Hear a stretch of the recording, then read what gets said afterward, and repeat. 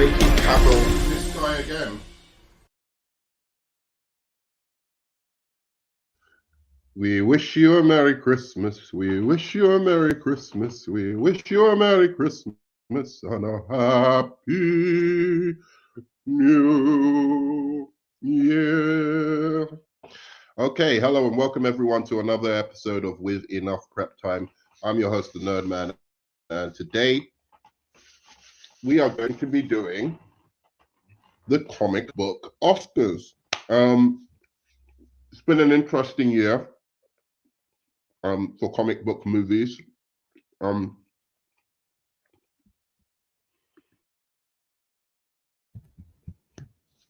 Yeah, it's been a very, very interesting year for comic book movies. I'm here, I think, with Cole, but I think he's gonna pop back in a while. But this is the year. This is the year where comic book fans held a collective finger up to the comic book movie industry for doing exactly what they asked them to do.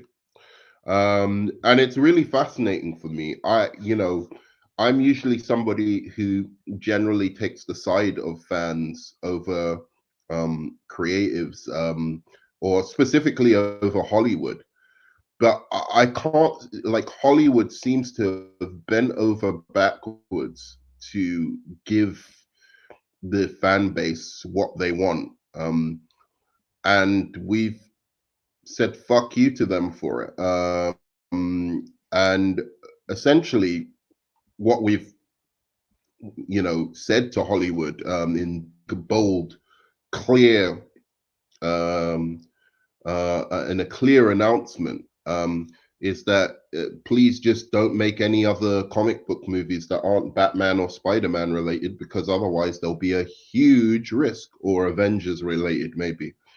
Otherwise, they're going to be a huge risk. And another thing I was thinking about last night that was actually really interesting in terms of comic book movies is what has been the real failure this year in the MCU, for instance. Everything. And to me, what I've realized is the MCU's biggest strength is its biggest weakness. And it's come back to bite it in the ass. And that's its shared universe. Now, I always said that I thought that the MCU should really try and reboot after Avengers Endgame. I think that's as far as you could have taken it. I think by then they'd bought the rights to the X-Men.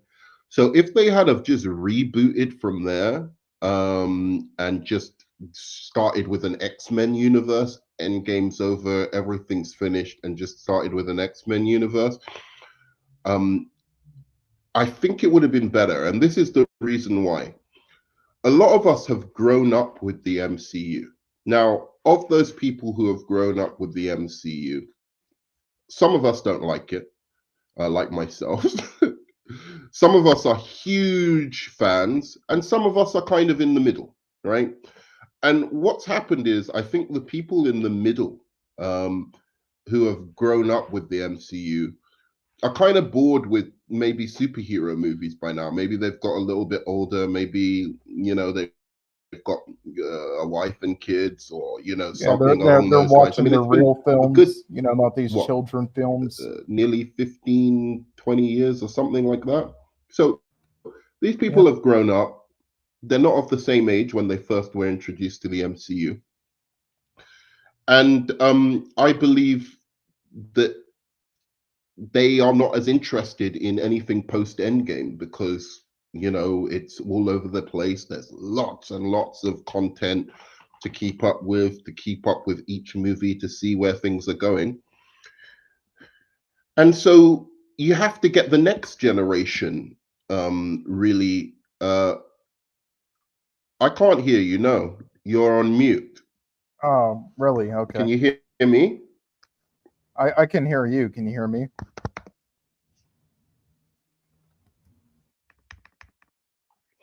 I'm talking to Cole. He messaged me saying, "Can you hear me?" No, I can't hear you. I was hoping you would talk, but in any case, you have to get a new generation on board.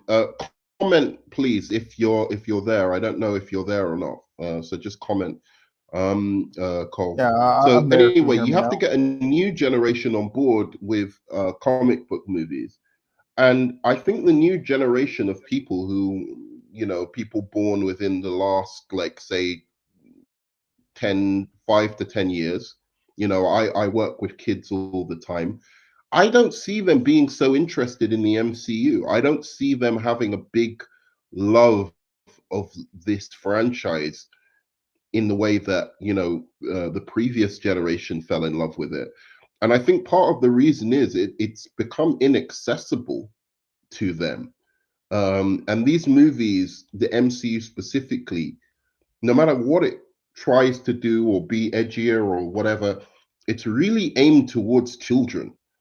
Because Yeah, that's true. like, for me, and it's aimed towards, like, they are the kids' movies. Them, like how I grew up with Aladdin and Beauty and the Beast, and maybe Raimi's Spider-Man, or like, the Batman,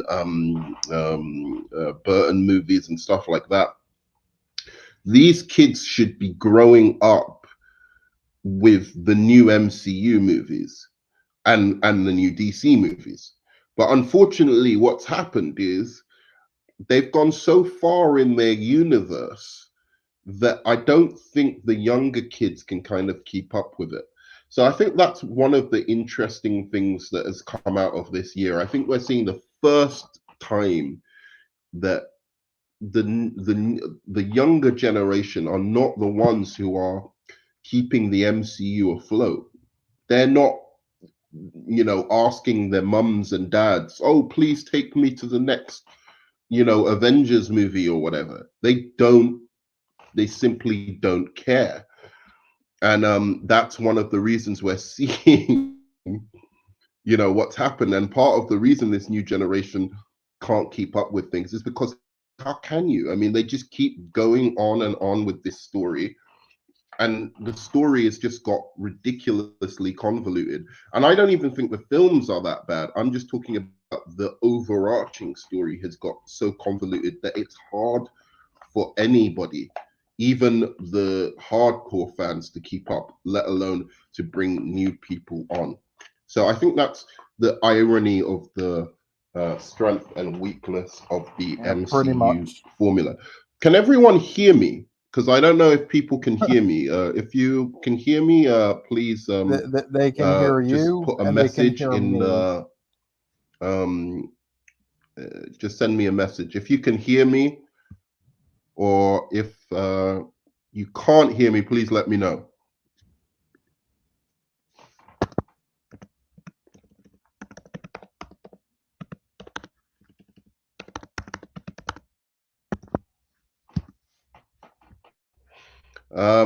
So that is, that was one of the stories of this year. I think that. Oh, they can hear both of us.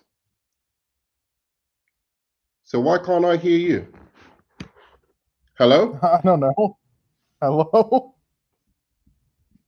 Damn. Wait 1 second, guys. Sorry.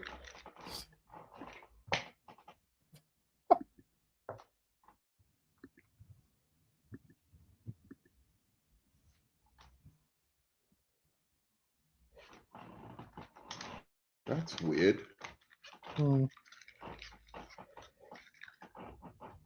So go out and come back in again. We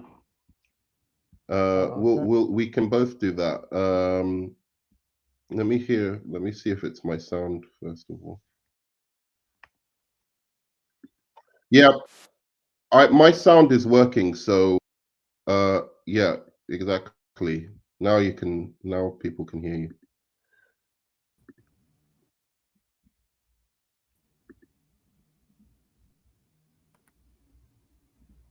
Cole? Oh, Yeah. Merry Christmas, Kang. Evolution as well. Merry Christmas, dudes. I hope you had a really nice one. I had a lovely Oh, one. okay, there we go. Cooked up some good Nigerian Christmas stew. Mm-hmm. I'm actually going to do my own little Christmas meal today, and then I'm traveling to Bulgaria in a couple of What days. for? I'm meeting my girlfriend in Sofia. She's with her mum at the Oh, moment, and nice. yeah. Yeah. So cheers, guys. I'm gonna put on my camera for a second. Yeah. So I can say cheers Hey, to why you. didn't you say Happy Hanukkah? Cheers. Because you know I don't like Jews. Anyway, no, that is a joke. By the way, I'm very good friends with Jewish people. But you never know these days because people might take you for real. Yep. So especially in this climate. So yeah, Especially no, I in was just Hollywood. I was talking about like just before we go into like our nominations, and so basically today we're going to be doing the Oscars for comic book movies this year. And my narrative of the year has been, and people might say that I'm wrong or whatever for this. One narrative takeaway is that CBM fans have thrown a huge fuck you to Hollywood in terms of CBM movies. Now, the claim is that they've got um, that they've become what was the word that they use? That they've become very average, or they've become uninspired. Some have said that, oh, it feels like AI is writing them. It's just like, that's complete nonsense. I mean, if you had any idea, because I use this Chat GPT and I've tested it, and there's no way it could have written scripts. Even of the worst comic book movie this year, it could not have written that script unless Hollywood is using a different versions of ChatGPT, like more advanced versions of ChatGPT than we have, which is possible, right? But absolutely not as AI currently stands. There's no way it could have written not even I mean, a there's some basic films this year I coherent could script. see it with, but not the comic book films though. But there are Absolutely not. other ones. Maybe if it's Yeah, like I would say completely Wish. incoherent, maybe Zack Snyder's latest movie. Yeah, Rebel Moon, and also Disney's Wish. I could definitely see. But it would have to be a complete incoherent mess for AI to have written it. So Yeah, and they are. that's just something that people say. But the big kind of takeaway I've had of this year is the fans have said to Hollywood. Now, I don't know, maybe this is what they want. So if this is what they want, then they've done a really good job. But they've said to Hollywood loud and clear, don't make any other comic book movies if it's not Batman or Spider-Man related. That's the message, I think, loud and clear. Either Spider-Man, Batman, or Avengers, like maybe some of the main Avengers. Just don't make any other kind. Don't risk. There's no point. We're not interested. Yeah, unless it's actually good, like Guardians. Guardians, yeah, all right, you can throw Guardians in, but it's still a huge risk. Why like you can do Guardians again, sure, but don't try and bring out anything new that's Guardians. Like, you know what I mean? Like, don't try and do anything, because okay, Guardians hit it, but look at Captain Marvel, look at even Aquaman now, or like these were once billion-dollar franchises. And they made new movies and people were like, fuck you, we're not going to see them. It's not about, look, there's also the other narrative of the woke agenda and the Scorseseans, I like to call them, who have now absolutely won, right? There's no doubt about it. they have now influenced the box office. People are watching YouTube and watching these channels and basing, they're going to the cinema, upon what YouTubers and other people say. I just think that's true. I think they have a much bigger influence, especially these anti-woke, guys. So I think they've had somewhat of a big influence. I mean, I wouldn't say as big as one as people think. I mean, stuff like Eternals and the Marvels, I think, was kind of guaranteed to flop with or without it for many factors. And there's been many that, they say, but then they're wrong with. And there's also others where they say support this instead, and not many people actually do. So, I mean, it's just. No, I don't mean they have. Look, what I'm saying is their overall negativity leaks out into the reception of these movies. It just leaks out. It's like the core fan base of these movies are sad incels who live in their basements, basement dwelling trash, basically. Sorry. No, I'm joking. Okay. Let me rephrase. No, you don't need to rephrase it. All right, that's good. It's because I hate them. I don't know, like I really do. Look, the core fan base, right, are the type of people who listen to those YouTubers. If the core fan base of these movies were just general audiences, then I would say no, they don't have an influence. But the core fan base are the type of nerds. At least like 50 to 60% of them are the kind of nerds who, watch these channels and be influenced by these channels and so forth. And so I think that there's one of the big narratives of this year is they've won. They've absolutely, their weird fucking sociopathic opinions. And let me explain why I'm so upset with these people, because maybe people think that I'm being a little bit harsh when I call them basement dwelling. And I promise I'm not just talking about everyone like on YouTube. I'm talking about a very, very specific type of people. And half of those, if not over half of those people, like they aren't even genuine. Like, so I've talked to a handful of them, and let me show you. They don't believe in this shit. Let me show you.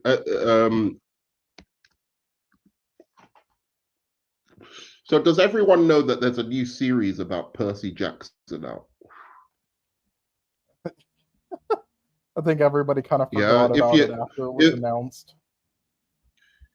It's actually really good. Funnily enough, I was not a fan of the former movies, but I thought they were enjoyable. They were pretty bad, but they were enjoyable. But this one's actually a really good reboot of that.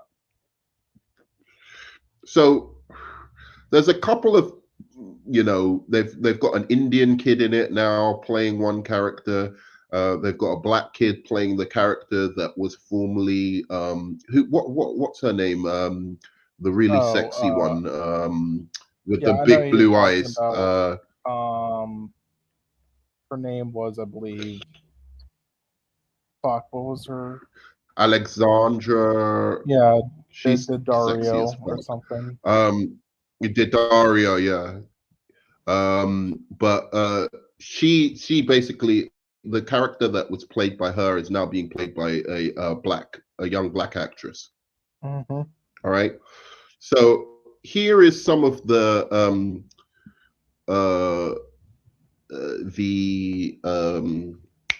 basically the comments in the comment section of the Percy Jackson show. Okay. Oh, we've already got watermelon, grape drink, and KFC, right? Fucking hell, what the? So, despite being only 13% of the population, black people commit over 50% of what. This is on a Percy Jackson. This is the comment that somebody has to say about the Percy Jackson. Commit over 50% of all crimes in America, as per FBI statistics. the review. Okay. I don't even have to look far for the bullshit. Even though the above statement is factual, the second part is only there to trigger and filter the cognitive dissonant folk.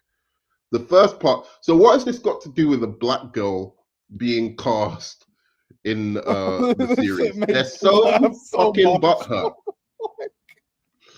All right, so let me take you to some more of the bullshit.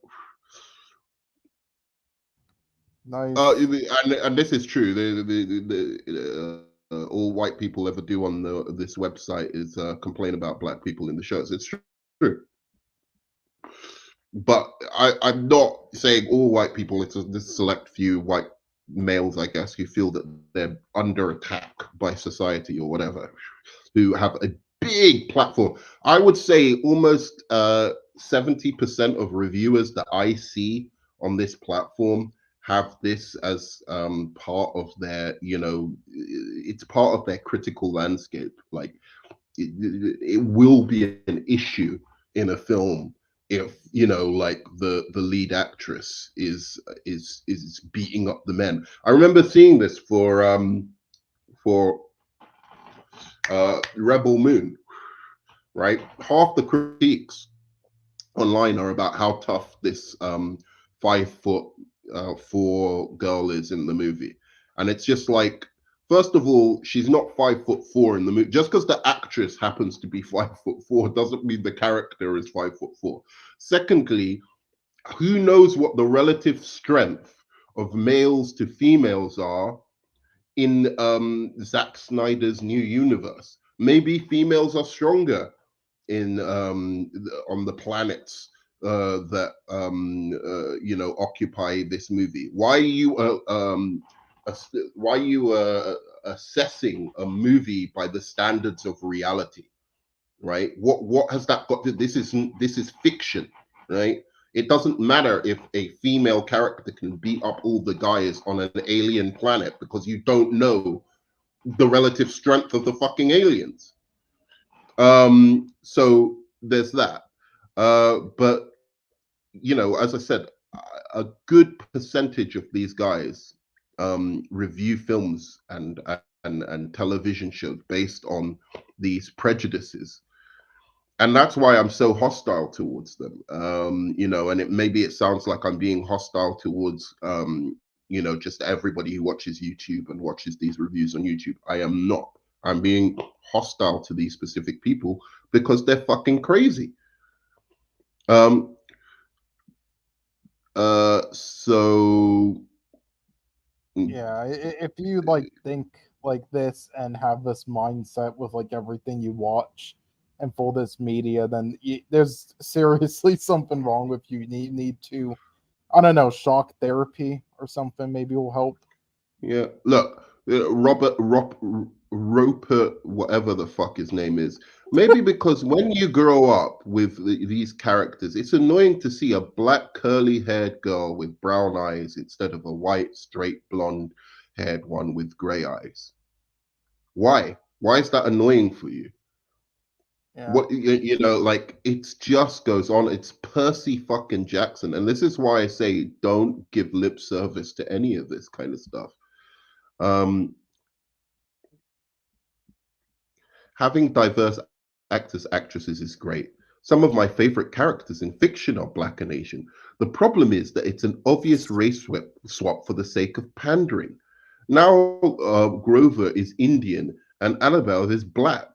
They swap the races of two main characters for no reason other than representation, even when it makes no sense to the story. How does it not make sense to the story? Yeah, They there's are no descendants of the gods. What? yeah, like this is why I don't.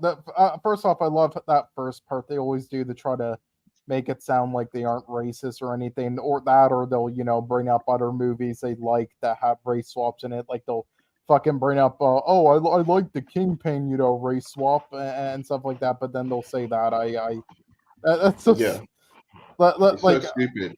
it's like I understand also, it is, they do those things a lot of the time, especially Disney, they do it for pandering to an extent. Like they literally have like a chat box. You know, they try to go through. Like Shield brought it up before, but it is true. However, I mean, at the end of the day, whether they did or not, I mean, I still don't see No, why you all I'm shouldn't. interested in is the end product good or not? Yes, exactly, and That's what I care about. And in the case of yeah, Percy Jackson, the show is good. The yeah, actors are like good. The yeah, well, it's Indian like kid sure is cool. they might have done that, and it might have been pandering to you, but at the end of the day, is it still good? And yes, but Does it and you work? know, if it like breaks the story or something, or it's completely ridiculous, like the author specified in the book, you know, a certain thing, such as the fucking Hermione thing that's really stupid, that I can at least understand. But in the case of this, I don't understand what being so worked up over this one. The author was down for it. The author's still alive. You Yeah, don't yeah. need to defend the fucking author. If the author didn't want that to happen, I'm sure he'd probably say, "Hey, you know what? I really see this character as a white character because you know, like there's this about her background and blah blah blah." He didn't. You know, they Yeah. consult on these things. So I just think it's bullshit. All right. So that's one of the narratives of the year. I feel like those guys have really won, and they're actually genuinely impacting what people think of comic book movies, and it's a large proportion of them, and that's the problem with it. Where I can accept you don't like a movie. If you don't like a movie, I like that's fine. But if you're reviewing it based on these kind of agendas that you have, on your channel, and you're telling people to stay away from these movies, and they're listening to you because there's an overarching kind of, you've already got the people who genuinely don't think the film is good, right? For whatever reason it might be. It might be they don't like comic book movies, or they don't, whatever. But they genuinely think it's not good. And to add that means that most comic book movies nowadays are not going to get above probably 50% unless it's completely all white cast. There's nothing challenging about it at all. I can't see comic book movies faring very well when there's all these people with agendas reviewing them these days, and that's part of my problem with it. So yeah, and then my other thing, big takeaway for the year before we get into our Oscars, was about, as I said, that the MCU, its biggest strength has become its biggest weakness now, because I think new generations, what I see in younger kids that I work with and I teach, is that they don't really care about the MCU or superhero movies in general, because it's so convoluted now. The storyline has been going on for so long that they don't feel an easy access. Why would I have to watch 30 bloody movies to, just so that I can watch this one movie, that isn't even probably that good, right? Yeah. Um, And when you said that they and should have like restarted so the I universe, would you not do it with like Thanos? So it would be like different villains and stuff, but with like the same characters, but with new ones as well. No, I think they should have completely rebooted it. I think they should have given the Avengers a break and just gone with the X-Men for a few years. Yeah, but I'm saying like when they So do it's like reboot complete it, though. brand new. The MCU would be the X-Men at the moment, and that's it. Okay, but yeah, I mean, yeah, but would you when you bring back the Avengers and stuff though in like a rebooted universe, would it be the same villains for you like fighting Thanos and stuff, or would you then bring in like Kane and stuff instead in the reboot as well? I'd bring in the main villain for the Avengers, and I'd recast the Avengers. I'd do a complete. I think the story has gone on too long. It's like one of those TV shows like The Simpsons. It's still going on, but nobody gives a fuck about it anymore. Yeah, it should have rebooted. The story's gone on too long. It's like, why? I can't be bothered to catch up with what's been going on in The Simpsons for like the last 10 years. It's like just end it and do a new show. Yeah, like I understand there's still a lot to be told, throughout the comics and with villains and characters that they haven't introduced yet, where they could like keep going on forever, but they should have.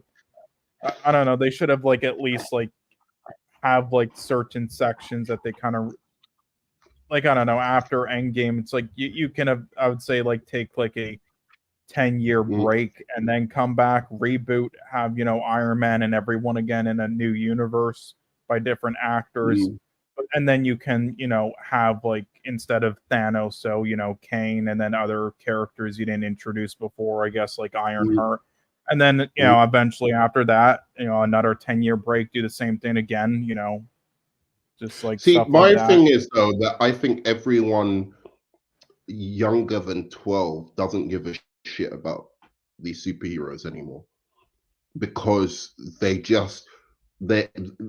it's so much content. First of all, that's the big thing about it. They don't really have a love of comics because comics aren't like big anymore. So we grew up with the actual source material. So we have an actual love of the source material and are excited about a new comic book. But you can't rely on adults and then put out kids' movies. Because if you put out kids' movies, you can't rely on adults at all. Adults, their taste is way too discerning. They like what they like and they don't like what they don't like. You really have to go after kids if you want that big general. You need the kids to be going to mommy and daddy, take me to the cinema to watch the next, whatever movie, right? And if you haven't got that, you're dead in the water. And I think the best way to get to kids probably nowadays is probably through computer games. Make really, really good computer games based on these characters and then announce movies, because whereas before for us, it was comic books and animated series. I think for kids now, it's probably something to do more like anime is their big thing, and then also computer games. So if you're not in that space, I don't think that they really care about you know. I mean, So besides Spider-Man, I guess.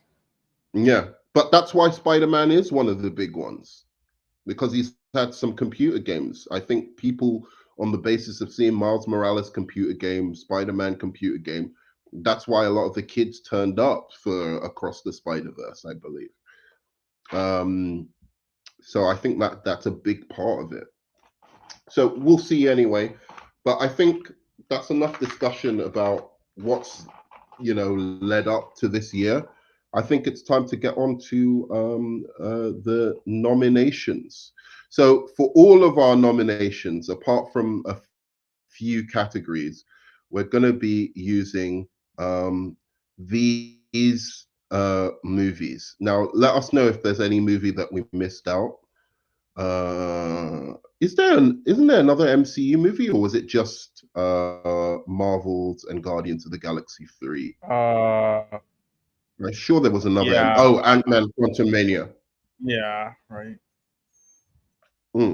So we have The Killer, Ant-Man and the Wasp Quantumania, Blue Beetle, the Marvels, Dungeons and Dragons, which does have a comic. That's why I've put it here. I know it's mainly a game, but it does have a comic.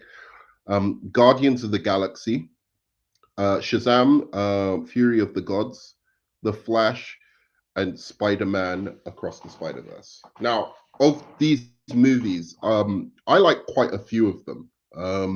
And the worst one I've seen is probably, I would say, mediocre. I don't think it's terrible.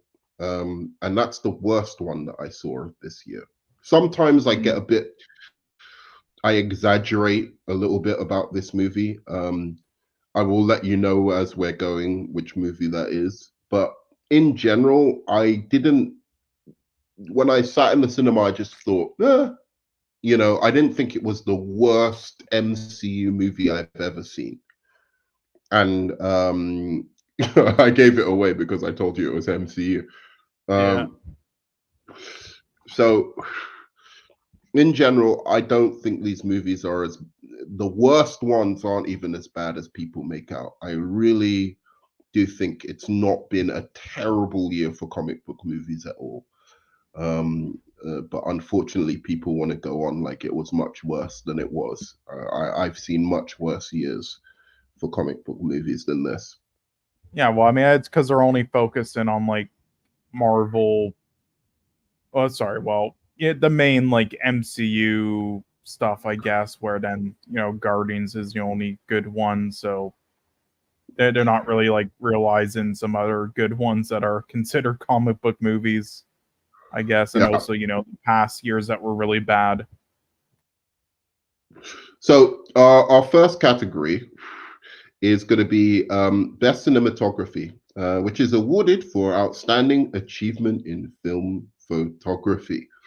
The aesthetic, the look of the movie. So these are the nominees, and I'm going to give my runner-up, and then Cole, you can give your runner-up after. Mm-hmm. And then we'll give who we actually think the award should go to. So my runner-up for outstanding achievement in cinematography is Aquaman 2 there? Yeah, no, it isn't. All right, let me find Aquaman 2 before we go anywhere. Is it loading or okay? I can't see Aquaman 2. Yeah, I mean, we could use something else for it, I guess. Like use Little Mermaid, I guess, but should be there. Also, I did hear that like Barbie could be considered a comic book movie, but I don't think so. You think we could put Barbie? Yeah, I don't think so, but I don't know. If she has a comic book, if she has a comic book, I'll put her in just for the sake of it. Okay. So we've got that for Aquaman, and we've also got Barbie now, which makes things a little bit more interesting for me. Okay, so for runner-up, this is difficult. I'm gonna put Spider-Man Across the Spider-Verse for my runner-up. I thought it was beautifully rendered, and just the only problem I had with it is I thought that they took the animation a little bit too far at times. It was like a little bit confusing. You guys in the chat, put your own whatever your what you think should be runner up and what you think should win as well. So I thought that the animation style was a little bit too all over the place at times. I felt like I was going to have an epileptic fit at certain points in the movie, but in general, I thought it was really well done. I missed. What did he say? I missed the Nerdman who hated on the MCU with full force. Enough of this modern day Nerdman who pretends to be reasonable about the MCU hate. Hey, dude, you'll see anyway if I match up to your standards of MCU hate as we go on. But yeah, Spider-Man Across the Spider-Verse is my runner-up. What's your runner-up? It would be Guardians. Guardians, okay. Yeah, I just think the visual storytelling in it and everything with the cinematography is fantastic. I think James Gunn is probably one of the best right now with comic book movies. When it comes to that, it's something that more directors and cinematographers trying to make comic book movies need to do more often. I think he did a great job with this and the Suicide Squad with that. Like, again, even if you don't like, story things or writing things in it, and with the characters, like just the way it's filmed with the cinematography Visually. and direction. Yeah, it's fantastic and tells a lot. It would be my third. My the Oscar for me goes to Aquaman. Having, maybe this is recency bias or whatever, but watching Aquaman, I was like, this is the first time, even more than Matt Reeves' The Batman, where I feel like I was literally in the pages of the Aquaman comic. Some of the creature design, the underwater world look of it. Yes, some of times it wasn't rendered as quite as well as it could have been, but just in terms of the pure scope and imagination of how he depicted Atlantis and some of the machines that they were using as well, I thought was really, really cool. So I'm giving that to Aquaman. I think Aquaman looked fucking fantastic. What is your one? I'll give it to The Killer. I think it's just the best shot film. Yeah. Out of all these, it's the best shot film, the best lighting, best visuals out of all of it, I think, easily. I mean, not easily. I do think Guardians is super close to it, but I would give the edge to The Killer slightly. I just love the way it looks and everything. It's definitely not, I would say, David Fincher's, best shot film, but I do think it is a fantastically shot film. Okay. All right. Ooh. You're muted. Oh, yeah, sorry. But I heard you. Can you hear us now? Can you hear us now, Evolution? Oh, Evolution. Oh.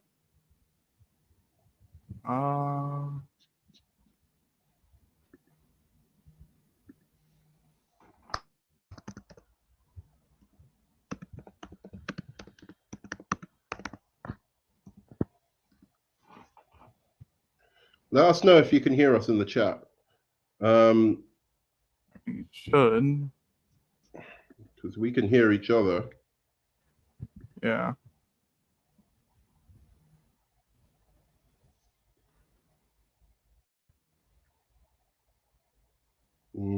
Hello, mic check 1 2 1 2. Tell us if you can hear us. Yeah, I checked the YouTube stream and yeah, it went through. They should hear us because I can hear it over the YouTube stream. So okay, cool. All right, so we'll go on to the next one.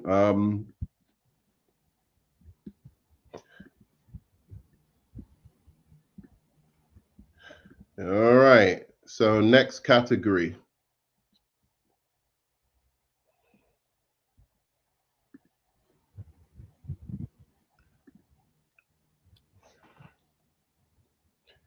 Best editing, recognizing exceptional editing in film. This is the one where I'm like, it's hard to really say. I'm not okay, cool. You can hear us, yeah. Or something, yeah. I'm not like the biggest, technical when it comes to the technical side of film kind of guy. I'm more of a writing guy, story guy. So in terms of editing, it's a bit complex. I would say for me, the runner-up in terms of best editing,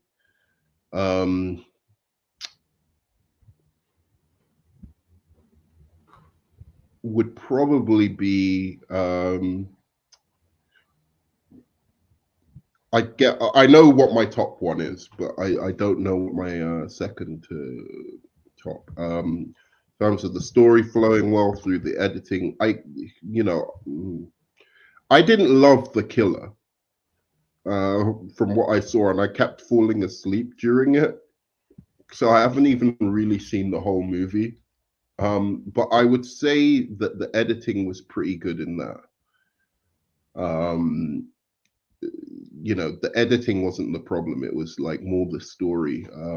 So I guess I'll give it runner up to The Killer for best editing. yeah, Yeah, this is a pretty hard category because, there's many different editing styles, and, it's really hard to kind of pick the best unless, you worked on like all the films or a Right. huge, professional in 'Cause this. Like you can definitely notice bad editing and when the Oscars are stupid and gives it Oscars. Yeah, I'm looking at you, Crash and Bohemian Rhapsody. But when it comes to like the best of the best, though, that's really tough. Like, I think Shazam had great editing. I think, Guardians had fantastic editing. I think Spider-Verse had fantastic editing and is very, very close for me. I'd probably give my runner-up to The Killer, but right, okay. just to add something different, though, I'll put Spider-Verse in there as a runner-up instead. Okay. So you've got Spider-Verse. So for best editing so far, we've got The Killer as runner-up and Spider-Verse as a runner-up. We can switch around. This time you can do the best. Who does your Oscar go to? I'd probably give it to Dungeons and Dragons. I think the two things that really carried that film was the editing and the camera work. They did a fantastic job of it and making it kind of feel exactly like, like an over the top, Dungeons and Dragons kind of style game and just role playing thing, and with the visual style of it. And a lot of it was through the camera work and the editing. So it will definitely be in the running for camera work as well or direction, but I probably won't win for me though. So I want to at least give it editing because I think it did a fantastic job there. Can you share the list so that I can put the list up for people? Oh, the list of Yeah. For what? Sorry. You know that I did the CBM Oscars that I sent you the file of in Facebook. Oh yeah, I don't know if I'm like able to screen share it. Like if it's not. If you put it in Google Docs, you should be able to. Okay, I think this is. So anyway, my Oscar. I actually thinking about it now. I think my runner-up would actually have been Dungeons and Dragons. I forgot about Dungeons and Dragons, so I'm going to put my runner-up as Dungeons and Dragons. And the best for best editing, then I would. No, you know what? I'm going to give it to Dungeons and Dragons as well. So I've got Killer as runner-up and Dungeons and Dragons as the going for the best. So I'll give my Oscar to Dungeons and Dragons. Mm-hmm. And it's for the same reason. I thought the scene where this character that can change into different animals was running through the streets and running away from the priestess, the red priestess or whatever. I thought that was fantastic, and that was all down to editing. It was down to the shots as well. Obviously, that it was they made it look like it was a kind of one shot or whatever, tracking shot. Yeah, I thought that was one of the best scenes I saw in a film that year. So I'm going to give it to Dungeons and Dragons. All right. Next.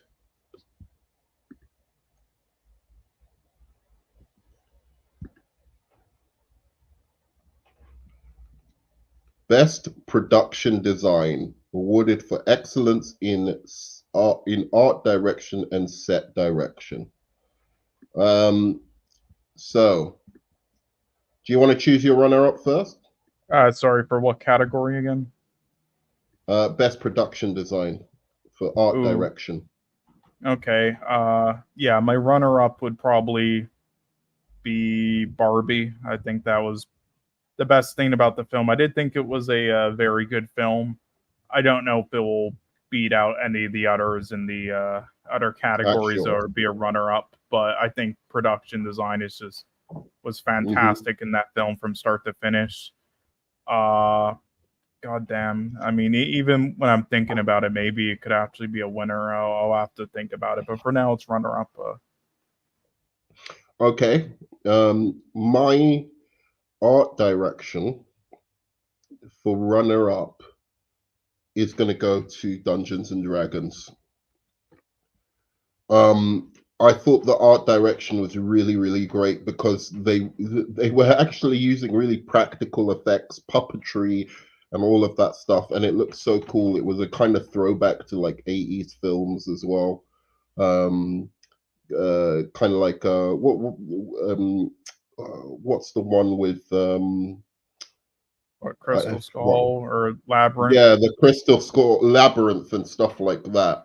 Like it had that kind of look to it with those practical effects. So I really, really like that. So I'm gonna give Dungeons and Dragons my runner-up.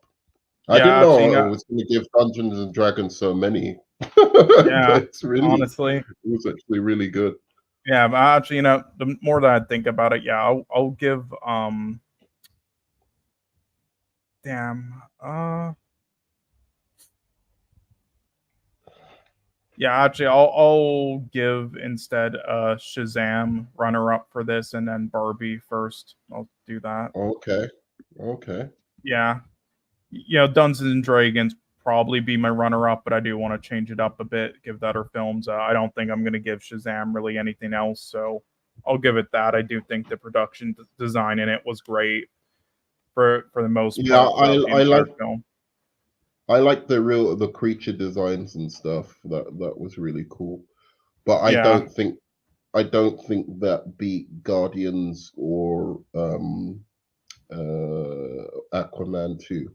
That's the only problem with that. Even though the creature design was amazing, but it didn't quite come to the yeah. Well, again, level. I agree to an extent, but I just want to mix it up a bit. My real one would probably be Dungeons and Dragons as well, but yeah. Anyway, and then Barbie first. The more I think about it, I think Barbie is the best one. But yeah.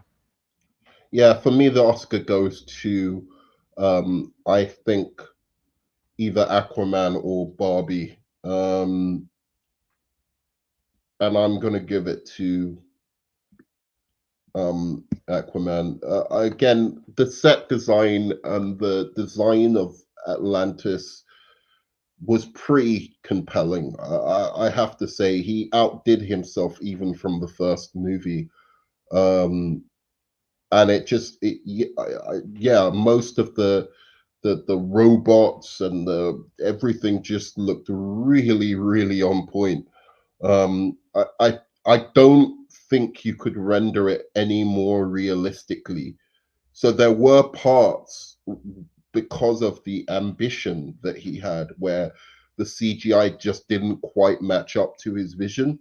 But for the most part, it did. And I was pretty blown away by Aquaman's set, like art design and production and everything. It was pretty fantastic, and once again I believe it deserves an Oscar nomination, but it won't get it.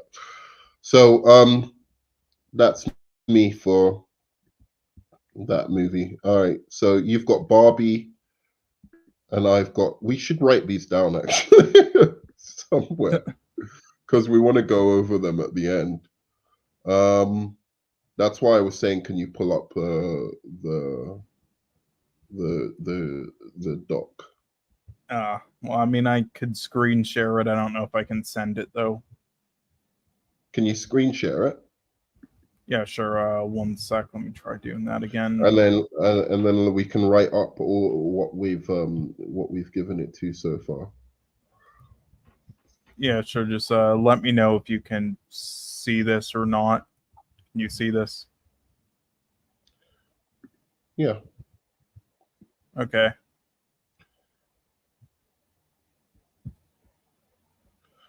All right. So let's see. Should we write in what we've given it to so far? Sure, I guess so. Okay. So starting from the beginning, we did best film, best production design, My Oscar went to Aquaman.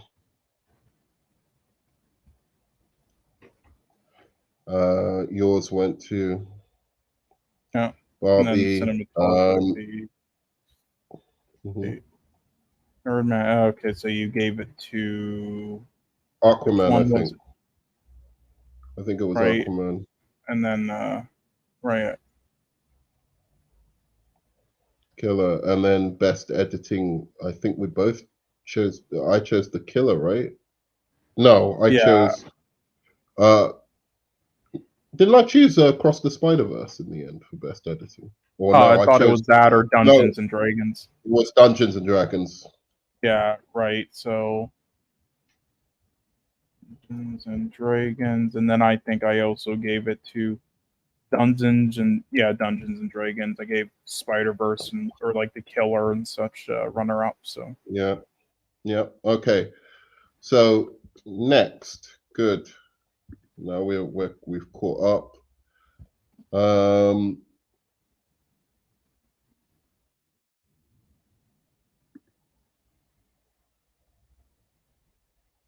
Okay.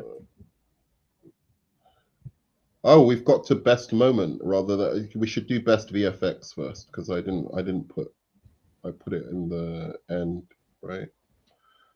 Yeah. Yeah. So let's do so that we're on the same one.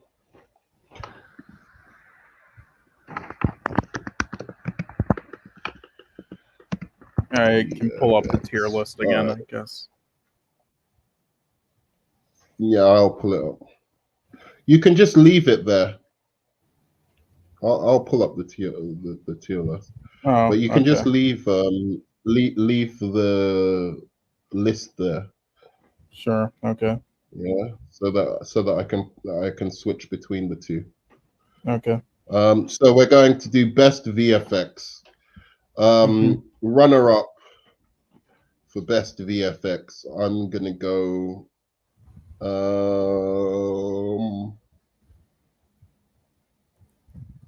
Wow, this is hard.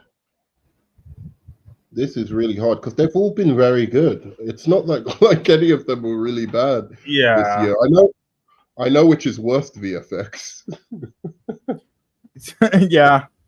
Worst VFX will go. if you want, I know my fucking answer, but yeah, that's the worst. Worst VFX is Flash. Okay.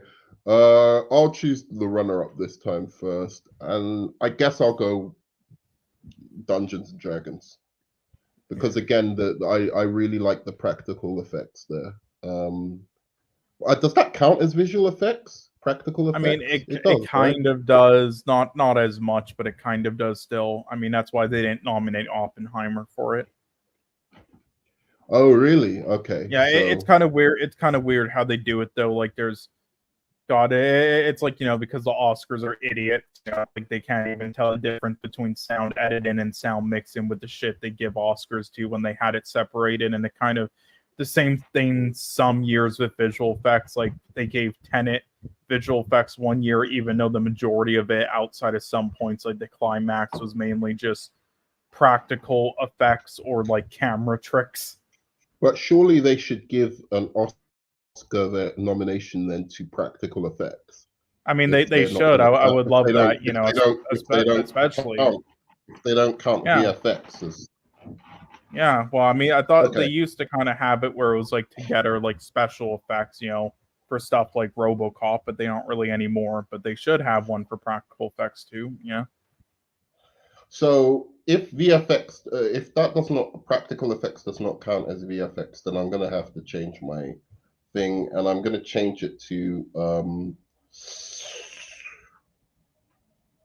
it's either Shazam or Guardians, and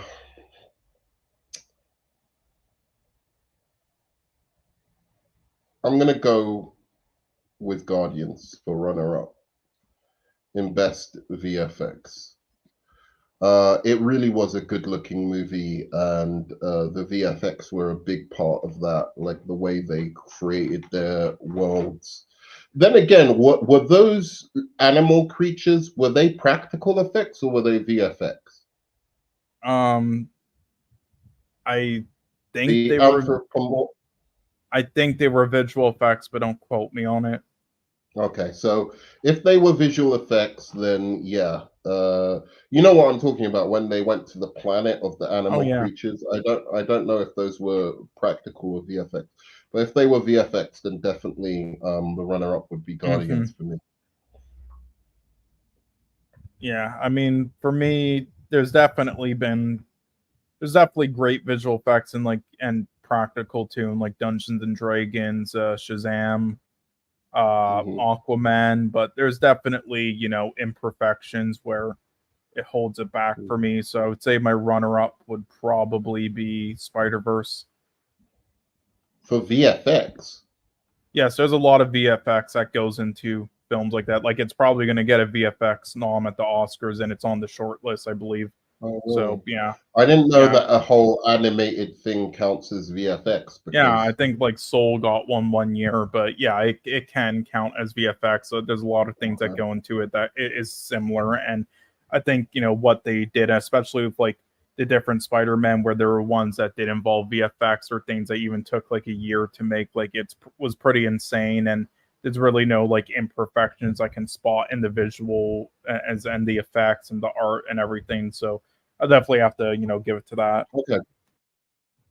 Okay. So my winner would be Aquaman again. Oscar goes to Aquaman because the difference there for me is that it's the most realized and interesting just use of live action versus visual effects. I mean, some of them were jaw-dropping in Aquaman and the Lost Kingdom. I really think the desert creatures, the all of these different creatures that it had looked amazing. And then all of the underwater stuff, it really was just masterfully done. I think the visual effects of Aquaman.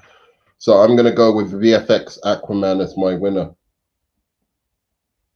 Yeah, and for me, I'd probably give it to Guardians 3. I think that was fantastic visual effects there. Yes, the MCU with visual effects lately has been fairly weak, but I think they did a fantastic job there. There weren't really any mistakes at all that I could notice. So let me ask you this, because you don't seem to be very impressed by Aquaman visual effects. What are your thoughts on the visual effects in Aquaman? I mean, it was sort of the same as the first film to me. Like, there were definitely, like cool, and beautiful looking like visual effect, with the visual effects and the underwater stuff. But like the first film, there were definitely moments where it didn't look. There. Yes, it was basically kind of like the Little Mermaid with its bad lighting and everything else. It's like, no, definitely not as bad as Little Mermaid, because Little Mermaid shit was just horrendous. Yeah. But there were definitely things that could be improved on throughout. I think the ambition was greater in Aquaman, and that's why I appreciate the ambition and how he was kind of like trying to make like one of those like 1950s like almost like kind of monster. I forgot what they're called. Like, I don't know if you know the ones, but like with like the multiple like sea creatures and everything. Like, what was actually the name of that? I know what you're talking about, but like like Jason and the Agronauts or whatever. Like Argonauts. Yeah, but one of the things like that blew my mind was also the technology and the designs of the technology and how they made it look like sea creatures. Like there was one thing where it had a spinning propeller that looked like like a fish fin or something like. There was just so many different cool designs of the ships and everything. But yes, there were moments where the VFX couldn't quite keep up with James Wan's imagination, and it's really just upsetting, because if they were able to do it more polished, kind of like Avatar style, with everything, then I think that would probably be my winner, because just like the ideas and everything on paper is fantastic. I thought they were better than Avatar at some points, but you're right that Avatar, everything was seamless, like absolutely seamless. But I think more of it was animated, so you had less of real people um, interacting with fake environments. Mm-hmm. So I even though Avatar, yeah, it did because those Avatar creatures are fake in the end of the day. Can you can write the VFX who won for our VFX? Yeah, I did. Yeah. Uh, um, but in the end of the day, those Avatar creatures for the most part are fake. So unless you had that, real when it was the real people interacting with the Avatar world, which was what I'd say a good 20% of the movie, right? But Mhm. 80% of it was mostly fake things with fake things. And that's easier to do than what Aquaman was doing, where I'd say damn near 100% of it is like fake and real being blended together. I agree. It's very difficult to do it, but I think there's definitely films that have pulled it off really well, and I think with the resources Better than they've given, Aquaman? I don't think so. I don't yes, think so. I do think so, but also with the resources Under they've Sea. given nowadays, well, Under the Sea, yeah, no, not as much because we're not. I don't think technology is quite there yet where it can make it seem really seamless with it. But Absolutely, you can't because of like the way the hair has to float, and then you have to always be floating and all of that kind of stuff. At some point, it's not going to look real. And I think for most, why have you? What's happened with the? sorry, well, I already kind of showed it, so I thought but yeah. Just leave it on if you can. All right. So yeah, I get what you're saying, but like in the end of the day, like I do think that that was more impressive than I've seen of an undersea thing where it's pure, where it's real and fake merging together. But you have a very good point. So the next one would be best moments. Okay, so we try to boil down our best moments in comic book films to the following for 2023 Oscars. Um, so one of the best moments was the rocket in heaven scene. Um, Mhm.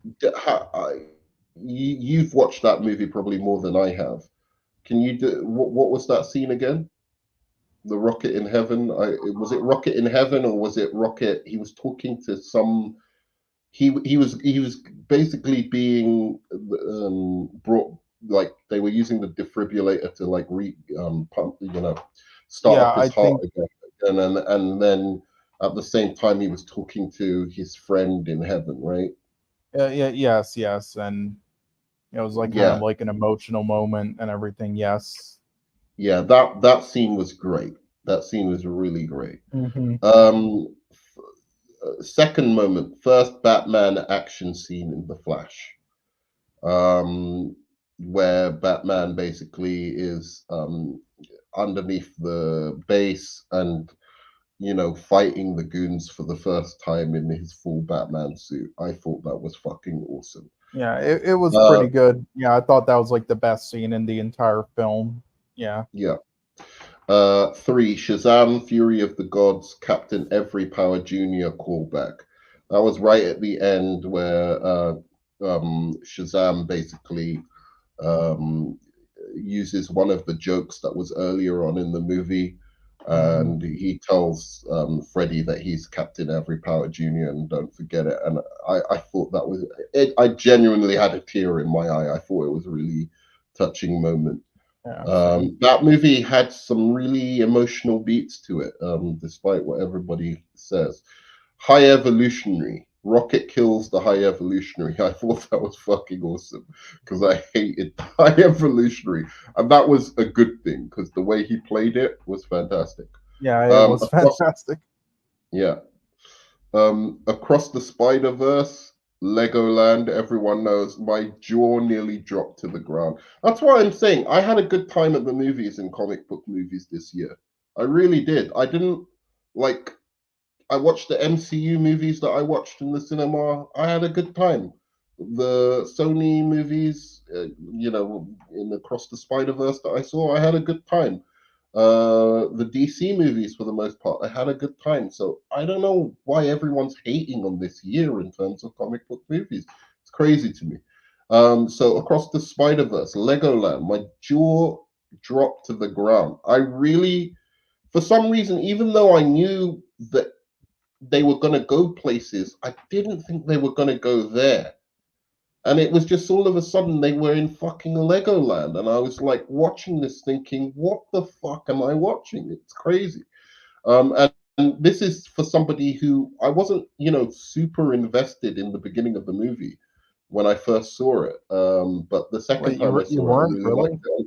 Wow. Not really. I thought the movie didn't really catch steam for me until the reveal later on of the what do they call it, the canon moments or something like that. Then I was like, Wow. okay, now I see what this I movie is mean, about. I Before, mean, I honestly couldn't tell you what the movie was about, damn. and my I mean, girlfriend was bored out of her mind, like Jesus, watching really. the movie. I Yeah, mean, there were definitely moments for me in the first film like that. Not the beginning, but moments. But I mean, Across the Spider Verse. I mean, the beginning of it, I just thought just the way that those scenes were done, and also with like the music, and then also the action scene in the beginning. I thought it was just flawlessly done. It did a fantastic job of getting me invested right away. Like even if they didn't really maybe tell the plot of it yet. maybe it was a little too complicated for my old brain, but I want to know what the plot is of the movie pretty early on. I just felt like a lot of the stuff with the family and the Spot guy was just it was extended a little, stretched just a little bit too long, longer I mean, than I liked it. necessary. And then I was like, yeah, I liked it, but I was just like, what? Just tell me what the movie is, and then I'll be into all of this stuff because Yeah. I don't know what I'm watching. And when I watched it the second time, it was more enjoyable because I knew where I was going. But my girlfriend had the same feeling I was. She was like, "What is going? Why are we watching this? Yeah. What is the story? What? Yeah. I know it's cool to see him do all these things, but And I said to her, I think." I know she's never going to watch it a second time because she's not into these movies Damn. like I I am. mean, for me, I But thought that was the first film for me, and like the visuals were cool and all that, and they did all those things, but I thought the story was a bit, and the writing was like a bit I thought weak, the and they didn't story was really. way. Are you kidding me? In the first movie, It, I was yeah, I thought it totally was into just it kind of from the weak, and beginning. they didn't do a great job of getting the story straight and everything to a certain extent, like I like Kingpin and everything, but I thought it was just Mm. kind of weak there. That and like the pacing and also the musical score.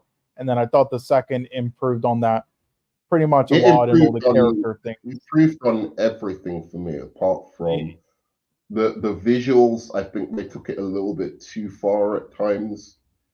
Mm. Changing and shifting between visual styles. I thought it was a bit too much sometimes. And then There's only one moment for me where it was too much, but yeah. mm, and then the I mean, second thing, well, the second thing was I wish the story had picked up a little bit faster.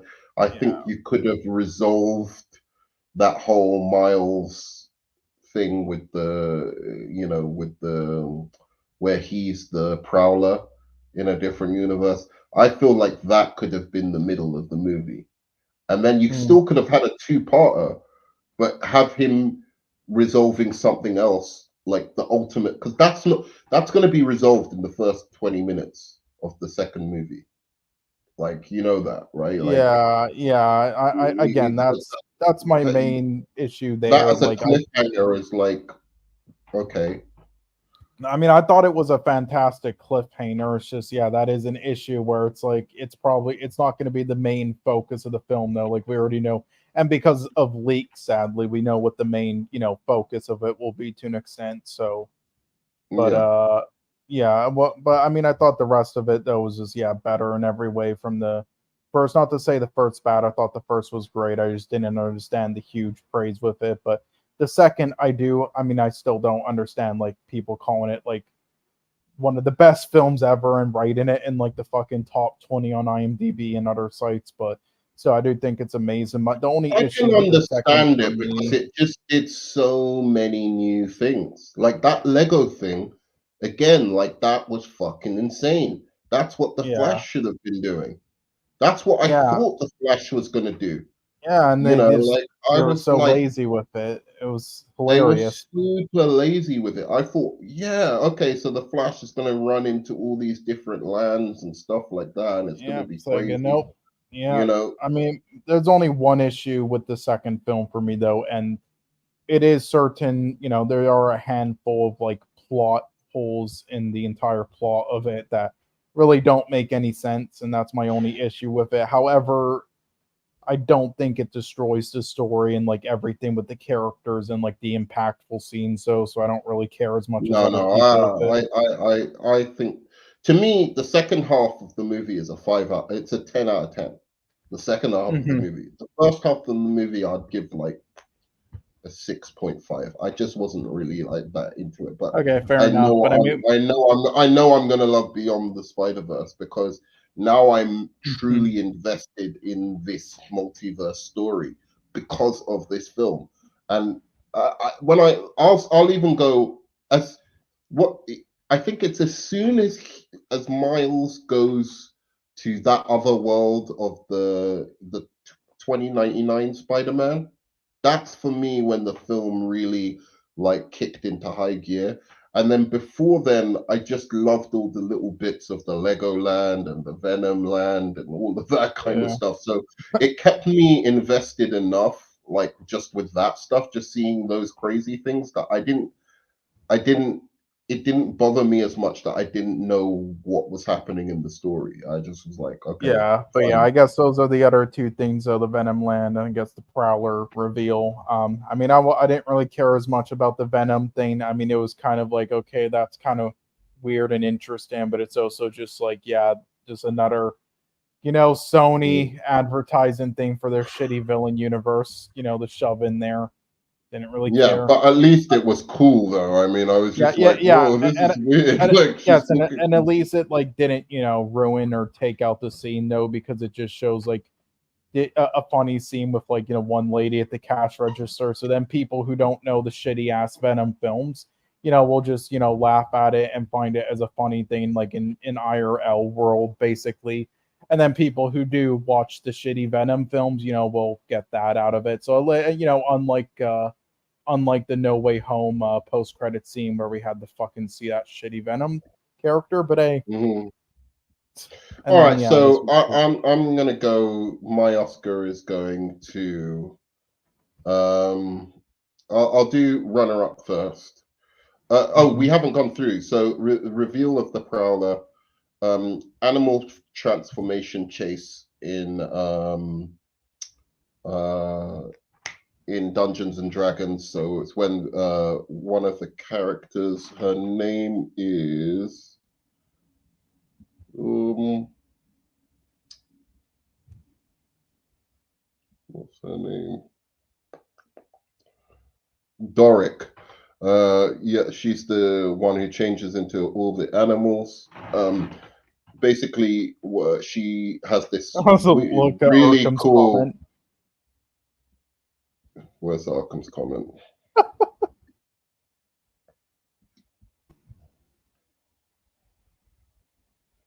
What nonsense are you talking about now? Arkham, come on, man! It's the Oscars. I'll send you the link. Or can you send Arkham the link? Because I'm not on Twitter anymore. Oh, sure. One sec. Um, we're doing the Oscars, man. You can actually tell us what you think should win. But yeah, this Dungeons and Dragons scene, where she's running and changing from different animal to different animal. She turns into a bird and a mouse and all of this kind of thing. That shit was crazy. Done in one shot and just following her. It was amazingly edited. So I'm going to say that moment was awesome. Blue Beetle, dad having a heart attack. We had to put something in for Blue Beetle. Then there's I the Blue I Beetle. do think that was a fantastic, scene and It moment was, though, and it has a it was a lot of good moment. metaphors with like that life, that they go through. So I do think that was great. I don't know why you added the ship thing in there though. I think a better one would have just been the climax with the villain, like the one, well, the first villain is sacrifice thing, and also the fact that No, doesn't he the survive? Blue Beetle, when you saw the Blue Beetle ship, that was cool. The when it starts fighting, I mean, it's cool. I just wouldn't put it in like a I don't. big moment thing. Like I would say the climax was It better, was a especially big the fact moment. that for once they don't kill off a villain, one of them. So that was also surprising and nice. Yeah, I mean, I guess. Look, Blue Beetle in the ship. That's Yeah, what I I mean, did you got. not like the flashback thing they did with the villain either? Because I I thought think that you're also talking added to it. about because I put a third Blue Beetle moment in when he meets his dad in this heaven realm, and his dad's talking to him. I think that's what you're talking about, not that when he actually has the heart attack, right? No. Well, no, I'm talking about like in the very end, when he's about to like kill the one dude, but then Oh, okay. stops. Yes, and then the one dude kind of like blows up Oh, the place, and also the fact that doesn't he survive then at the end? So that was also cool because that's yeah. unusual these days where they just fucking kill off every goddamn villain. But yeah, but no, this would be my favorite out of like Blue Beetle moments, so for sure this one. But Mm-hmm. anyway, and then All right. Billy dying. Shazam, Billy dying. Yeah, Killer, the action scene, which I yeah. Well, meant to watch. yeah, I So think you meant to put it you just in can. action. It was what is it? Butch versus the Killer. Yeah, but I think it's supposed to be for action scene. I just think you just added to this too by accident, Yeah. so I'll just remove it. It'll be Okay. for this one. And then right at the end of Guardians of the Galaxy, one of my favorite songs plays. Or not one of my favorite songs, but a song I really like. But it's called it's like end song. I have to say this one because this was a genuinely fucking great moment. If I can find it. Florence and the Machine, Dog Days Are Over. I thought that was fantastic. Man, that made me feel good in the cinema. But that's a cheat code, bro. I'm sorry, your guy has a cheat code.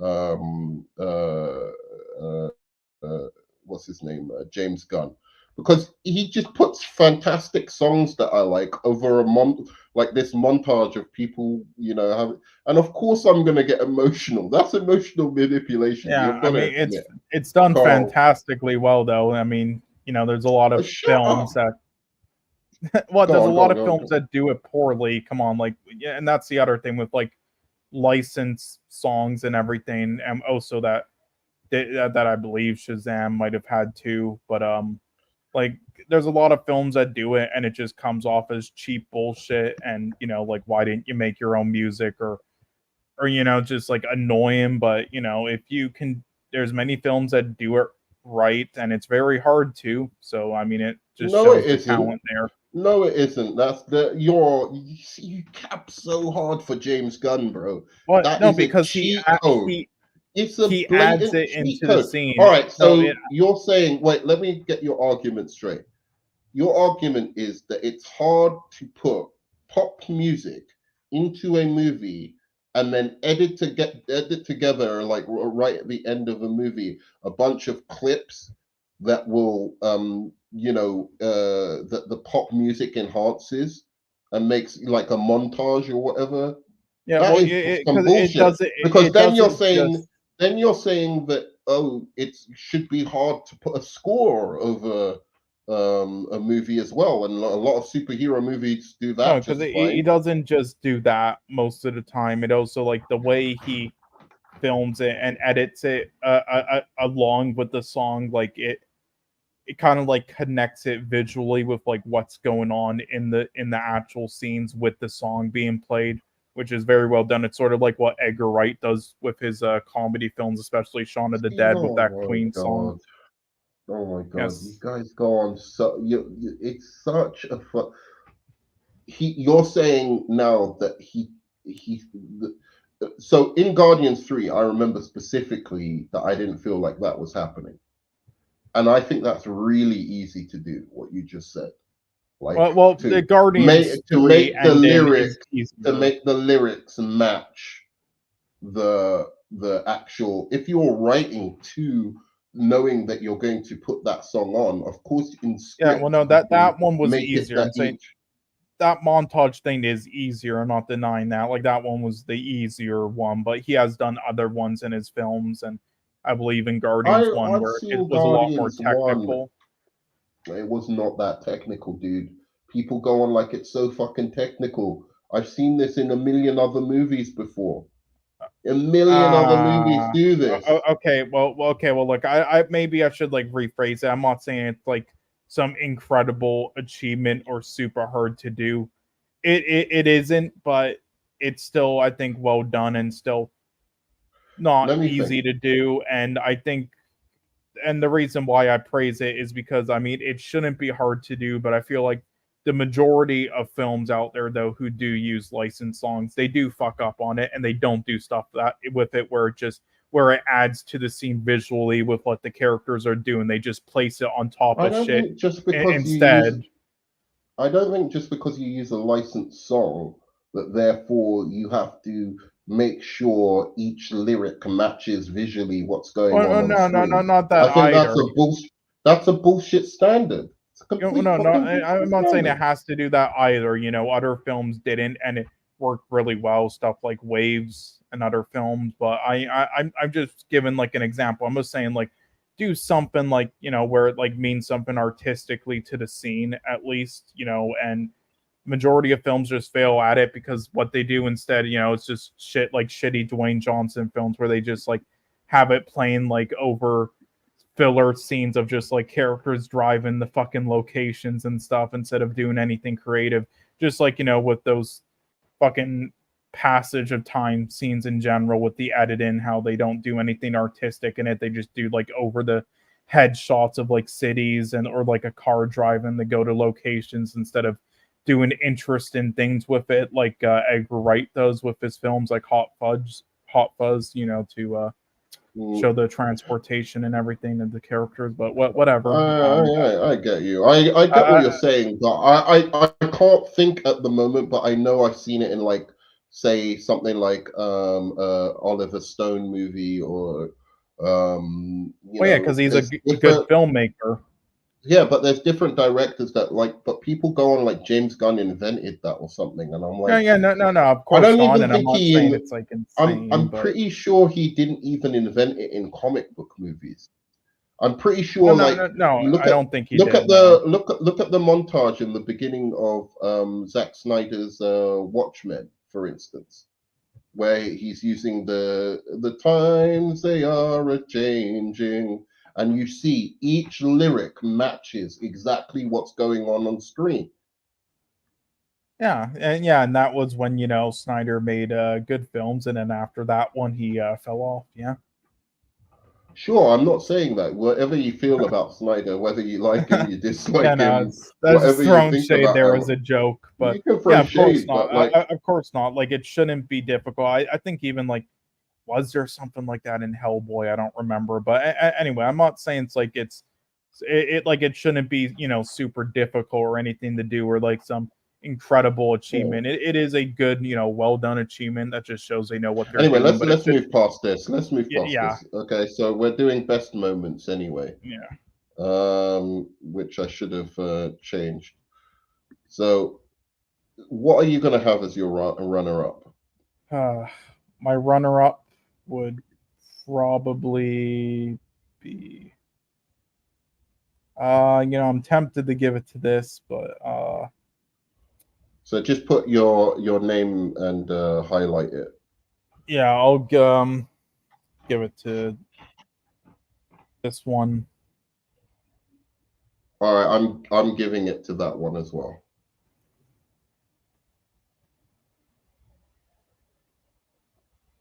So animal transformation chase. Put it in bold. Put it in bold. Bold. Okay, sure. No. The animal.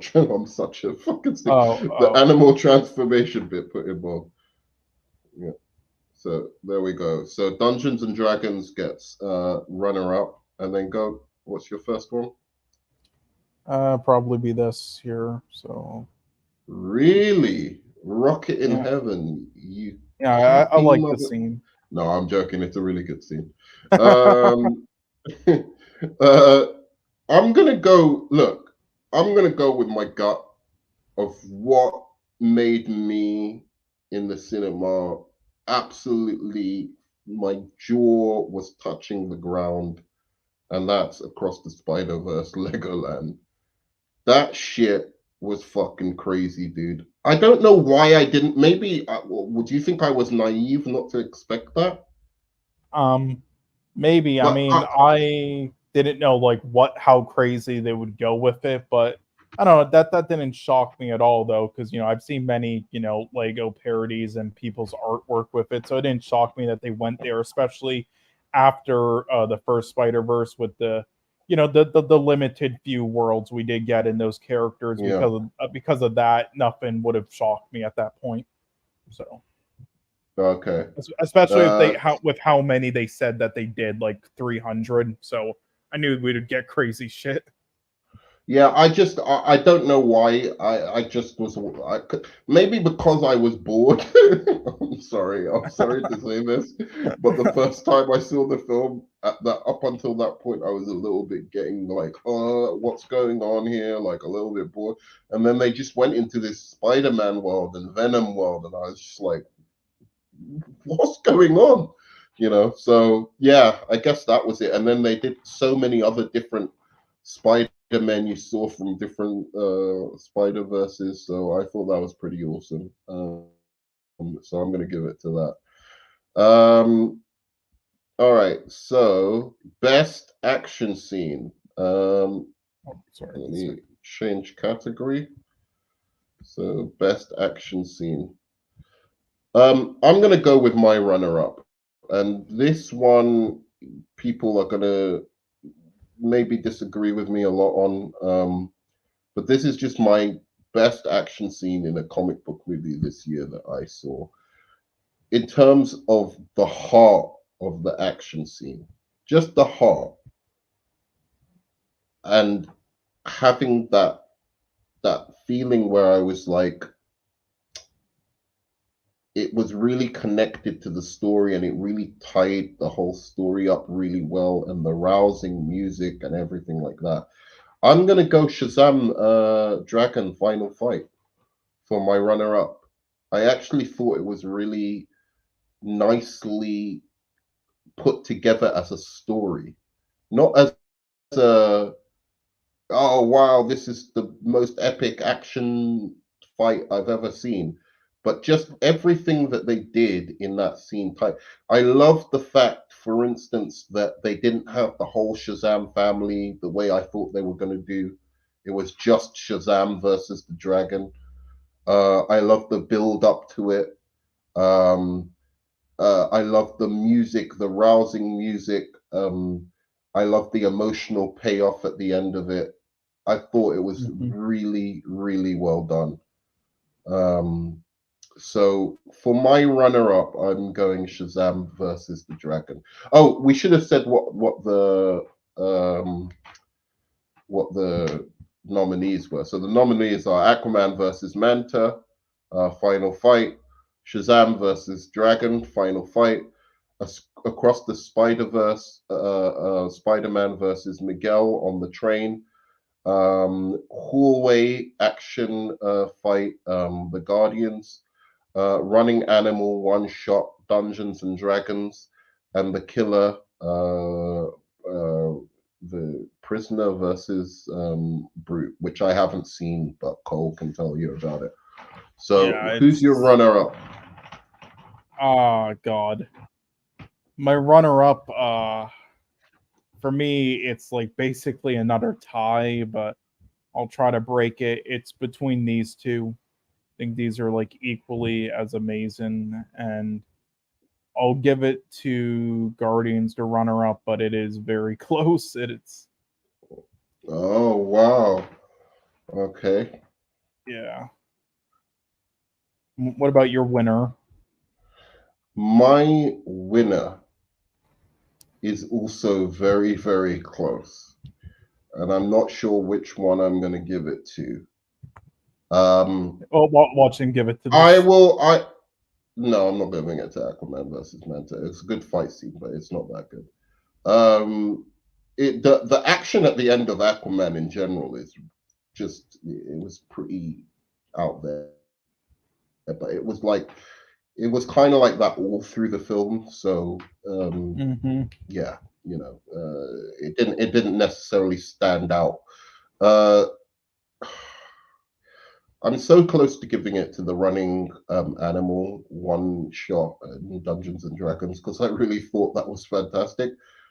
But just to mix it up a little, I'm going to give the Oscar to the hallway action Guardians of the Galaxy. I thought that really was one of the best one-shot hallway fights I've seen since the Daredevil series. Really, like the way they connected all of that and weaved that all together, I thought was super good. I mean, how would you compare it in comparison to the hallway scene in Old Boy? I think it was definitely influenced by that. Obviously, the hallway scene in Old Boy. A lot of people, I guess, don't remember that it is technically a comic book movie. Well, sort of. I mean, it's graphic novel or manga, but apparently people consider it the same as comic book for whatever reason. Yeah, no, it definitely is. If it's manga or it's, that's a comic book. Yeah. Anyways. It's just they're very kind of different things, but I suppose it is the same thing. It's just one's more cape shit, so it shouldn't really matter. But anyway. Okay. Fucking. So my winner would probably this. The scene is fantastic. If you haven't yet, you should definitely see it after this if you have time. Okay, so just tell them a little bit about the scene, and then we'll move on to the next. Yeah. So basically, I mean, the film in the first place is, without spoiling too much, is basically he does a job and it goes a little wrong, and then he goes through kind of like the whole film trying to find different people, and that's what I'll say without going into too much detail or spoiling. But the action scene itself, so he basically goes in the guy's house, and then he kind of like flanks him from behind the other dude, and they have like a really well done, like just hand-to-hand combat scene, and like breaking shit and like grabbing different weapons throughout the house and going through different like panes of glass and everything. It's really well done, especially the ending of it. Yeah. I'm gonna invite T-Virus on if he wants to say happy holidays, man. But I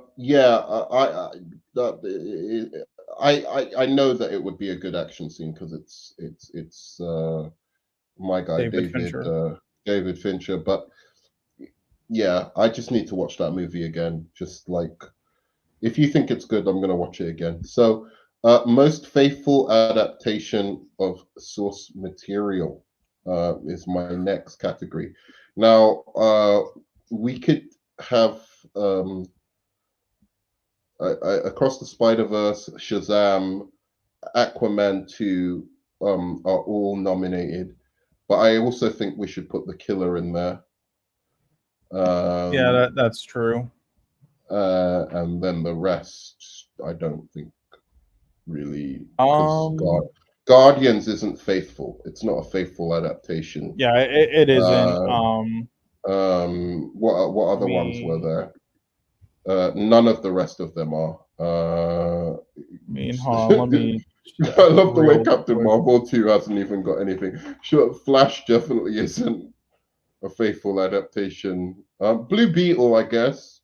No, not really, because it's not even Ted Kord. So yeah, it isn't really. Yeah. I mean, damn. I'm trying to think of something.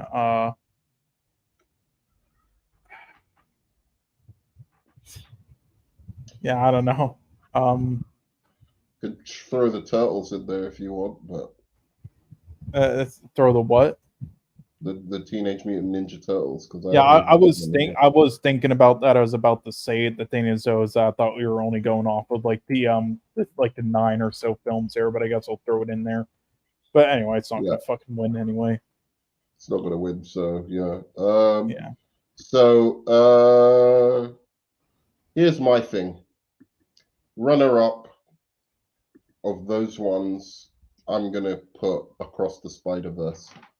I thought that was pretty much one of, like in terms of um an adaptation of what I feel like a comic book feels like especially one of those multiverse ones. I think that's really, really close. I mean, it really had the feel for a long time of a comic book. Even some of the boring bits, I was like, yeah, that's kind of how a comic book would be, but it's nicer when you read it in the comic book and you can imagine it for yourself. But actually seeing it, like in live action, you're just like, all right, get on with it, It's like, you know? yeah, just the accuracy and just like how close it is to one is like insane. My runner up would probably be The Killer, though, just because it for the most part from start to finish kind of like accurately just does it all. So I have to go with that. Yeah. Perp, you're welcome on as well. Perp or T Virus, you're welcome on. I've put the link there. So which one's your runner up? The Killer. The Killer. Okay.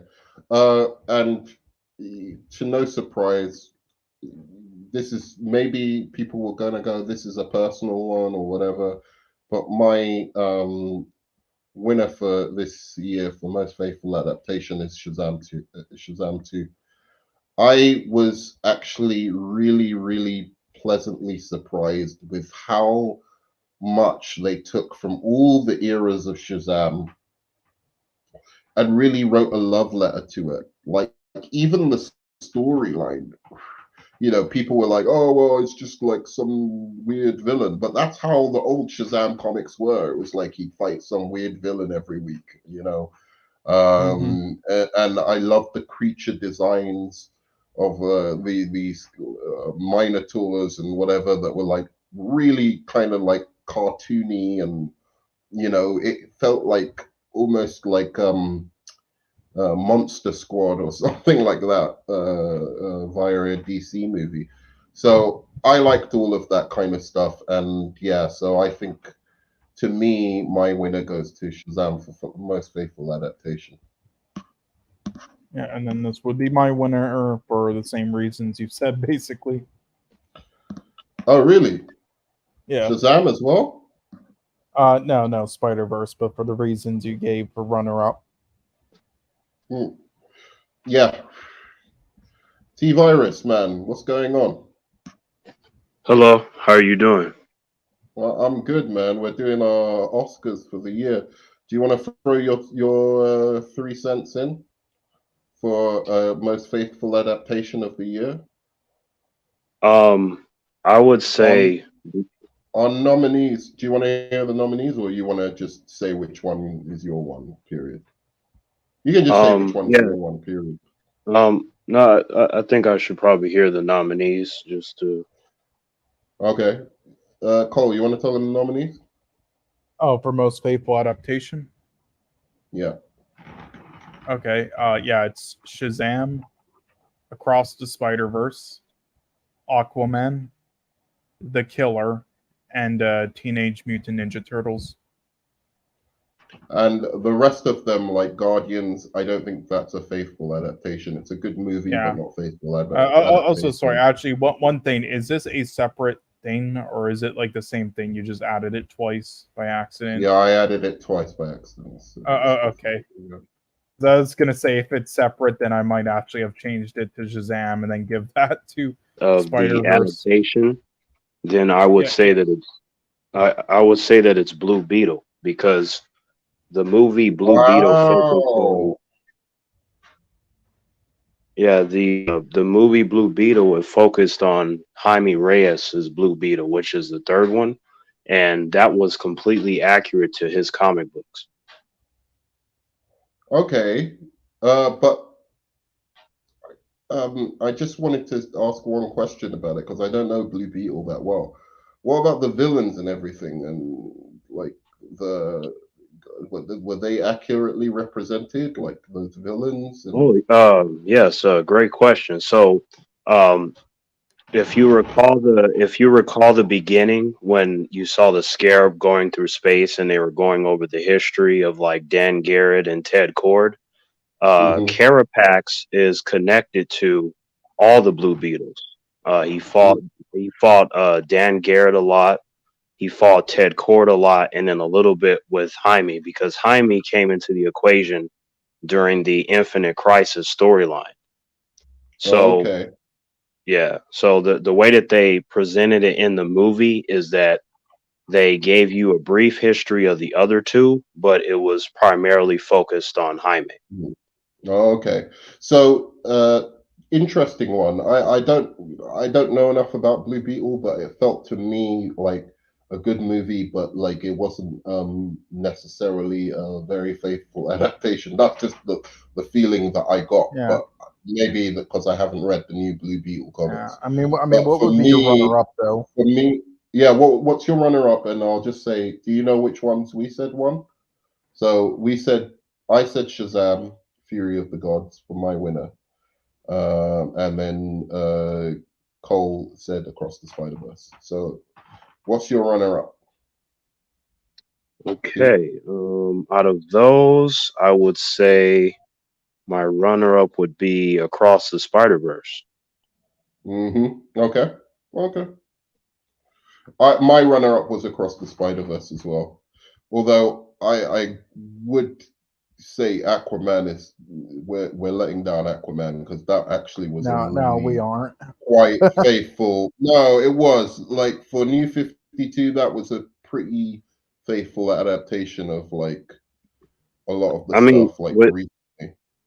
with that said, Nerdman, I just wanted to let you know that I did enjoy Aquaman too. So, Mm, and same thing with Shazam, but it's just that from those choices, I feel that it's fair for mhm. me to go with Across the Spider Verse. That's fine. Yeah, yeah, no, I got you. Uh Across the Spider Verse was pretty fucking incredible in some ways. I have some problems with it, which I've mentioned and we'll talk about again, but Yeah, so I I do guess we think go it back to was, the it tier was really good. list. Yeah, I'm gonna go back to the tier list, but don't switch that off. Just Yeah, keep I'm it not. there Yeah, so I so can this switch is for between. director next. Yeah, best director awarded to the director for exceptional achievement in guiding the film's overall production. This is really, really interesting for me. There's a lot here. Um, if this is down to story and which emotionally impacted me the most, I'm gonna go for runner up as this is difficult. This is really difficult because there's two aspects of the directing, like the visual and then the overall execution of the story. So I'm hovering between Dungeons and Dragons and Shazam 2. No, you know what? Fuck it. I'm gonna go with my heart rather than my head. I'm gonna give Guardians of the Galaxy to my runner-up for overall direction. And the reason I give it runner-up, this is the only reason, is because I like the rocket story and the High Evolutionary story so much more than the Guardian story. And I think people forget that the Guardian story was actually fairly average. And then the wrap up was nice, but it had some stupid moments as well. Like, they should have just killed off Star-Lord. I don't know why they didn't kill him off when he went into space and his face was like, if they had killed him off in that moment, I think that would have been pretty good. But everyone, was fine with that. So I thought that was a little bit silly. But yeah, all in all, I thought it was really, really well directed, and I really liked that Rocket storyline. I thought it was really cool to see the origin of Rocket. So I'm going to go for that as my runner-up. And it was going to be my winner, but I'm going to go runner-up. What about you, Cole? Yeah, runner-up. Yeah, because it's also the visual style, but also direction. God, I'm going back and forth between, three different ones. It's Barbie, The Killer, and Dungeons and Dragons. Really back and forth there on it.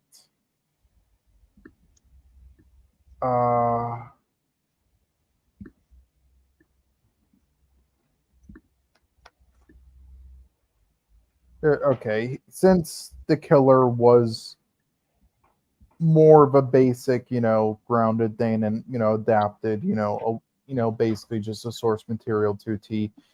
And they also worked with a lot of great actors. I won't give it to that. And I also won't give it to Barbie just because I do feel like the writing was the main thing that carried it over the direction, because I do think Noah Baumbach understood more of the source material than Greta Gerwig. So I'll give it to Dungeons and Dragons. I do think just the camera work in that was just like the editing was fantastic. Yeah. So I'll give them a shout out there. I think just they did a fantastic job with making it feel like just like an over the top role playing game, and all the action scenes and just the way they film it and with the practical effects was really good. Like the writing in that film and certain things with the source material and some of the generic acting was like but the direction was what really carried it. Yeah, I was going to say that the especially with that practical effects, that was kind of one of my top ones for best directing, because I love the callback to like just like puppets. When was the last time that you saw actual animatronic puppets being used in a studio film rather than just CGI? I would say early 2000s. Yeah, like it was a long time ago, bro. They just don't use that anymore. And to see that was just really cool. And they looked cool as well. It just looked like one of those early 80s, like the Land Before Time. No, what was it? The Never Ending Story or something like that. It looked like that. It was like very, very cool to see that again. So, what's yours? What's yours, Cole? Sorry, T. And a Merry Christmas, by the way, T. I hope you had a nice one. Thank you. I hope you Merry guys Christmas. had a good time as well. Yep. Mm-hmm. Okay, so you said this is a directing category, right? Mm-hmm. And then what were your choices for the runner up directing? first? Okay. Yeah, you can see them all here, though. If you want us to say it for you, though, it's Guardians 3, Dungeons and Dragons, Quantumania, Mutant Ninja Turtles, Cross the Spider-Verse, Aquaman 2, The Killer, Shazam 2, Blue Beetle, Barbie, The Marvels, and The Flash. And I've got Turtles there. I put the Turtles there. Okay. You know what? There are a lot of interesting choices there. I guess I would go with one that surprised me the most, even though I didn't care about this movie.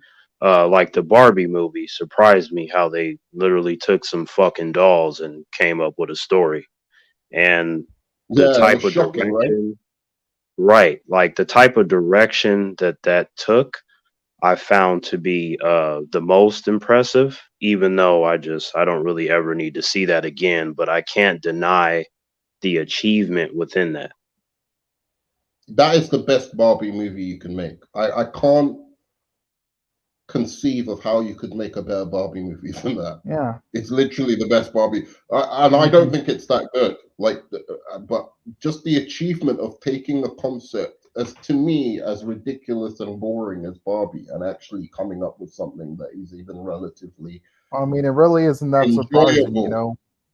I mean, when you have For two everyone, not just for filmmakers, girls. You know, like it wasn't, just for girls that it yeah, was enjoyable. I It was mean, it really enjoyable for isn't everyone. shocking to me, you know, when you hire two filmmakers and writers who've done amazing work, then you know it isn't difficult for them to come up with something good for anything. You know, that's just what studios have to do more often instead of just hiring, you know, hacks like the Russo brothers and Snyder.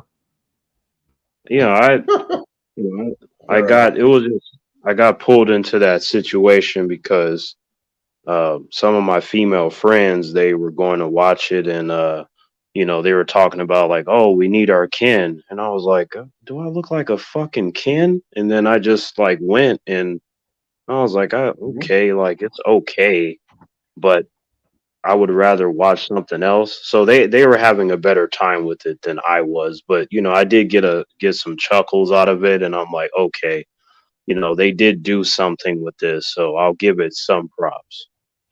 No, exactly. I should have been bored out of my mind. The fact that I wasn't bored out of my mind in that movie is an achievement by itself. Because I had the exact same situation as you. There was this girl friend of mine, Sophia, rather, actually, but she's just like going on and on about going to the Barbie movie, and I'm like, are you like a Barbie fan or something? Like you work in the UN. I don't understand. Like, why you're like, you keep trying to get me to go to some Barbie movie. Like, I didn't really get it. And then I went and Yeah. watched it, and I was like, you know what? Like, that was a good time at the movies. Like, whatever, like not. It was a good time at the movies, and I genuinely believe it deserves an Oscar nomination, not because of how Mhm. good it is, but just simply because they've let much worse films get Oscar nominations than Barbie.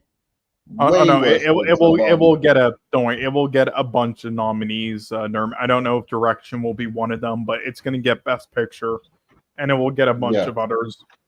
it should be Um, because I, I'm I, sorry, if you going by the standards of the Oscars, you can't deny it. Like, really. I, Yeah. I think I don't know like what category it's gonna be in, but that "I'm Just Ken" song, like when I was in the theater, I told my friends I was like, this is probably gonna be the one that's gonna Yeah. make it to the Oscars. Cause like Yeah, when I that left the might theater, win.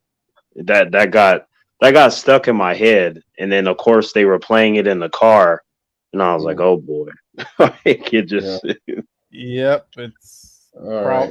definitely going to Cool. get nominated, probably win. And it actually is in the running to win like adapted screenplay or whatever it was. But Yeah. yeah. Anyway, I, also for the I, I, record, Terrence, is that your favorite directed one out of these, or oh no, my okay? favorite directed one out of Okay, well, the no, we were just making sure, you know, because you weren't confused by runner up. Okay, that's good. Anyway, okay. sorry, you can go, Nerdman. All right. Cool. So I'll do my. The Oscar goes to, drum roll, please. I'm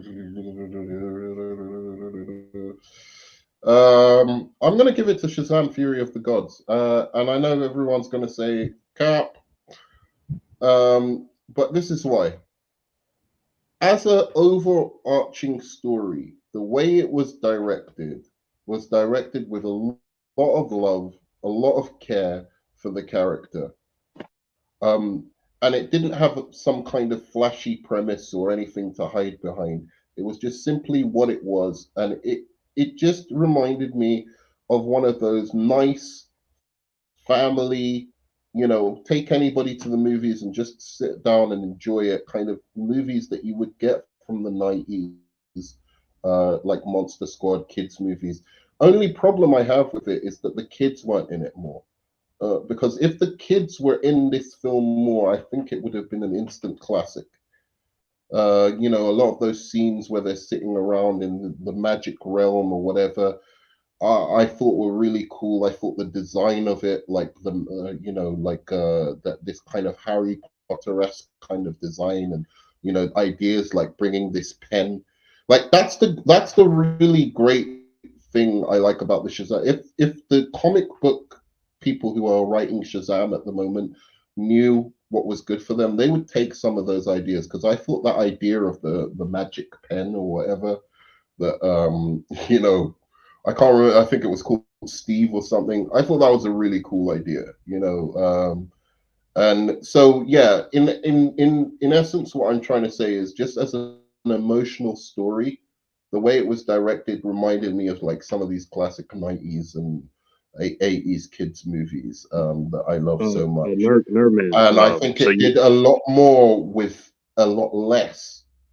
than some of the other movies. Like Guardians had much bigger production value. It had 200 million, 250, 30, million budget, and Spider-Verse, obviously it's animated, so it's a lot easier to get a lot of these things onto screen. So even though those are much more expansively impressive movies from a story perspective, from a directing perspective, I think Shazam's the bigger achievement.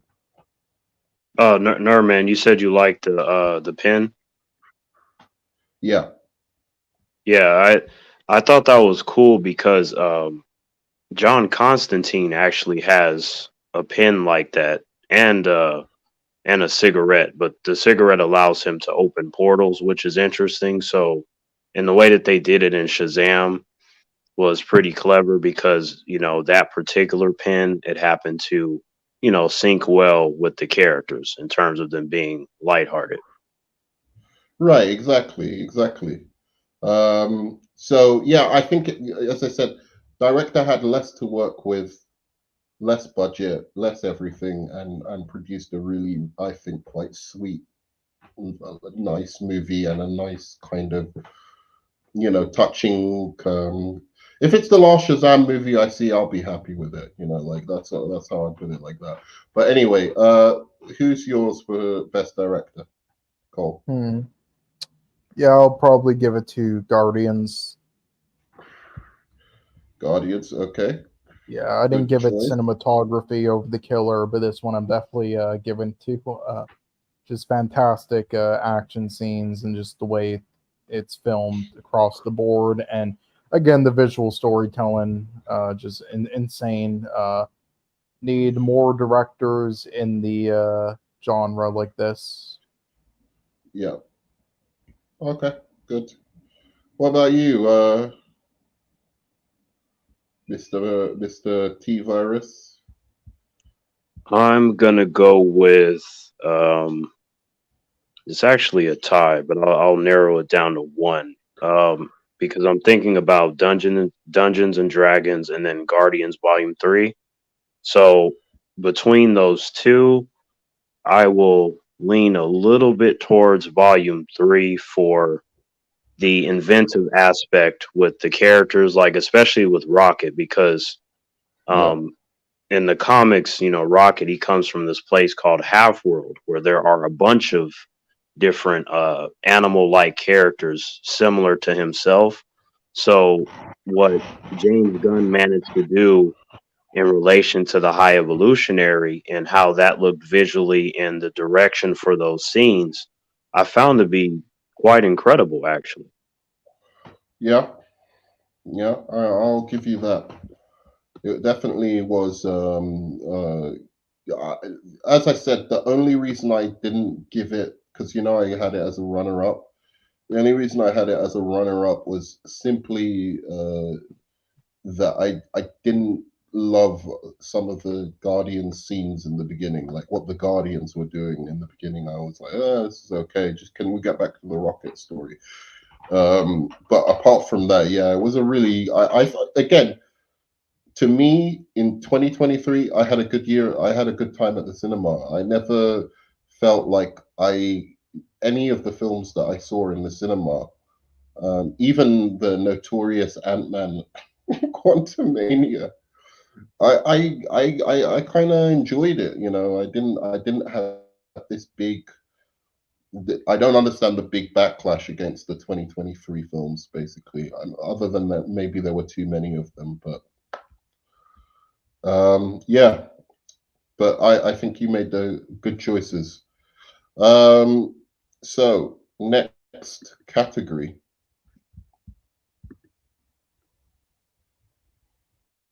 Right.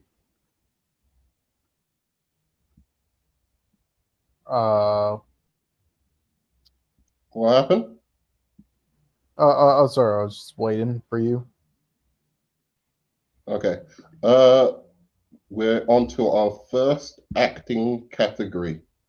Okay. So Yeah. Guys, I kind of didn't hear you, but are you guys doing okay? Your Christmas was good and everything. Oh yeah, it was really nice. I just Okay, stayed by myself, which I'm Yeah, happy with. But I mostly I'm gonna did. go. I mean, okay, Yeah, okay. I'm gonna go and see my girlfriend in 2 days. She's in Bulgaria with her mother, so yeah, cool. Um, mainly all right. just So went to a bar with friends, I guess, and then we gave each other like meme gifts, and then that's it. mhm. But anyway, Okay, so we're down to best actor category. hmm Cool. So go down to best actor. yeah, I'm down. Do you not Oh, see oh, it? you are. Sorry. Yeah. Um, Now some of the you didn't write down like the actor's name for some of those, but we can just clarify. I guess like the Shazam yeah, actor, you can his name obviously. I don't This is actually. What is his name? Zachary Zachary Levi. Levi. Zachary Yes, Levi. and then Okay. All Chris right. Pratt, I believe, right? And then Michael You Fassbender can here. write it if you want. Yeah, you can write it if you want. Like Whatever, it doesn't really matter. okay. All right. I All just like your Aquaman spelling here.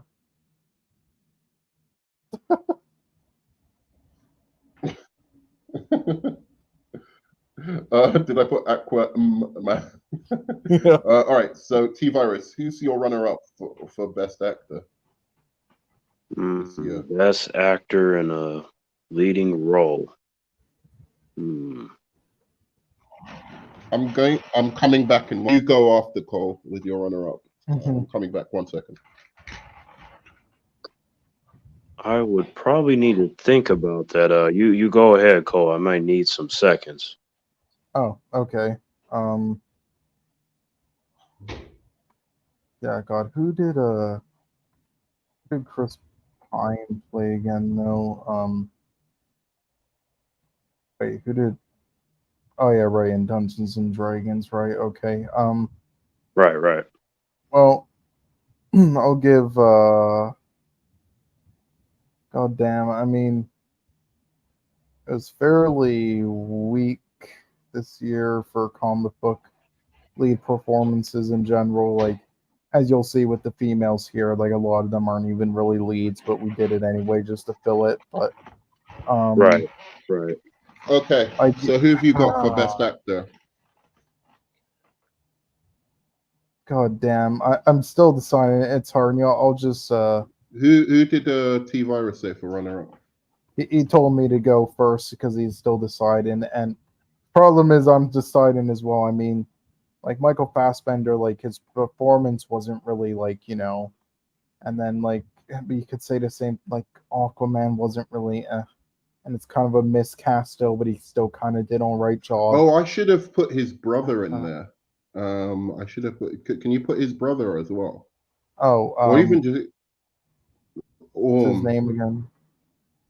Patrick Wilson? I should have put that. Right. Um. Okay, You could put so with those choices, I think that they all did fine, but if I'm thinking about a strong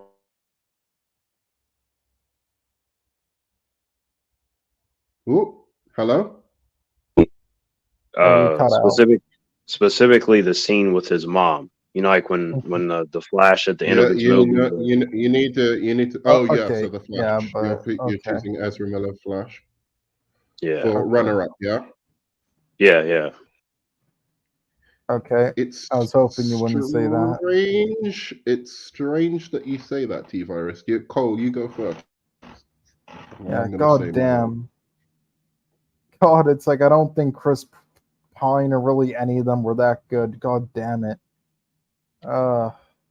Yeah, see that was my position. They're kind of all neck and neck, but you know, I just kind of lean more They're all towards. just like all right. They're not, none of them are really like great. Whatever. I'll at least go him. His voice acting was fantastic for the most part. So I'll just say this as runner up. Like, because goddamn, Yeah, they're all just kind of equal here. Him and then also the Shazam guy and yeah. this guy. And I Mhm. thought Ezra Miller was shit. But anyway, you can go now, Nerdman.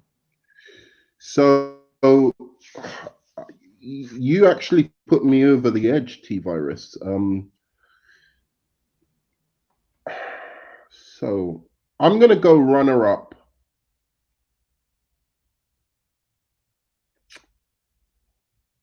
I'm gonna go runner up, Chris Pine. Okay, well, I'm glad at least somebody Uh, did. That's probably the best side of all those roles. yeah, exactly. Because in the end of the day, like they all just played themselves. They Yeah. weren't really playing a different character or doing anything amazing acting wise. Oh shit! No, no, no, no. Fuck. Oh. All right, I have to pick between Chris Pine and Rocket for my runner up. Um, shit. I am gonna have to go with Rocket because like for the emotional investment. I know he's doing his voice acting, but he actually, at least that's not his normal voice. What's his name? What's the actor's Bradley name? Cooper. Bradley Bradley Cooper. Cooper. That's not. Yeah, that's not his normal voice. He actually puts a voice on for Rocket, so that's one thing. And then secondly, actually, he was the emotional beats of that really rested on his voice acting, and that's hard. And so I'm going to give it over Chris Pine because Chris Pine was the most charismatic actor because he's just the most charismatic actor out of all of these guys. Who actually played a leading man role. So Right. yeah, that's why I went for Chris Pine. But actually, now thinking about it, Rocket was for me runner up. Really good stuff. I actually think that in general, like Chris Pine is a good actor and that he's always charismatic every time I see him, to be fair. Yeah, exactly. So it just kind of just means that he's gonna because he's one of the better actors out of all of these guys. To be fair, I think Lee Oh, Cooper is still the with only one who really kind of stands up to him in that sense. All right, who? So who does your Oscar go to? T. Who does the Oscar finally go to? Hmm.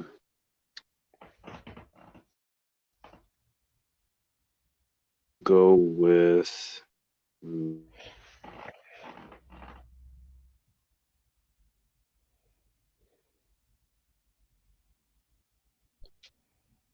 Yeah, Shamik Moore. Let's go with him because his voice acting was really good in Across the Spider Verse. It was good. It was good. Um, Plus, he's a brother, right? Yeah. The brother definitely did his thing. So you know, I'm not mad at him for that. um, and you, Cole? Yeah, to me, this is down between just the Chris's, Chris Pratt or Chris Pine, and even then, I don't think they did that great of a job. I just think, with the rest of the competition, they're probably the best. Fuck.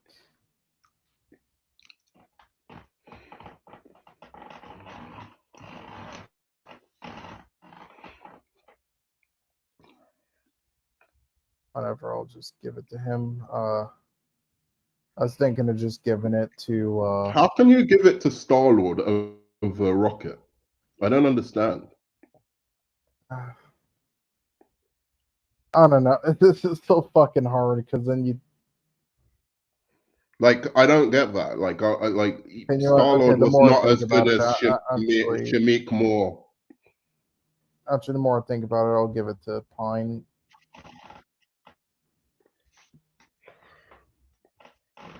Fair enough. You're probably going to change it back just out of hatred for my answer. My answer, oh gosh, why did the T-Virus leave right now? Come on, man. I need your backup for this. As I say this crazy statement. I'm going to give it to Ezra Miller, The Flash. You motherfucker. Not for representing The Flash the best, but for the performance within the movie. Period. Well, shit. Not for representing the Flash, for the performance within the movie. He played two characters, and he did a terrible job. Distinct. No, he did not. No, he did not. I know you have your hatred for Ezra Miller because you're against gay people or whatever it is. Weird thing that you have. I know that's what it is. But period, he played two characters. He played them very, very believably well. And where they felt like they were the same person, but just who led different lives. Also,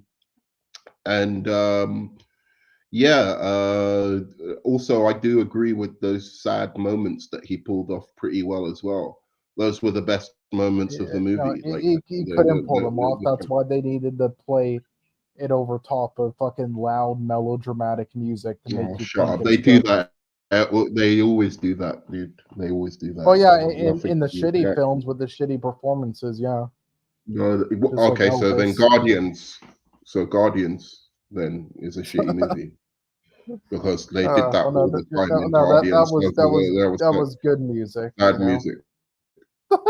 It's not about good or bad music. You're saying they played music over a sad scene because the actor couldn't pull off the acting. So Guardians is the same. Joking around. I'm joking around. Not all the time, obviously, but that's exactly what they did in Flash. So, okay, The Flash. Yeah, Ezra Miller. I'm gonna give him the Oscar for that. I think his two-role performance was pretty good. Where did my man Terrence go?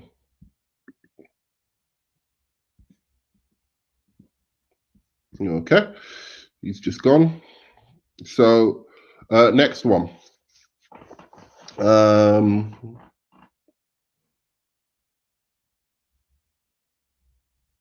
really? Okay, you're doing that. That's cool. Next one is Best Actress in a Leading Role.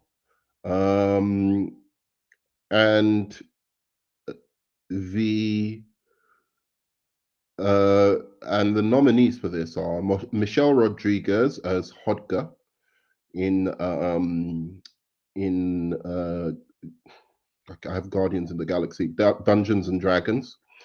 Haley Seinfeld as Spider-Gwen. Jesus Christ. Iman Vellani as Miss Marvel. Catherine Newton as Cassie Lang. Sasha Kaye as Supergirl. And Bruna Martinez as Jenny Cord. Now, I think we're both in agreement here that this was probably the hardest category to put together. Yeah, because they're all shit this year, and there were barely any. Yeah, there was barely any lead actresses. Yes, like Um, most of his categories actually supporting, like like yeah, Miss Marvel here is fucking, which I don't know why you said Miss. supporting. God, it's supporting, but you know we put it in anyway because the other two fucking Yeah, leads kind of sucked. yeah. Look, I'll put my I don't know, my backup or my runner up is Haley Seinfeld as Spider Gwen. Yes, and it's mine too. Um, Not because she was incredible, she was really really good, but she just has no competition. Yep, So pretty much. it's hard to it's hard to really vote for anybody else.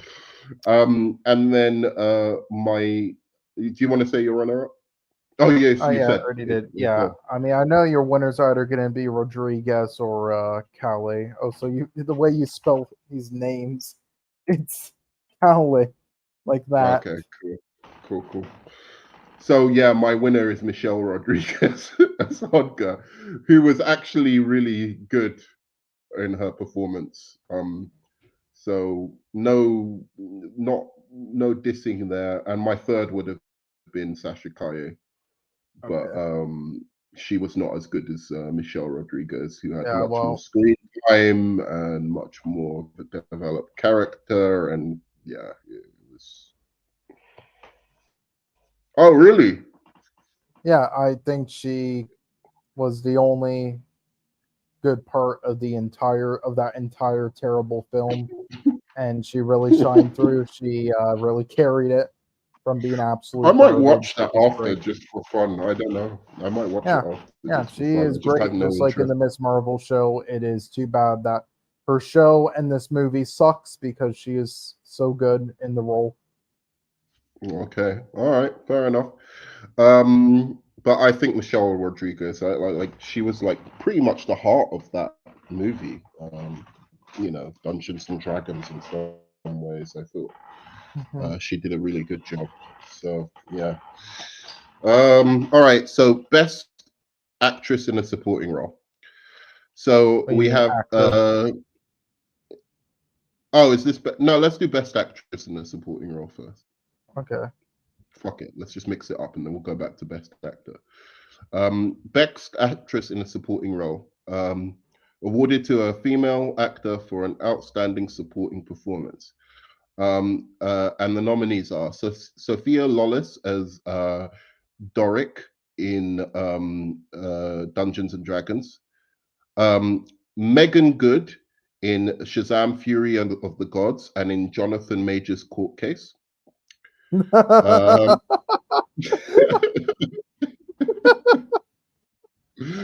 Um, and she played, of course, Jonathan Major's girlfriend, as well as well as Darla Dudley, Where's Grace Super Jabari? Dudley. Oh, there she is. There's Grace. We should put Grace Jabari as one of them as well. Faith Harmon as Darla Dudley. Um, uh, Pom Clementoff as Mantis in Guardians 3. Mary Marvel, Grace Caroline in Shazam Fury of the Gods. Helen Mirren as Hespera in Shazam Fury of the Gods. Lucy Liu as Calypso in Shazam Fury of the Gods. And Gamora Zoe Zandala in You're such a son of a bitch.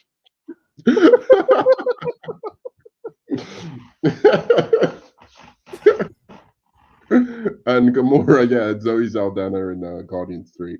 Now look, I'm gonna say it straight up. This is all Shazam Fury of the Gods for me. So I'm gonna put my runner up as Faith Harmon as Darla Dudley in Shazam Fury of the Gods. It could go either way because I thought all the girls did really good in Shazam Fury of the Gods. I thought Grace Caroline did really good as Mary Marvel. I thought Megan Good was very good as the older Darla Dudley. So they were all really good. But they ran up against a buzzsaw, as you'll see, that they couldn't quite overcome as young actresses. So who's your runner-up in this category? This will surprise you a bit, but you want to take a guess, actually? I don't know. Lucy Liu?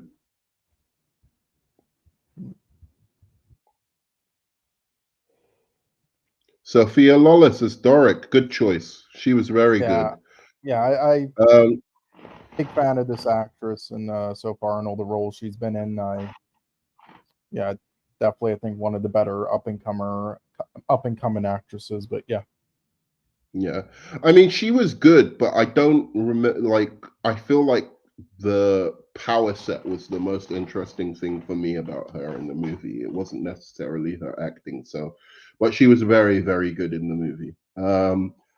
I'm just a sucker for the Faith Harmon scene, the Faith Harmon scenes in Shazam: Fury of the Gods, which are often well, again, people this is mainly because the competition's weak. Yeah, the competition's weak, but like actually, I thought in the supporting actresses, the competition was higher because you had good supporting actresses in Dungeons and Dragons, Sophia Stark. You had like some good ones in Shazam: Fury of the Gods, and of course you had Gamora and Grace Jabari. So, very very good actress on the stand. All right, and the Oscar goes to drum roll, please. Grace Jabari for Major's Court. No, my Oscar will go to it's tough actually. Maybe I should have given the runner up to somebody else.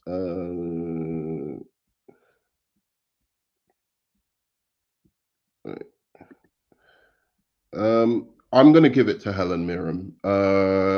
She made me laugh a lot in that movie, and I thought she did a really good job of elevating the material of Shazam: Fury of the Gods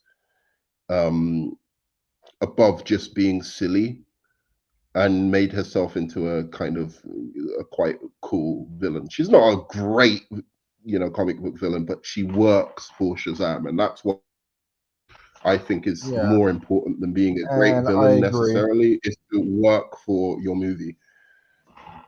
Oh, you agree? Okay. Yeah. Cool. So what about you, Terrence? So we've got best I'm sorry. What did I miss? Because I was trying to come back on, but yeah. So what I missed? Oh shit. Which ones did he miss? Did he just miss? He just missed this. All right, we'll go over best actress. So let's go over best supporting actor for him. So where's best supporting actress? This. Here. So the nominees are Michelle Rodriguez. Stop moving around. Oh no, okay. The nominees are Sophia Lawless for Doric in Dungeons and Dragons, Megan Good for Jonathan Major's Court Case, and wait, what? Wait, what happened? No. for Shazam. For Shazam: Fury of the Gods. She played two amazing roles this summer. No. One is Jonathan Major's girlfriend. And the second amazing role was as Darla Dudley in Shazam: Fury of the Gods. Faith Harmon for Darla Dudley, Shazam: Fury of the Gods. Pom Klementoff as Mantis for Guardians of the Galaxy 3. Mary Marvel, Grace Caroline, Shazam: Fury of the Gods. Helen Mirren, Hespera, Shazam: Fury of the Gods. Lucy Liu, Calypso, Shazam: Fury of the Gods. Gamora, Zoe Saldana, Guardians, and then Grace Jabari, Major Jonathan Majors No, that keeps for throwing me crying on off the because I'm stand like, like wait. crying on the stand like a champ. She cried on the stand like a champ, bro. What All right. the fuck? Yeah, What so the pick your hell? runner-up and So winner. Yeah, so but I'm trying to. That just threw me off. Okay. No, I guess. Damn, I gotta go with Grace Jabari. That she's the best actress. Like I'm just saying that. Like that was probably the best performance of the year. Like that was wild. Anyway,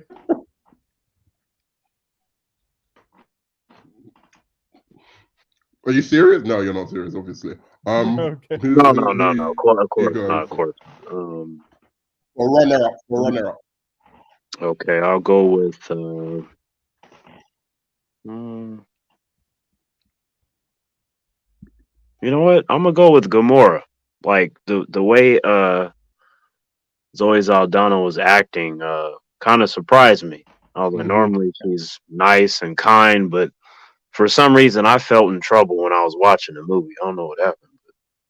Yeah, I'm glad you picked her because I do think that went under the radar with us, and I was hoping that you would pick her when you came back. But yeah, what would be your winner though? Oh, winner. Okay. Honestly, I don't remember her in Guardians 3. Maybe just because I haven't watched the movie that much. But... Come on, we could have our first sweep here, depending on what he picks. I'm probably gonna have to go with Helen Mirren, just because um there was a kind of subtlety in her performance, you know. Yeah.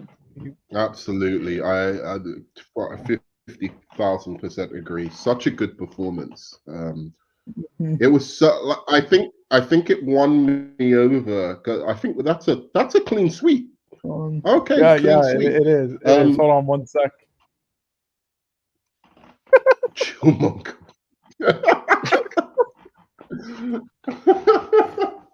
Wait, Chillmonger is here. He popped up, or no. Yeah, he popped up for one award here. There we go. oh, okay. No, because I wasn't. I'm not looking at the screen. That's why I was like, wait. Send this to Chill afterwards. We have to send it. Yeah, no. The bit that really got me is that she was very funny, first of all, but like she could actually do the serious bit quite well. But this bit where she was reading out Billy's letter was like, that's why you have Helen Mirren in these films, Right? You know, And that's yeah, she did that perfectly. It was just like she was reading this ridiculous letter in a yeah. super fast way. Like she was convincing with not understanding what was happening while she was reading it. So she did that well. But the scene where she was scolding Shazam, like you ain't shit. You just Yeah. give me your power, and I'll be on my way. Like the way she delivered her lines in that scene, I was like, that's pretty badass. I'm not gonna lie. Like, And actually, to give Zachary Levi his props in those scenes, he was actually pretty fucking good. Like as somebody going back and forth with her. Like there was a bit where he says something like, "You are really scary, lady," or something like that. Where he goes back, like oh yeah, after says when he was something, and like, it's "You just were like it's like. very menacing." Like, I just gotta say that. Like, yeah, But yeah, he was good in those scenes. I thought he was good throughout the movie. I just don't know that he's my Shazam, like who I would choose as Shazam. It doesn't in my head that doesn't work. But like as an actor doing what they wanted of Shazam, I think he did really well. So I feel sorry for the guy, to be honest. I think he was pretty passionate about the role. I more or less felt the same way. Like if I were in charge, I would have never looked his direction, to be honest. But I'm glad that he was there because I enjoyed him. So Yeah, exactly. All right, so we're going to best actor now. Yeah. Oh, best actor in a supporting role. Yeah, Yeah. well, unless you want him to do this first quickly. Nah, it's all right. Okay. Who's your best actress? Who's your best actress of the year? Who would you give an Oscar without even looking at the categories? T. oh, you don't want me to look at the screen? You can look Yeah, at it, but I'm just saying. but just I best don't want to. actress in a comic I don't want book to go. movie. I don't want to go over it like again. You know what? Yeah, Oh no, just I can look at the screen. Yeah, no problem. So best actress in a leading role. Okay. It was so there was nothing this year, bro. Like, who can you choose? as you There's can like see, nobody. like these aren't Damn. even really leads, but Right. You know what? I I guess out of that bunch, I'd go with Aman Vellani just because I feel like her charisma is better than her actual character, which is interesting to me. Like I do genuinely like her as a person, but I don't like her character though. Yeah. yeah, Okay. Fair enough. yeah. Shut up. Yeah. Shut up. You're going too far. Does that say Majors is judge? Hold Yeah. on. What? Oh, sorry. Did I say Lud? Sorry, Judd. Sorry, I mean lawyer. What the fuck? My bad. There we go. But she I thought you was said- I was like, fantastic, but for acting and then pretended to be a good lawyer. That's wild. Okay. That's wild, Well, dude. All right. So, best Yeah. actor in a supporting role awarded, Okay. to male for outstanding supporting actor. Okay, this is a bit tough. So we've got Chukwudi Wuji for High Evolutionary, a Nigerian brother, right there. In Guardians of the Galaxy. John Majors for Kang and Prison. You're fuck you, man. You're taking it too far. All right. Wait, what the fuck? No, every time I look back at the screen, like this, no. Prison Break. You're a fucking piss taker. All right. John Majors for the John Majors court case and Kang. Reggie John Page for Xenix in Dungeons and Dragons. Jaman Hanzu as the wizard in Shazam Fury of the Gods. Daniel Kaluuya as Spider-Punk. Oscar Isaac as Spider-Man 2099. And Keaton as Batman. I love how bad Nerdman in is The at spelling Flash. a lot of these names. So we've got a few Nigerian brothers in there. I'm glad to see. Yeah. But I'm not going to be biased, so I'm going to give it to Daniel Kaluuya as no.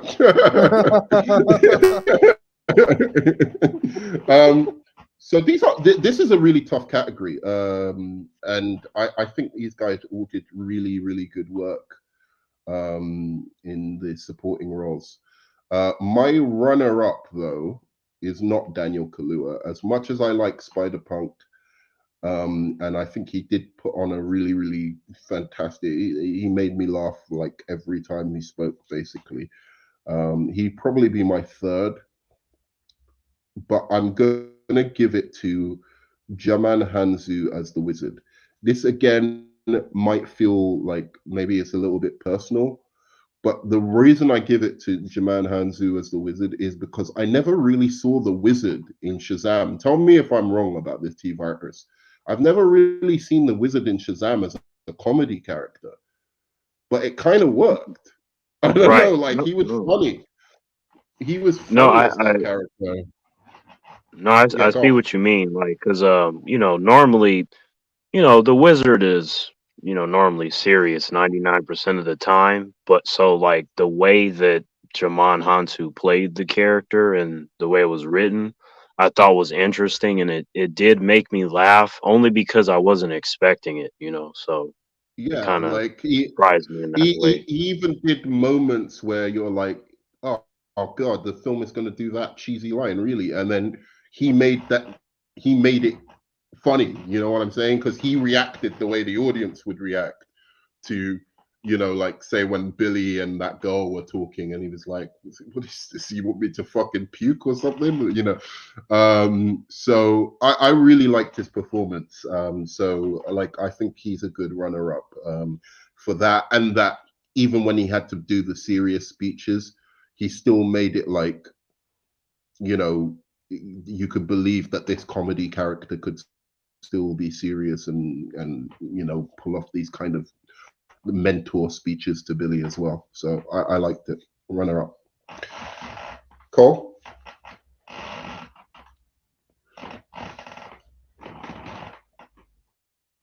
Oh, sorry, my Cole? mic was muted, but yeah, sorry. Yeah, I'll give it to him. Runner up. The High Evolutionary. Really? All right. Yeah, really loved his performance, and yeah, I thought he was such an impactful villain. So yeah. Okay. T-Virus?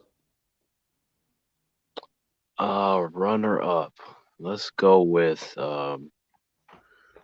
Kang, like, cause I feel like he was the best thing in that Ant-Man movie by far. Like anytime that he wasn't on screen, I was just like, where is Kang? Can you hurry up and bring Kang back?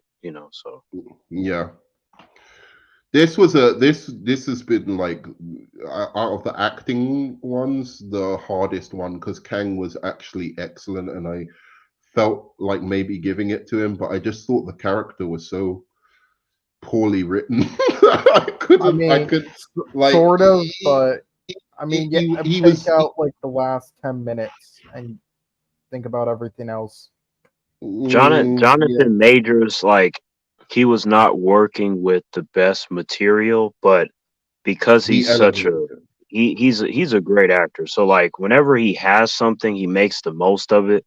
And I feel like he elevated Kang. Like Yeah, he made a lot of individuals go, okay, the movie's not that bad. But if you remove him from there, nobody would care. right, exactly. He was really, really good part of the movie.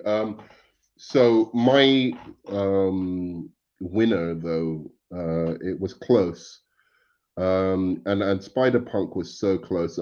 Oscar Isaac, shout out to him as Spider Man 2099. He was fantastic. Yeah. Yeah. Keaton as Batman was also really, really cool. He did a Mhm. really good job capturing what he was in Batman Returns, but just like in a new movie. I feel like he knew what to do better than what the movie actually itself knew what to do. Like because I would have liked to see him do action scenes in that, campy kind of 80s way that he did the action scenes, with the cuts where he's just punching a guy in the face and then, you know what I mean? Like he was moving really slowly, but like somehow beating up like several people. I would have liked to see a callback to that. But Michael Keaton definitely got the memo. And all of his acting was really great in that. But my one has to go to Chukwudi Iwuji as the High Evolutionary. I thought he was fantastic as a villain. I hated him. Like literally, like that's the difference between Jonathan Majors Kang and this character. And I know that's something to do with the writing as well. But I didn't hate Kang. I felt like I didn't like him. I didn't hate him. He wasn't a villain I love to hate or a villain I like. I just love. It was just I could just say, oh, his performance is good.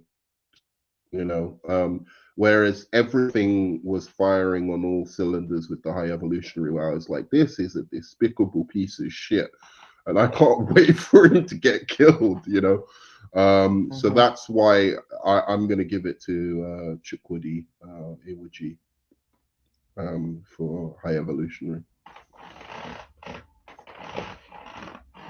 So that's my winner. T, who's your Winner. I'm gonna go with Oscar Isaac as Spider-Man 2099 because when I think about the Good. the context for the movie and then what I know about him in the comics. In the comics, he was okay, and I feel like Oscar he really elevated that character. So that would be one of the few instances where I would say the movie did it better, and that's because Oscar Isaac, like he went from being very calm and calculative to becoming really angry and panicky based upon Miles not making certain decisions, and I really felt that from his performance. Yeah, good one. He was really good. I agree with you. Absolutely on that. Cole, I already went Majors. that's the winner. Yeah, sorry, I just think is Oh, who was it, the it, runner-up? Who was oh, your my runner-up? runner up. Him. Oh, okay. Yeah. That's why I was so surprised because I was like, I thought you'd be your winner, to be honest, because you like Yeah, Guardians no, so I much. All right. just I know they kind of fucked up with his character, but I still think the performance was amazing. And like Miss Marvel and the Marvels, he's the only reason that keeps that film from being absolute fucking garbage. Mm-hmm. All right. So, best supporting was, I think, actor was the hardest one. I think so far. Really good Yeah, job this year for the supporting actors. All right. So, what's our next category? Best. Oh, I haven't been changing it. Shit. yeah. Well, there. So, Okay, so I just want to say I do have to go soon. I do have to go pass all right. out and Let's then get wake through up these. for something. Let's just get through these really fast if we can, because you're Okay, well, you're you're in control of my. you can do this like without me, like the last. There's only like 3 or 4 left, and it doesn't have to be with this thing. So I think we're kind of done. It's like best picture and the screenplay ones, and then I guess we said Okay. animated film, but I don't think we need to do animated film. We all know what's going to We be. don't know. Yeah. So it's Spider-Man for best Yeah, animated film. yeah, All right, cool. Yeah. All right, yeah. But if you want, I can just quickly say I don't actually really have an opinion on this screenplay thing. My screenplay thing is sort of like the same as the faithful comic book it thing should for be my just vote. adapted. It should just be adapted screenplay anyway. So just Wait, say it you said Yeah, there was a best. You said there was a best animated because, like, while I am thinking of Across the Spider Verse, I'm also thinking of the Super Mario Brothers as well, like Oh, for really? animation. Yeah, like That's specifically true. for animation. That's true, but it ain't as good as Spider-Verse. It's yeah. not No, no, as no, So no, good. anyway, no, no, no. Across the Spider Verse is the superior movie, but if we're talking about animation, like you got to mention Mario Brothers, right? Yeah, yeah, pretty much. that's true. That's true. All right, But do you want to go anyway, through so your winners? Do you want to go through your winners then for the next few categories? yeah, like again, I don't really have an opinion on the screenplay thing, but I guess it would probably be something like maybe the Killer runner up, and honestly something like Barbie or Guardians fucking winner. I don't know, but for Hmm. just to quickly say my best picture thing, since because I have to leave. Also, my head is killing me. I'll say my runner up for best picture would be uh it's dead even between The Killer and Guardians 3. I think they're equal films, both great films, but I'm gonna go with Guardians 3 though, because I do think The Killer was easier to do to an extent. So I'll and for David Okay, Fincher, I do cool, expect more. So I'll go that, and then for my winner, I'll go Spider Verse. So there. cool. Can you send me what we've done so far in terms of the winners and losers, please? Oh If sure. I if you don't could know send that and then how do I send it send it to me exactly. on Facebook.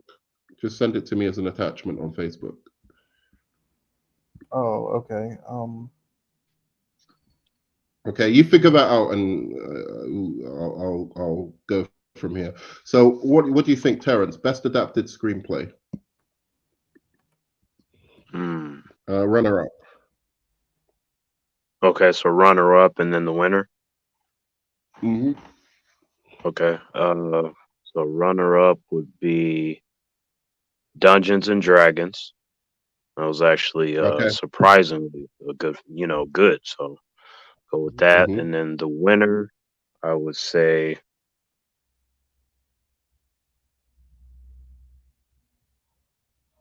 let's go with Across the Spider Verse from a yeah. I think that should be the winner.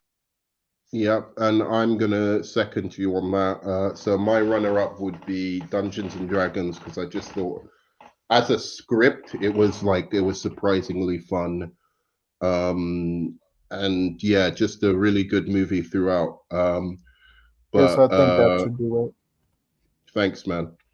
Yep. And then yeah, as my winner, definitely it's Across the Spider Verse. I mean, I don't even think there's a contest like in terms of the scope of the screenplay. Like, I do think, you know, Kill the Messenger or whatever. I feel like the first hour of the movie probably moved a little bit slower than it needed to. But I think by the second half of the movie, it was easily, just with the surprises and the cameos and all of that kind of stuff that they put in there. I think it was the most um, ambitious of all of those movies. So, yo guys, be all right. So that was a best adapted screenplay. All right, next one. We're gonna do best animated feature. We're gonna skip that. Oh, so best original score. So best original score. It's between all of these movies. Now, I'm gonna pick my runner-up. And my runner-up is gonna be Across the Spider-Verse. The score in this, I think actually the scores in a number of these movies were very good. So the one that kind of stands out for me as like not impressing me that much was The Flash. I haven't seen the Marvels yet, so it's unfortunately not going to be winning much. And I didn't think the Ant-Man Quantumania was that memorable either. But I think that Aquaman was really, really good. I do remember Dungeons and Dragons being very good, and I know Guardians was really, really good. So this is if it doesn't win, it's nothing to do with the quality of the score. It's just all of these scores were really, really good for these characters. So I'm going to go Spider-Man Across the Spider-Verse as my runner-up. What have you got as your runner-up, T-Virus, for best original score? My runner up would be Blue Beetle. Like I thought the score for that movie was amazing and it sounded great in IMAX too. Like it really, hit me in the spine, so to speak. Like I got chills like when he first got his suit and uh just the different Mm-hmm. interactions with the fights. I really was vibing with the music. Okay, there you go. So I agree with you. I think Blue Beetle had a really, really good score. I don't know that it fit the movie that I was watching, like scene by scene, like as seamlessly as I would like. I felt like sometimes the score was better than the movie, but I have to watch the movie again. My runner-up my Oscar. The Oscar goes to, drum roll please, and this is because this score is an original score, completely newly composed, and it fits the character to a T. Whenever I think of this character, possibly even when I read moments in their comic that I think are epic, just like I have the Superman theme in my head, like during action scenes in a Superman comic.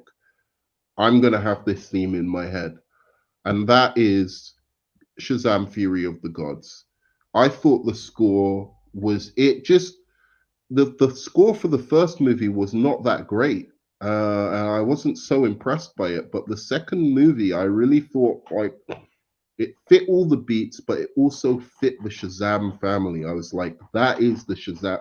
That's like to what Superman and the Batman scores are to Batman and Superman respectively.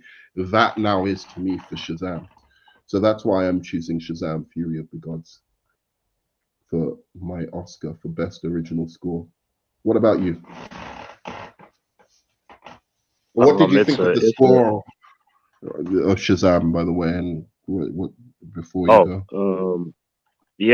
Shazam. Well, going off of what you said initially with the first movie, I thought it was fine, but with the second one, I enjoyed it. It fit the wholesome vibe that the movie was going for, and then like the end, when you get to the battle sequence, it had a kind of epic quality to where it made you feel like something was going to happen, and something did Mhm. happen. But before it did, that music really cued that scene in. So Mhm. I think they did a good job Yeah. with that. And what's yours for best score? Original score, not taken from other things or like. Um,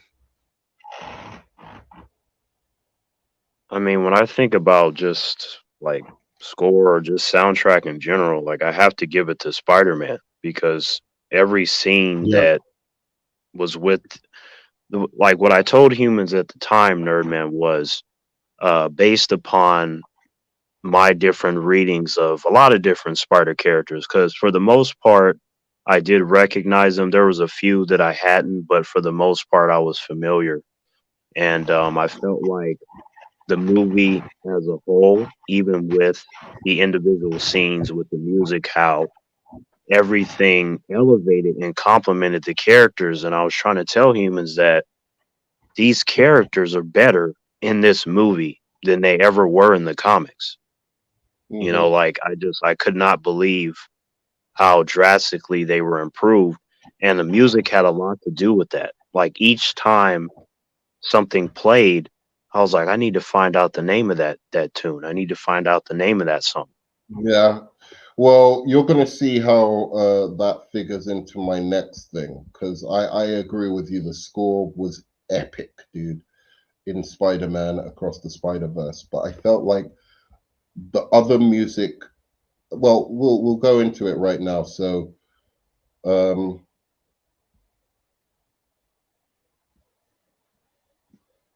oh wait, I missed.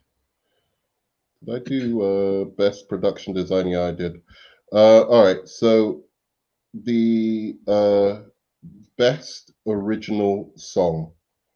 All right. So I need to. Could you help me look this up? Okay. Because my runner-up is I think it's called "In the Wind." I might play a little bit of it because people might Let me not see. remember it. So in the wind But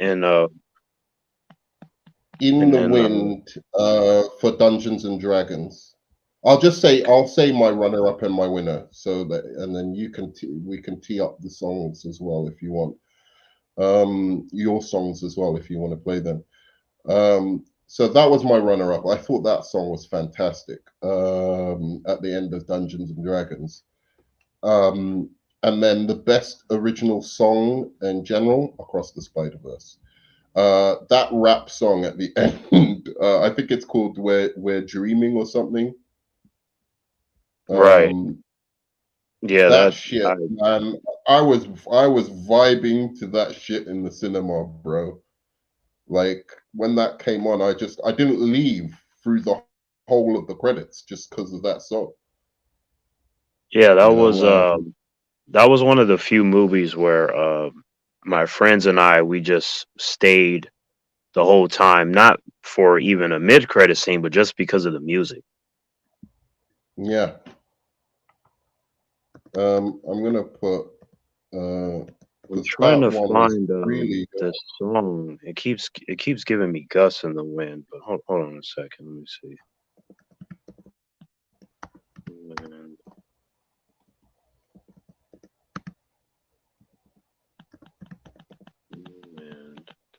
Wind. Dungeons and Dragons. If I look it up, it's gonna mess up the stream. That's the only Right. problem. Okay. So what I keep getting is this Wings of Time, Dungeons and Wings Dragons. of Time. Yeah, Wings of Time. Should we play a little bit for everyone? With a little Uh, Christmassy thing. sure. Just be careful, cause You think, all right, I'll leave it. But look, guys, look up Wings of Time from Dungeons and Dragons, and then obviously, what's the wonderful Spider Verse called? Something about dreaming. I'm dreaming. 1 second. Let's see. Across the Spider Verse. I'm dreaming. Am I dreaming? That's what it's called. It's called Am I Dreaming?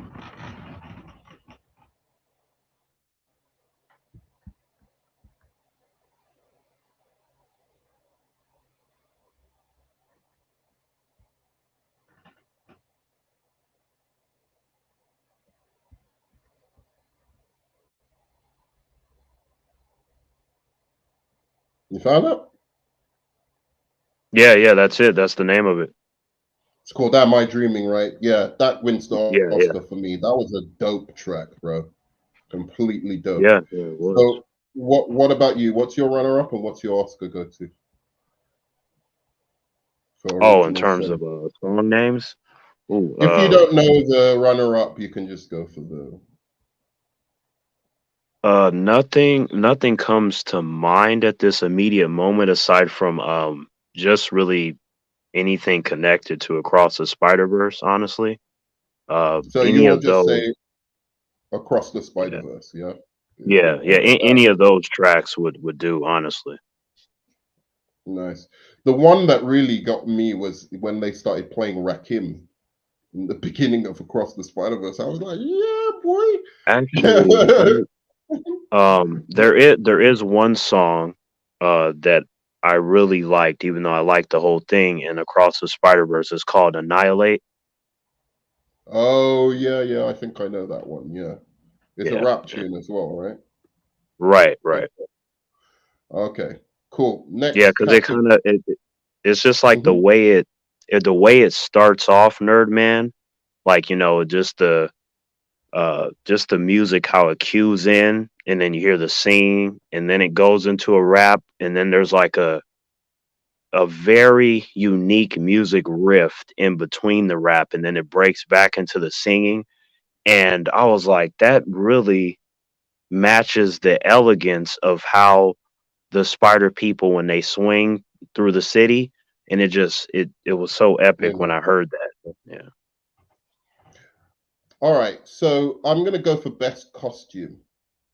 Um, and this is really easy for me. So I'm gonna say for runner up in best costumes, I'm actually gonna give it to the Flash. I thought the costume design, for the most part, in the Flash, especially the Flash's costume, the reinvented, Michael Keaton costume. Um, yeah, I really like that design. Those two specifically. The Supergirl one was all right. I liked it, but it wasn't. I think it would have just been better going with the classic Supergirl design. With Yeah. the Yeah. blonde hair, because I think that girl could have pulled off blonde hair as well, but whatever. So yeah, I think the Flash basically is my runner-up. What's your runner-up for costume design?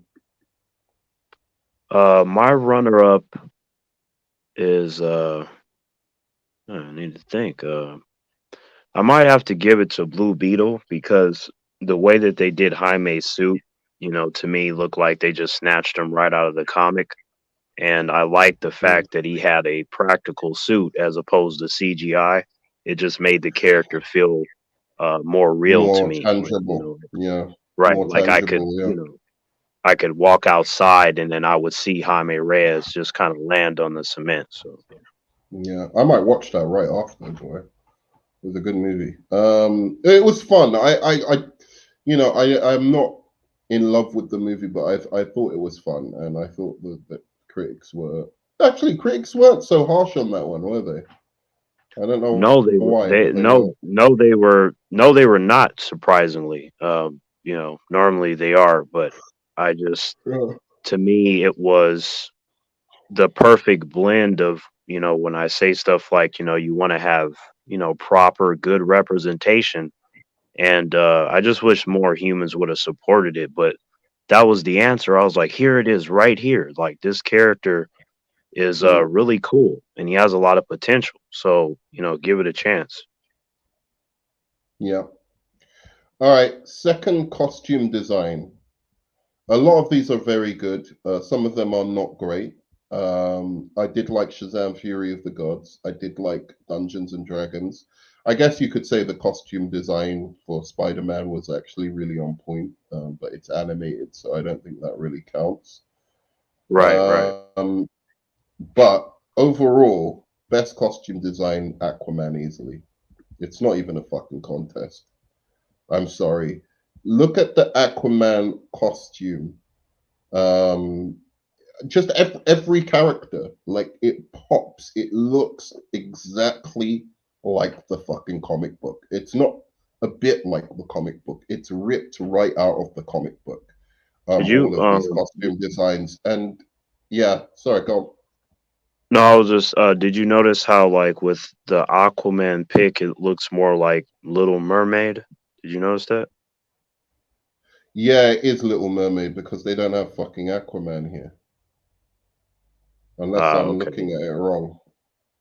Yeah, They no, don't I have just like I just happened to look at the screen and I was like, why does that look like Little Mermaid? Little Mermaid. Yeah, I just can't find Aquaman here. I was like No, I mean, looking for it. hey, you got to do what you got to do. I just happened to see that. I was like, wait a minute. Yeah, yeah, Yeah, I no, had I to get it. yeah, I had to zoom in. Like, wait a minute. Yeah. Like, And then Black Manta looked like a fucking demonic beast in this movie as well. I thought he looked really, really cool. I loved when there was all the smoke and you just see his eyes emerging out of the smoke. yeah, Dude, this movie was, that looked amazing in IMAX. Absolutely. Yeah. dude, that movie's tight, bro. I don't care what anyone says. I think that movie's really, really good. I just don't like the humor. But all of these movies, pretty much, I don't like the humor. I didn't love the humorous bits in Guardians of the Galaxy, for instance. Didn't love the humor in Spider-Man Across the Spider-Verse. In fact, I genuinely thought the funniest movie out of all of these movies was Shazam. Like the actual comedy in Shazam, for the most part, apart from like a couple of stupid like porta potty jokes and um, a couple of the jokes in the beginning of the movie. Most of the jokes actually landed for me in Shazam too.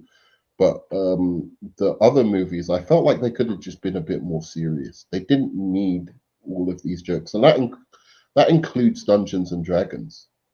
They didn't need so much. Oh, let's make you laugh at this point. It's just like it was so artificial. Whereas they could have been actually quite serious movies. Like there was a whole stretch of Aquaman, for instance, that was really serious in the beginning with Black Manta, and then Aquaman being the king, and all of that stuff. And I preferred that tone to the movie than this back and forth, buddy cop humor thing that happened when Orm came into it. So That's um, interesting. That's interesting that you say that because I understand, but um, the interesting thing about, like, really any sort of Aquaman comic that I read, there's always a nice blend between, like, the really serious kind of storytelling and then the kind that'll make you chuckle when you read it, right? So, like, if you translate it, I could see how maybe they might not know which one to focus on, but I think the serious tone is better to me. But Mm-hmm.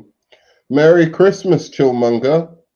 Man, you know I don't celebrate no Christmas. oh, hey, Chillmonger, yeah, how you doing? Why don't you celebrate Christmas?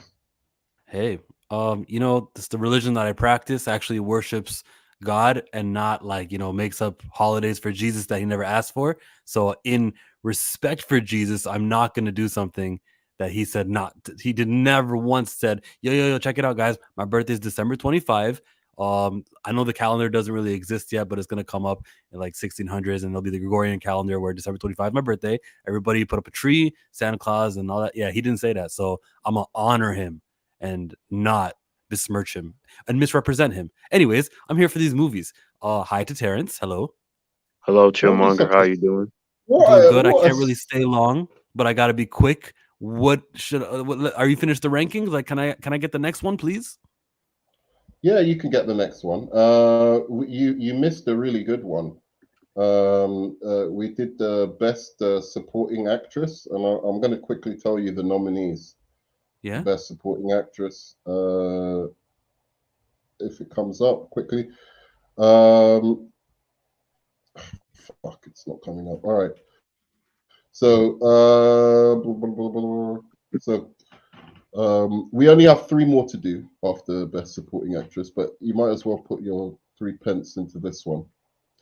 The best supporting actress all year. Yeah, in a comic book movie. Okay, so we've got best actress in a supporting role, and we awarded it to Sophia Lollis for Doric in Dungeons and Dragons. Megan Good for Shazam: Fury of the Gods as that's my vote. as Megan Good for off-screen shenanigans and supportive. Oh, you messed up the joke. You had to mess up the joke, dude. You couldn't wait. Oh, I'm sorry, I didn't hear you. Start all over again. No, because we were going to say for Megan Good for her role in Shazam: Fury of the Gods and in her court cases as Jonathan Major's girlfriend. Yeah. That was wild, Chilled. I was not expecting that when they first said that. Like when I happened to look back at the screen, I was like, "Wait, what happened?" Yeah, you kind of messed up the joke. We also had Grace Jabari for her role on The Stand, crying. Oh, she's the number 1 winner with a clear gap between number 1 and 2 for best horror. Yeah. Best horror, character as well. But yeah, we had Faith Harmon, Darla Dudley, Pom Clementoff as Mantis, Mary Marvel, Grace Caroline, Helen Mirren, Hespera, and Gamora, Zoe Saldana, and Lucy Liu Calypso. But we can just go from where we are because it will be too complicated to go from the beginning. Or is there any categories that you would want to put your like best actor? I'll touch on this one. So no, Megan Good wasn't that good, but I think that Mary Marvel did a great job, especially with the added role of playing the superhero form of herself. So I'd give it to her. She did well when it comes to acting performances. Oh, that's a nice one. I like that. I thought that was one of the tougher categories, and then the next tough category was best supporting actor. I think if you listen, our best supporting actor, this is really hard. Okay, it was Chukwuji Iwuchi for High Evolutionary. I picked him as winner. Cole picked him as runner-up. John Majors as Kang. Terrence picked him as runner-up. Reggie Page as Xenix. Jimon Honzu as the Wizard. Daniel Kaluuya as Spider-Punk. Oscar Isaac as Spider-Man 2099. And Michael Keaton as Batman. That was our best actor in a supporting role. Daniel Kaluuya, I heard he wasn't even acting. That's just how they are. We're in his hometown. So I'm not going to give that to him, and I'll give it to High Evolutionary. Yeah, Him. exactly. That was my winner as well. I thought he was fantastic. He was really, he just stole every scene, and and actually he didn't steal every scene. That was a good thing about him. He did let the other act. He knew how to elevate the other actor in the scene, like which was Bradley Cooper usually. Yeah. But he was just mean and just horrible, like to the point that he wasn't a villain that you like to hate. He was a villain like I really want to see this guy get fucked up at the end. So I thought he was really good. So anyway, let's go from where we are. And thank you for coming on, for jumping on. So we're at best costume at the moment. I've given best costume to Aquaman 2. And my runner-up, I should have given it to Barbie for runner-up. I'm sorry, Flash. My runner-up was Flash, but now I'm thinking about it. I think I'm going to give that to Barbie for best costume. What did And Terrence give it then to? he gave it to Blue Beetle for Yeah, I'm the same runner-up. way, Terrence. And wait a yeah, second, Terrence, have you said who you gave your Oscar to? Who would you say won let me see. the best costume? It's Blue Beetle, baby. Even with that little budget, they still managed to make it pop. Right. That's why, that's why I'd put him as the runner up. But I guess the winner, I probably would have to go with Guardians because a lot of their Wow. costume and makeup it looked really good. Like to No, me, this it isn't just costume and makeup, dude. This is costume. Let's not. I know, but I'm just thinking about the whole thing. That's all. But like Uh, even with the costumes though, I thought their costumes looked good because I was really going back and forth between Guardians 3 and The Flash. So mm, yeah, yeah, the Flash had a good costume, but I don't know. Everybody else had great costumes. In the Flash, but his one was sick. Honestly. What about you? I got Blue Beetle Chillmonger? number 1, and best costume after him.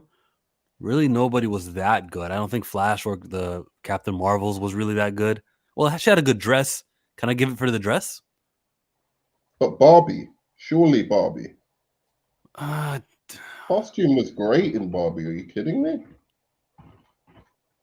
Oh, wait. you think Captain Marvel? After Blue Beetle, yeah. Wow. Okay, so there you go. When Mine they goes went to to that Aquaman. planet, they got a lot of upgrades, so we got to give it to them. Okay, mine goes to Aquaman too. Your Terrence Guardians, and you. Sorry, and then you, Blue Beetle. Yeah. Yeah. yeah. Okay. Cool. Yep. So next category. We've only got 2 more, I believe. I'm gonna skip hair and makeup because unless you have a strong, um, do you have like a, how would you say? Barbie. Okay, so you do. All right, we can do hair and makeup then. So best hair and makeup. Nobody's All going to right. beat Barbie for best hair and makeup. Best Um. movement. I don't know about that. I don't know about that. Well, We'll see. So we'll start with runner-up, okay? And Terrence, you can go first. Runner-up, best hair and makeup. so hair and makeup. Hmm. Well, runner up, I will go with. Um. Let's go with the Marvels. Like just go with that one as the runner up. That's so sexist, just because it's a female movie. You put No, best. I mean like because I'm thinking about like hair and stuff. So and makeup. I'm just saying. There were girls in the other movies. What are you talking That, about? There that were that's girls in the true, other but it's movies, just they and they were look. more front and center in it. Yeah. Yeah, but they look better than the girls from the Marvels, bro. I'm just saying there's a reason for that. Sometimes in life, the three leads, the way they had them looking, I wasn't mad at it. I just was mad at the movie itself. Like, No, but I'm saying I think Shazam had like three. Megan Good looked fucking hot in Shazam, bro, and Grace. okay, so check this out, right? Now, okay, so if I think about it, if I think about say Megan Good and Rachel Zegler, then that immediately destroys the Marvels in my opinion. So you can take the Marvels out with that sentiment, if we're gonna be real, and just put Shazam there. All right. So this is basically hottest girls. It's gone from makeup. It's gone from hair and makeup to you have the hottest I'm just saying, Nerdman, because like when you mentioned Megan Good, I was like, okay, Megan Good and Rachel Zegler, like I was like, yeah, sometimes in life, they stomp out the Marvels, bro. You can't beat that. right, All right. right. You're right. That's when you put it like that. I was like, well, when you throw Megan Good in there, then yeah, you know. All right, chill. What do you say for hair and makeup? Let's give hair and makeup to Barbie as the winner. But let me tell you about the Marvels. I heard Teyona Paris on an interview. She talked about her hair and how she doesn't like playing roles where you got to straighten it and whatnot. And it was very her decision to put that clip in her hair because that's normal. That little white clip that she had in every scene. That's something that she's like, yo, we're going to rock this hairdo in this movie. And that's how she looked the whole entire film. And they're probably going to change it in the next one or her next appearance because she's trying to stylize and normalize people with afro puffy hair. Oh, that's nice. Still not as good as. I mean, that is nice. So you putting her as runner up then? Yeah, after Barbie. Okay, so runner up. Okay, me and Terrence have just done our runners up. Oh no, I haven't done my runner up. My runner up is Shazam: Fury of the Gods, because I think all the ladies looked pretty amazing in that. Down even what's her name? What's the older one? Even she would get it. Helen Mirren. Helen Mirren would have got it even like in that film. So like from top to bottom, Lucy Liu was looking fine as well. I would love her to just like pull what do you call it, like this bossy chick character on me. That would be one of my fantasies. So anyway, she was looking. It seems like these categories are changing now. Like, hang on, like. No, she was looking good in the movie, and then also all the Shazamily girls were looking good. So in terms of that, hair and makeup, I'm giving it to Shazam: Fury of the Gods. But my actual one is for hair and makeup. The actual winner will be for hair and makeup. So who's your winner, Terrence? Oh, it's Barbie. It's Barbie. Yeah, because I mean Margot Robbie.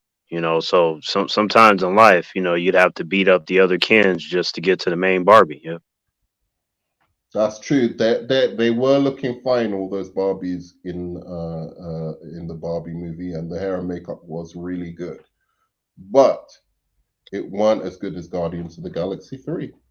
Well, Nerdman, there would be two. So it would be Margot Robbie's Barbie is the one that I would go after, and then also Kate McKinnon's Barbie. The crazy looking one. So those would be the two.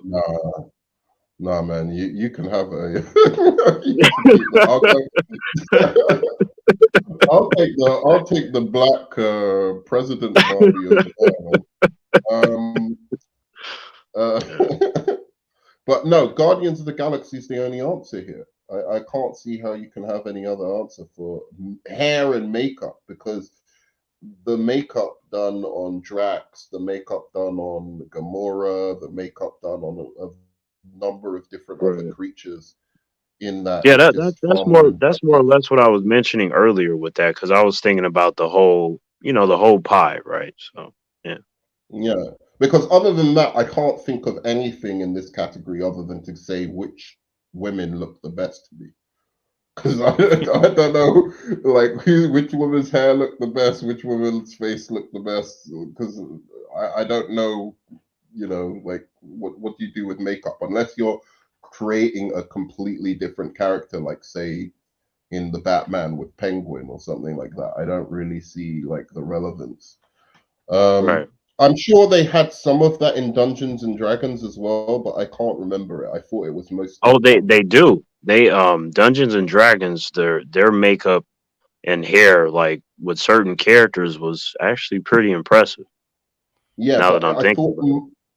I thought most of it was puppets with the weird stuff, Well, they these had weird. some of that too, but it was like that nice blend, as they say, of many things that really made that movie come together. So, they did a good Okay, job. all right, all right, all right. So next category, and I think this is our last category actually, um, is Good. best I gotta run. picture. Best Best picture, picture. recognizing the overall quality and artistry of the film. Damn, that's tough. There Yeah. really wasn't that many good ones. Spider-Man was cool. Flash was all right. I'm gonna have to give it to Spider. Yes, Into the Spider Wait. Verse. Go for runner-up first. Go for runner-up first. What's your runner-up? Nobody. Blue Beetle, I guess. Who was there? Blue Beetle. No, I forgot Guardians. It was down there. Guardians was the best movie, easily. I'll give it to Guardians, and then my runner-up would be Spider-Verse Into the Spider-Man. Across the Spider, Tom Holland wasn't in it. Verse. Sony. Okay, that's it. I'm gonna have to leave. Thank you for having me. Those are my votes. All Any right, questions? Peace. No, I Chillmonger. thought Yep. they were Good, good picks. good They're talking to wrong. you. Yep. Yes, sir. They were the wrong picks, but they were good. Yep. It's It was been a the long wrong way. time, Chill. It was the wrong Like way one around. day, we'll do like a 10-hour stream and. Yeah. Where you? He doesn't seem happy about that. Where are you running off to, by the way? What's happening? Chill? Is he gone already? Oh yeah, I mentioned the Oh. the 10-hour stream, and I guess it drained the rest of his energy. Oh, here we go. I mean, Rocket's hair was great. All right, so this is it. Best picture of the year. So we have Chill with the wrong answer, Guardians of the Galaxy 3, and then Spider-Man Across the Spider-Verse. What is your runner-up? My runner-up would be.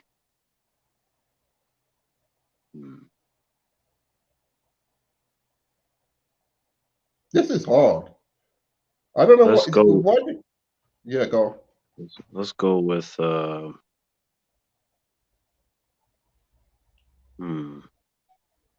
Yes, it's not that easy. Okay, you go first and come back to me with the runner-up because we It might need a isn't moment that here. easy because there's a part of me that wants to put Aquaman 2 in runner-up because I thought it was fan fucking tastic apart from the humor. But the humor did let it down. And it let it down quite a bit. It took it from what should be like an easy 9 out of 10 for me to like an 8 out of 10. And it's all down to just not liking when Jason Momoa is trying to make me laugh. I don't know he has great comedy timing. He's got good comedy timing, but not great. He's not a comic actor. So there's that. But I really genuinely think it's such an achievement with all of the designs and the creature designs and the different parts of Atlantis that it explored. I think it's one of the most complete comic book movies of all time. And it's unfortunate it's not going to be seen like that. Then there's two movies one Dungeons and Dragons. Really, really good. Nice to see something other than your usual superhero movie in cinemas as well. Really being done well, but as attempted as a big blockbuster movie. I had a great time.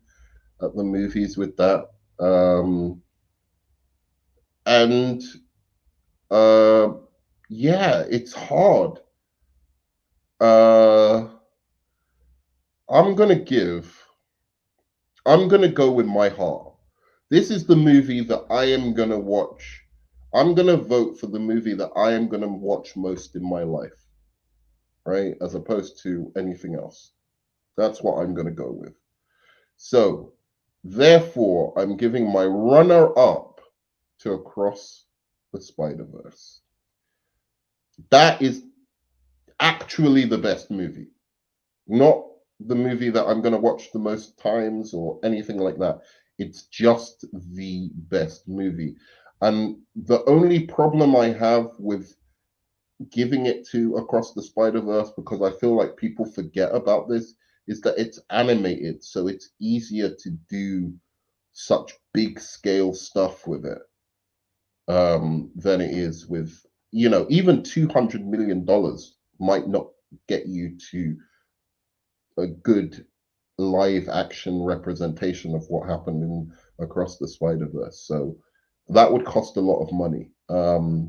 So yeah, but I'll give it to runner-up Across the Spider-Verse, the one that I would vote if I was voting with my head.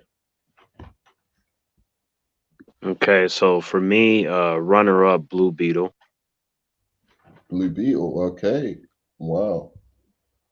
You really love this Blue Beetle movie, huh? You're a big fan because of the comics or because of Young Okay, Justice? so good question. So in the comics with Jaime Reyes, I actually think his comics are okay. Like he himself as a character is cool, and I felt like his comics were okay because a lot of it was I need to see him in other contexts, even though he was being uplifted by characters like Superman and Batman and the circumstances of the collapse of the DC multiverse during Infinite Crisis.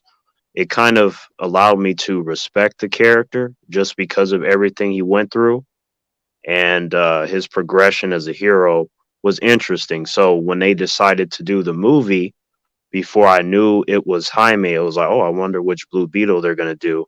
They decided to go with Jaime, and I'm like, you know what?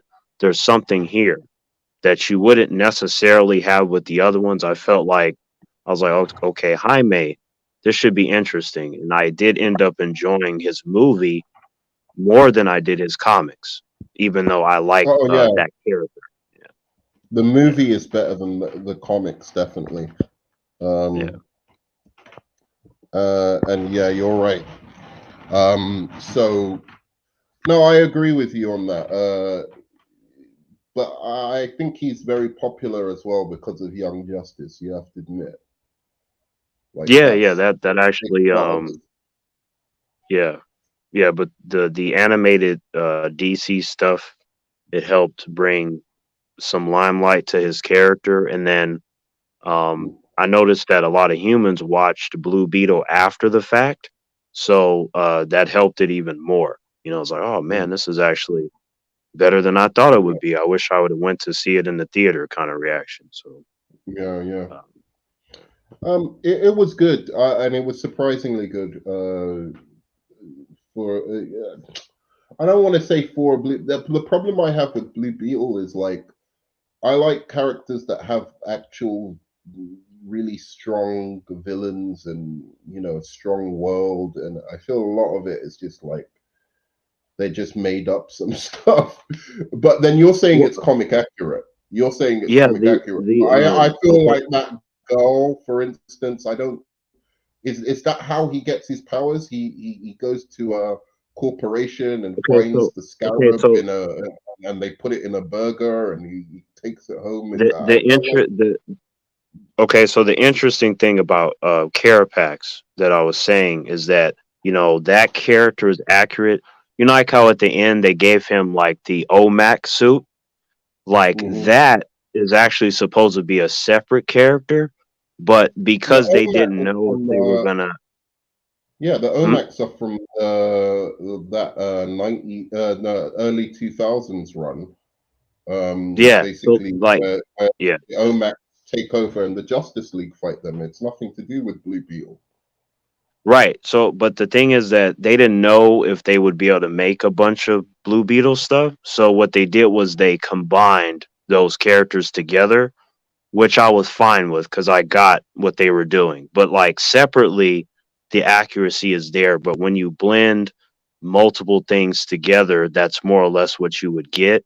But it's just a lot of the outer layer stuff was accurate. Like even like Jaime Reyes's family, the way that they acted and how they were just this wholesome family that you can root for. It was like that in the comics as well. Like Jaime was not alone.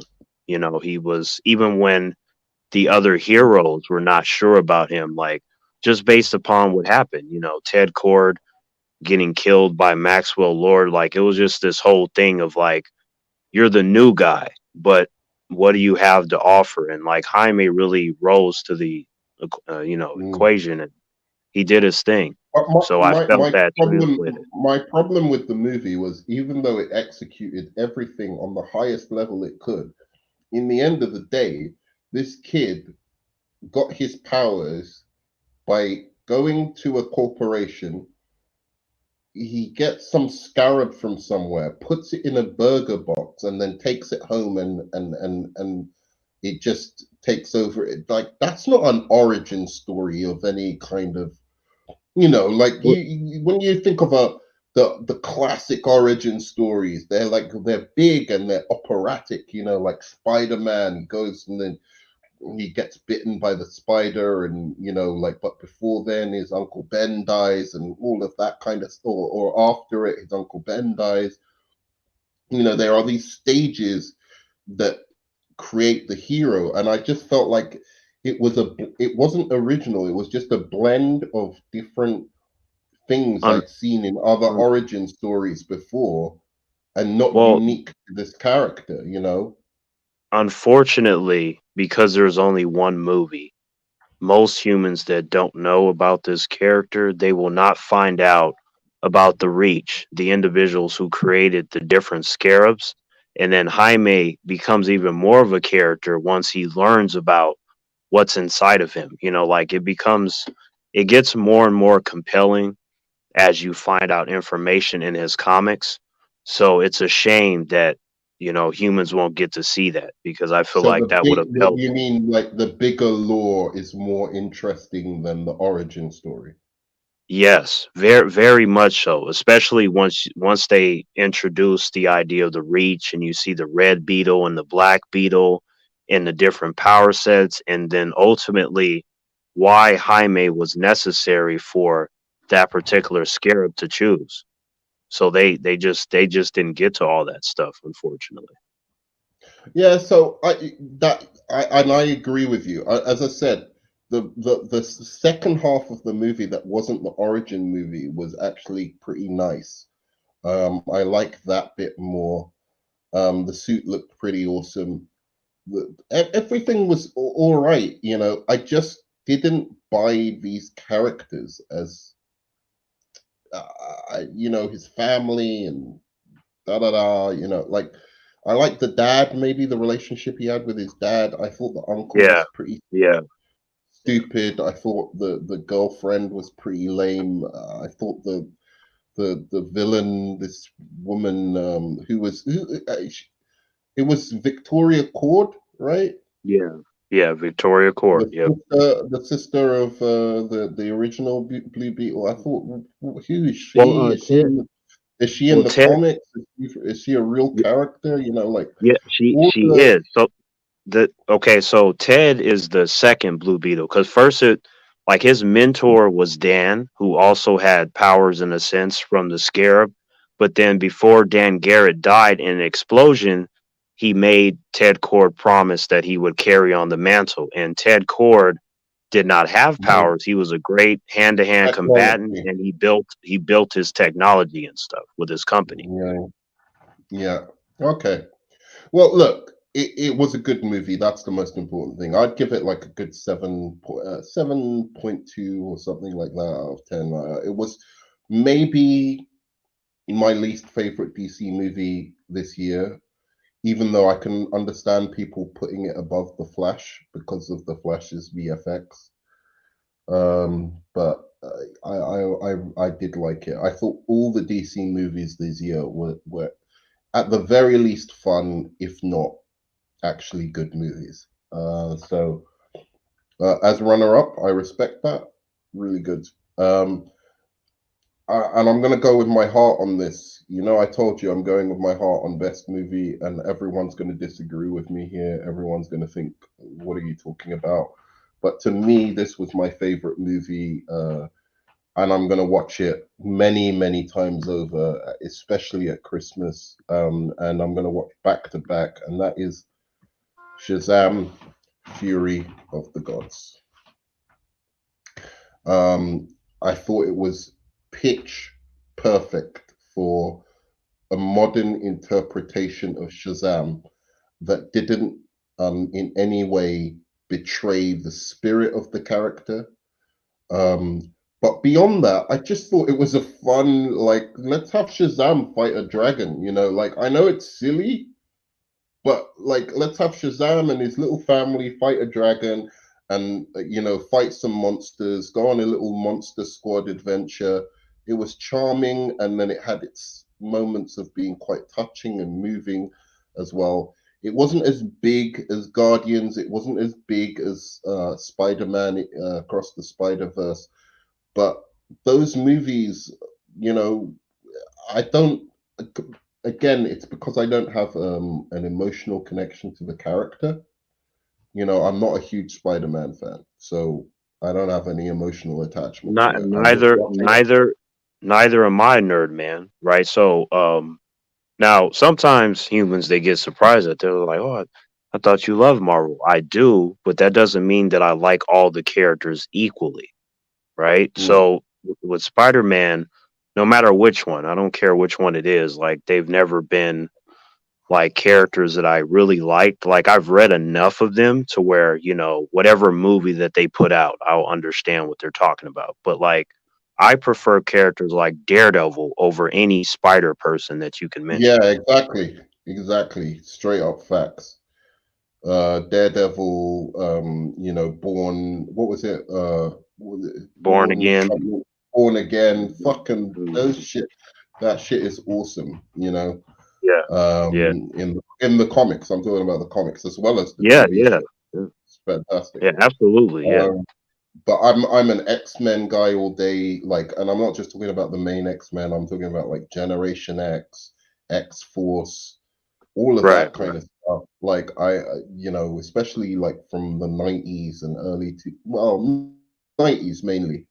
Those X-Men Right. comics were awesome, really awesome, and they've never I agree. captured that I tone agree. in the movies, like where it's just this really big sci-fi kind of concept and epic, you know. So yeah, like the Spider-Man ones are really good. Sorry, the X-Men are my jam when it comes to Marvel. Yeah. No, I completely get that. The X-Men are awesome. So yeah. Yeah. And Daredevil, and who else do I like from the Marvel universe? Spider-Man's probably like third or fourth. I don't dig the Avengers at all. I've never got into Avengers comics at all.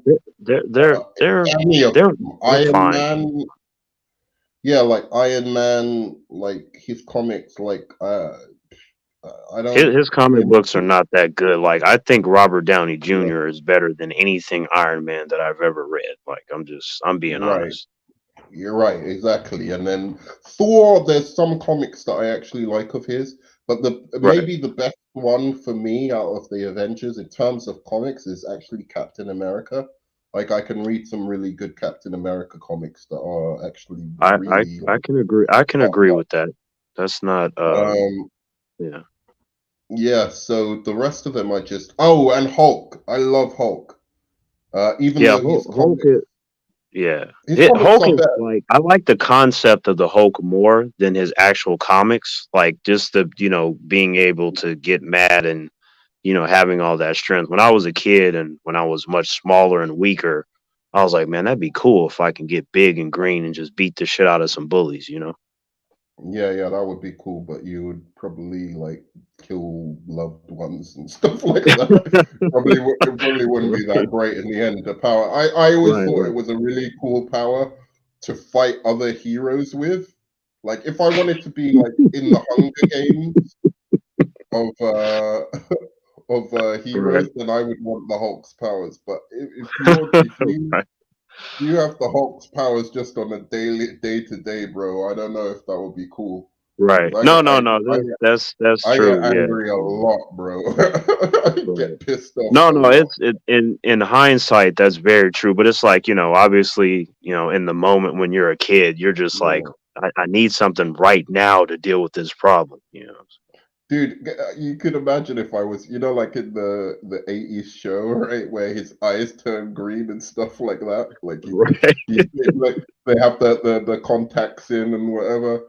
Dude, right, right, I would be doing that every morning on the way to work on the trams, bro. Like somebody steps on my shoe or somebody's in the way on the elevator or something, and they're like, right. dude, Just there's a any old side that thing. you there's a side that you stand on, and then there's a side that you walk down. You're gonna make me miss my train. I'll just freak out at all those people, man. I don't want Right, that. I don't want that smoke, bro. right, right.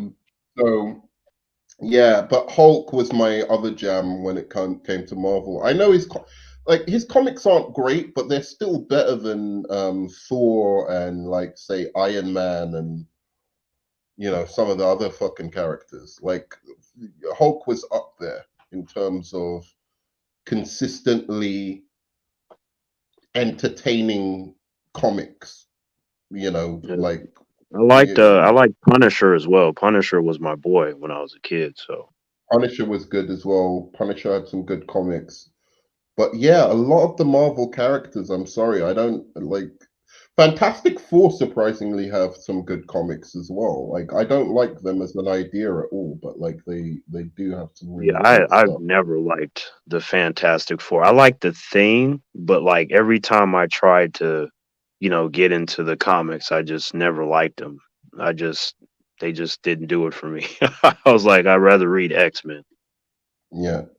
So who was your winner again? I said Shazam and Fury of the Gods, and you said Guardians, right? No, let me see. Let me see. Who's your winner in the end? Winner in the end would be let's go with Across the Spider Verse because Yeah, I that am makes going sense. back and forth on that and Guardians, but you got to pick one. So let's go with Across the Spider Verse. Across the Spider Verse is the better movie. It's not. Yeah, I don't even think it's close. No, Honestly, oh no, no, in definitely terms not. No, no. if you say which is the better movie, Guardians or Across the Spider Verse, I don't even think it's close. I think Across the Oh, Spider Verse is absolutely not. No, it's just that really. I was just thinking about the enjoyment factor, but yeah. No, that's true. Across the Spider Verse is easily the superior film. That should not be up for debate, no matter how good those rocket scenes were. The rocket scenes are not the entire movie. As to where Across the Spider Verse, to me, as I told humans, I consider that to be a masterpiece in its own right. Yeah, it really is. It's one of the like they're both really good comic book movies. Infinite Gauntlet is okay. For yeah, I see what you mean for comic books. And then he says, bit of a Lego, but why not got myself the get what does that mean? GTR from Fast and Furious. Bit I'm of not a too Lego. sure. Okay, I don't really understand that. Yeah, I think Spider Verse is a good one, but as I said, I don't have the emotional connection to it. So I don't know if it's me or the movie, but the only aspect that I find that movie fails in for me is just the first hour. And the family with the parents. I was having this debate. Maybe you can settle this for me. right? This debate with I can't remember if it was Onzo who likes to defend everything. If he likes a movie, he'll try and defend every single thing in the movie. And even if you say, I think the movie is a masterpiece, but this masterpiece has one or two things that don't really like jive well for me. So there's this bit in the movie where I wouldn't have minded if it was like my bad, only been up for like 2 hours. Nissan GTR. What? But why are you talking about cars? Were we talking about Oh, cars? okay. Oh, okay. Yeah, I'm not a, I'm not a car expert. Like I couldn't tell you. Yeah. I don't know. Like I know certain ones, but I couldn't really have a conversation about cars like that. I don't have enough Oh, information is on he them as a asking whole. us what car we would get? Which car from what franchise or Oh, something? I don't know. from like movies or just in like Yeah. My if it was um me, it would be the James Bond one from the one that was a submarine as well. That one was sick. oh, okay. In that case, Uh, movie wise, you know what? I'm gonna go with the Black Beauty that the Green Hornet and Kato would drive. Like that yeah, car was amazing. Like I that yeah. was kind of cool. Black Beauty. I like the name as well. All right. So yeah, back to the point. There was a point in the Spider-Man Across the Spider-Verse where he gets into Princeton, all right? And this is two working class parents, right? Who are Right. both from ethnic minorities. I imagine, maybe I'm wrong, that he might be their first child to ever have even got into an Ivy League, or first person in their family to ever get into an Ivy League university. And the mother Yeah. starts going, "Oh, I don't want you to go. It's too far." And da da da da da. And it's like, that's not a natural thing for a mother to say in that situation. I get it's natural for a mother to be like, "Oh, I don't want you to go away," or like mothers that are smothering or something like that. Like Yeah. there's Yeah. a certain thing where they might be like, "Oh, I want you to stay at home or take me with you," or like there are certain smothering mothers who will do certain things.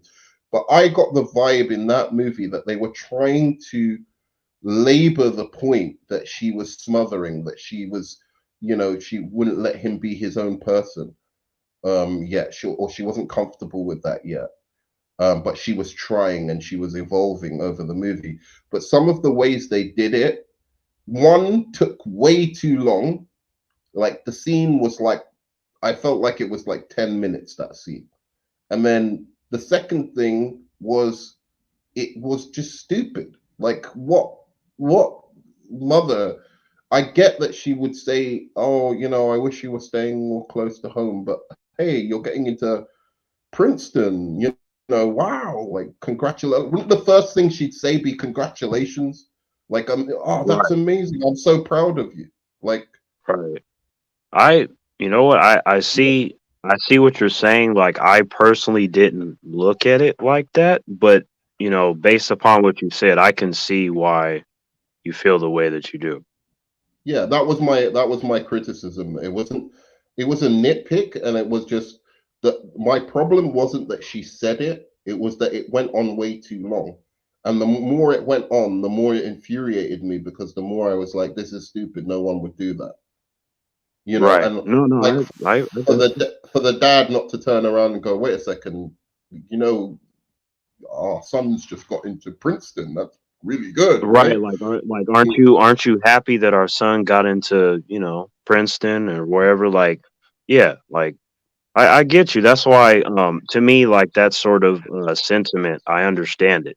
I feel like when it comes to stuff that humans like, oftentimes they don't want to hear anything except for, hey, you better like this because I do. And if you don't, then we have a problem. Like with me, I'm like I like to talk about it in general, whether You know, we agree or disagree, and I just find joy in the conversations in themselves. Yeah. So no, me too. And I think we weren't arguing like that, but I'm just saying he just likes to Oh defend yeah, yeah, of any course, yeah. movie, because he enjoys it. So I don't have Right, right. anything against him. But I'm just Oh saying, yeah, like, no, no, it's of course, yeah. frustrating with him because you're just like, I like the movie, but it's just I'm just mentioning this one thing that kind of, and he was like, no, you don't know, like mothers love their children, and you don't understand the connection between a mother and a son, and like some mothers would. I'm like, but then she's a bad mother, and I don't like the character. It's fair enough if you say she, if you say, all right, she'll do something really wacky and crazy that doesn't make sense in the real world, then what it makes me feel like, rather than making me, because I'm pretty sure the film wanted me to like her, right? It wanted me to like these parents. But the film was making me not like the parents because one, they were overstaying their welcome. They were like going on these extended like scenes of chat, and I'm like, I get the fucking point that the scene's trying to make. Can we move on to the next scene so I understand what this film's about? And that was the frustration I had with Across the Spider Verse. And if you compare that to Shazam, people were like, "Oh, it's underdeveloped and blah blah blah," but it moves quickly. I like that. It didn't. I didn't get bored. Like with this parents thing, they didn't need to labor it. They could just show it in a few scenes. Could they have given maybe Shazam and the mother one more scene to really build it up? But I think in the end, the way it was executed, when Billy, she asks, "Can I see Billy? My son," and then she, basically gives him the speech and whatever, and he basically says, "Oh, I know I have to leave like soon, like the foster Right. uh, You like house." the fast pace of Shazam too, is what you're saying. Yeah, I like the fact that it could get to the point of the scene. You don't need to, unless it's necessary, you don't need to labor those points. Like, it doesn't need to be like a 10-minute scene of, oh, maybe, because what would you have done with it? Would you have pretended like maybe she was going to let him go? There's no point. You might as, because she's not going to chuck him out of the house. She's too nice for that. So there's no point Right, right. pretending as if that's even a possibility from her side. So the only thing that adding more to that would have done would be to just create this artificial situation where we're kind of wondering how she feels about him staying past the 18 when we know that there's no way that character could ever possibly feel that way. So anyway, that was my point of comparison. So Yeah, no, I understand. Yeah.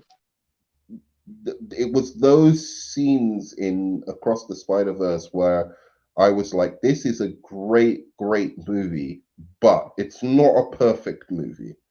And actually, I'll rather go with how what emotionally got to me more, and what I felt did those emotional aspects of the film better and built them up better. And I think, to me, that's the story wasn't as good, but the feeling was more, in some sense, in Shazam than either Guardians. I didn't buy Guardians a lot. Well, that's not true.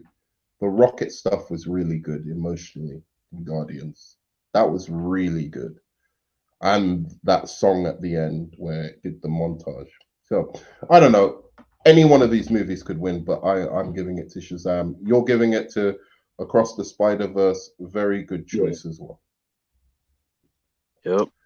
But how did you feel before we go? How did you feel about this year in movies? And now I understand what Bree is saying. Before I ask you that question, now I understand what Bree is saying. He got himself a Ah, Vin Diesel muscle car and Paul Walker's okay. GTR, the silver one with blue strap. You actually bought that for yourself for Christmas? Oh, Is that what you're getting at? You um, rich? Can you give me some money, dude? Yep, sometimes in life. That's an expensive car, bro. Yes, That's it a is. very expensive car. So yeah, Yep, sometimes in life. Yep. he's rich, bro. We didn't know. We need to hit you up. Oh, it was an offer. What do you mean by Wait, it's an somebody gave it to you? Or are you offer? saying like if someone were to offer it to us, like half price? Do Oh, you actually have these cars? That's what I'm trying to get at. Do you actually half have? price is still a lot of money for those types of cars. Like, I'm not an expert, but I do know that certain cars are very expensive. So Yeah, exactly. Um, so yeah, tell us if you've actually got those cars. Because I'll come out cruising with the chicks with you if you've got those cars, bro. so you said what were you saying about 2023? Was Oh, how did you feel about 2023 in terms of comic book movies? I think a lot of it to me was just like meh, like a waste of potential. Like I feel like there's much better stuff out there that they haven't explored for a great number of reasons. Like the passion, by and large, is just not there. It's like they're just kind of, grabbing So stuff let's out of go a through pile. what do you mean by that? Because it looks to me like you liked most of these movies, right? So these are the comic book movies that came out this year. Yeah. Guardians, Shazam Fury of the Gods, Blue Hmm. Beetle, Spider-Man Across the Spider-Verse, Aquaman 2. Now the ones I could say that maybe I can see you saying lacking the passion is the Marvels, maybe. I haven't seen that one, but I've not heard great things about it. Flash, um, this Flash Batman movie, but I thought that was good. I just really think they messed up with the CGI, but I can understand where you'd say it with that. And then I would say the last one being what was it?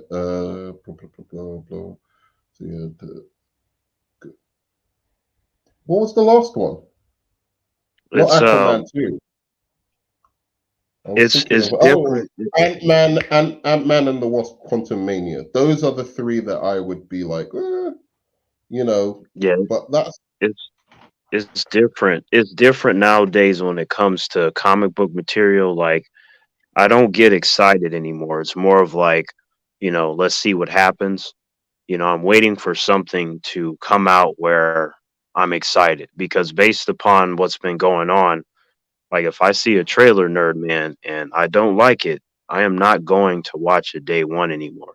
That's not going to be appointment or automatic as it once was. So the magic for me has died to a large degree, with the exception of a few things. I think the magic has died for me, but I don't think it's because of the films. I think it's because of the fan base. Because I really get like that year for me. I remember when The Dark Knight came out, and everyone was just loving comic book movies. There was no fighting and or da da da. Like when the Avengers came out, there was no fighting. It was just like if you were a nerd, you loved those movies.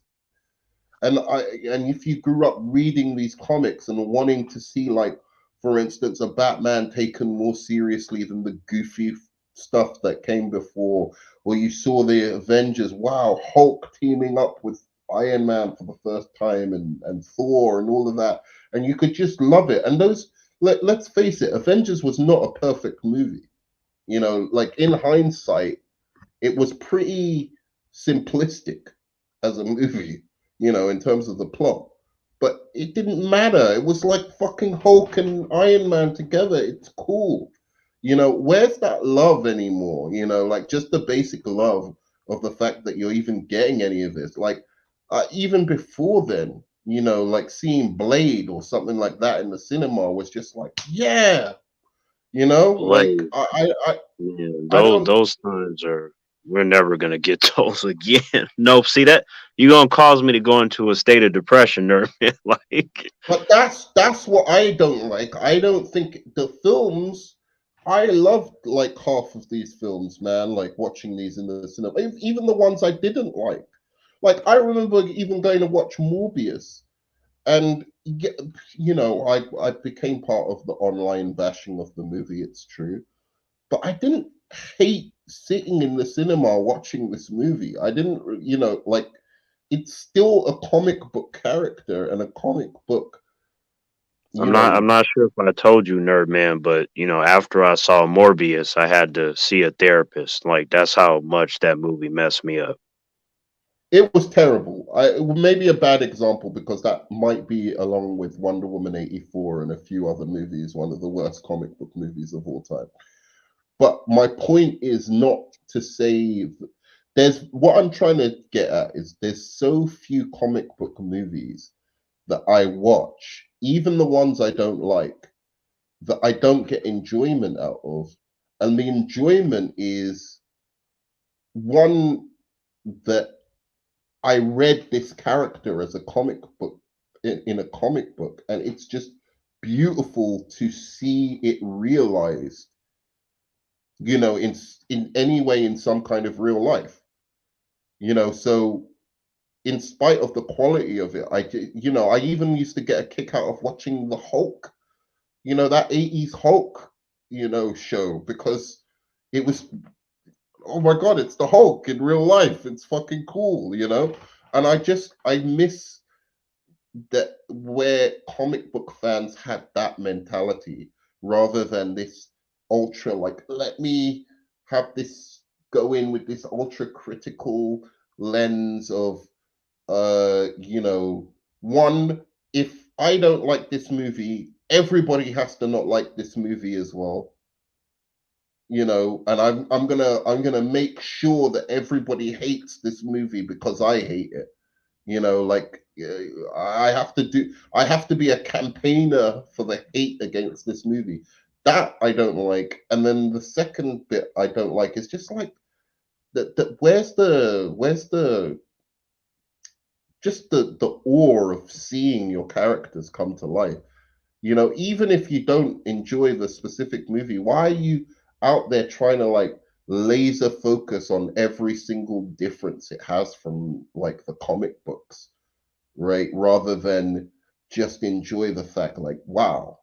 I mean, we're living in a time like there was a point in history where you'd get a comic book movie every 3 years that was even decent. And now you're getting on a regular basis comic book movies that are way better than the movies from the 90s, for instance. Um, what do you say to that before, I know I've gone on a bit. I think, like, for myself, right?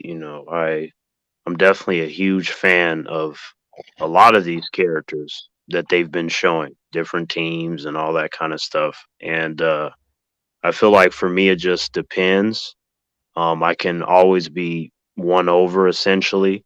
And when I see individuals happy about certain things, if they like it, I'm like, that's good. And then depending on what it is, I'm like, yeah, I wish I had that reaction, but I'm over here like, no, no, no, like, Will Smith and I Am Legend. I'm like, no, Yeah. don't do that. But at the same time, I consume a lot of entertainment anyway, so I just kind of move on to the next project if I don't like what I saw. And then Yeah, that's true. I get what you're saying, but I'm talking about hyper. Like, I think it's okay, for instance, to walk into X-Men 1 and go, I'm furious at what you did to Rogue. I think that's okay. I think to go, that's some bullshit what you did to Rogue right there. One of the best female characters. you know, in any comic, let alone just the X-Men, right? And you nerf her and make her into Jubilee. That's some bullshit. You know, like that I can understand the kind of passion and whatever. Doesn't mean you have to hate the filmmaker or go on a campaign crusading to prove to everyone it's a bad movie, um, that doesn't like it, or that actually likes the movie and likes that take on Rogue. It just means you can be passionate and say like that's not the character I read in the comics, and you know whatever.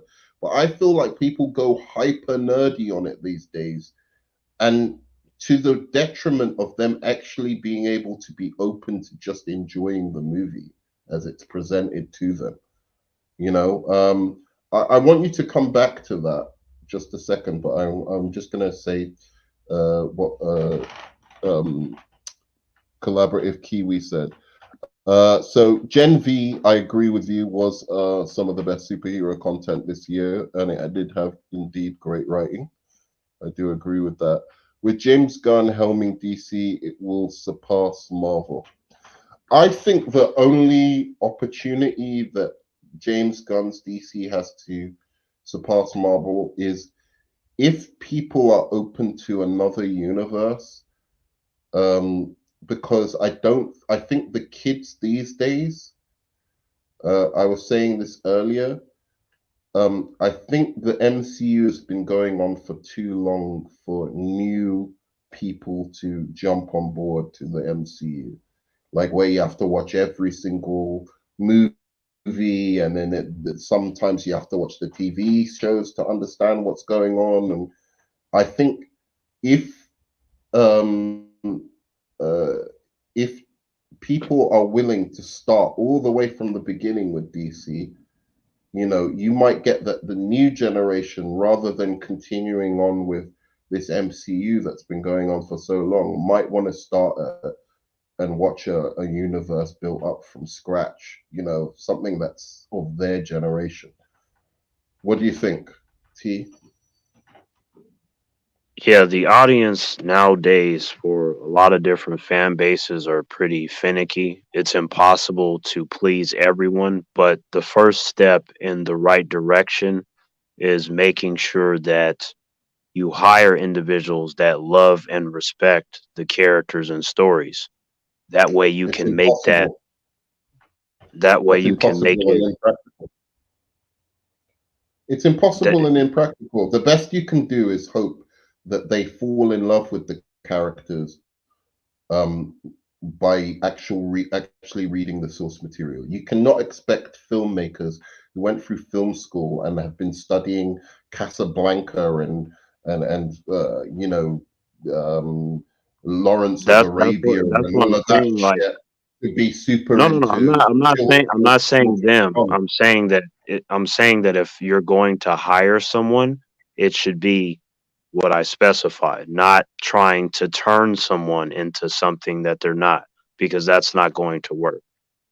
I think you can say, are you open, like seriously, like you know, we'll give you another movie like that isn't a comic book movie, but seriously, are you open to really reading and researching these comics? And I don't even think that will make the comic book fans happy, to be honest, because what if they read a run that they really like that maybe a lot of people find is not that great? You know, these comic characters have had what, near how many years, like since night Listen to the over fans. 100 years. Don't The fan. listen to the fans anymore. Don't listen to No, them. no, It's no. bullshit. What I mean by that is to the extent of, because it is a business and they want to make money more than anything else, it would be smart to To see not what humans want listen to to the see the fans. most. To not listen to And the fans. if That you want to, if you want to, make your money, and they're telling you that they want to see certain storylines and characters, it will be best that you explore that instead of doing what they don't want. No, I think the fans are a bunch of racist, sexist, misogynistic pieces of shit, to be honest. Like a large proportion of them should not be listened to at all. And even the ones that aren't, that are just nice kind of guys and have their own ideas and whatever, a lot of those guys come up with terrible fucking ideas for what to do with What I these what movies. I'm saying, Nerdman, is that Terrible. there are specifics in what I'm talking about, but What there you're are a saying lot is of they should listen to you, T Virus. They should try and wade through every single completely idiotic fan of not just comic book movies, but movies in general. And they should wade through all of them and find that one voice in the wilderness, which is T Virus, who actually knows what he's talking about, and listen to you. Which, don't get me wrong, T, if I could give you the keys to DC so you could make DC, a DC universe, I know I would like that DC universe. But you're not, don't think of yourself as representative of your average comic book fan. They are oh, crazy, I am bro. not. I would never do that. That would be very arrogant. They're crazy. I'm crazy. You can't listen. Warner Brothers, don't listen to me. Don't listen to any, because you can't wade through all of these different voices. Oh, we want funny movies. We want comedies. We want light-hearted for family. Oh no, we want realism. We want it more gritty and more for adults. And like we've grown up now. Oh, you do it too gritty, but oh, it was too gritty and it wasn't quite, like comic booky and that. Fuck all of these voices, man. You can't listen to that shit. Just get a person, get them to read the comics, and hope that they get passionate about it and come up with a really interesting idea and tell the story they want to tell about these characters. To give them maybe some guidelines like don't make Superman a killer. Don't make Superman, depressed and morose. For instance, if you can, uh, try and do like upbeat, because that's what the character is known for. Try and keep to the fact that he is a symbol of hope. Yes, like his city is Metropolis. He comes from Krypton. Kryptonite is his weakness. Keep those aspects. But other than that, give the creator the chance to create what they want to do. Because otherwise, we're just going to be in a whole lot of mess. It's trying to listen to everyone. So go on. Anyway, T, you can say what you want to say about from that. I I very much like comic book material. I mean, I like a lot of different types of entertainment, and by and large, outside of it doing what it should be doing, which is providing entertainment, I just want the material to be good and respectful to wherever it's coming from. I want it to be respectful, but I'm just saying what you consider respectful and what another person considers respectful is two different things. And you can't hold original filmmakers to your standard like that. I just Well, otherwise but that's what I'm saying though. that's why it's all breaking down, because if the Dark Knight came out now, I guarantee you they'll be, oh, it's too realistic.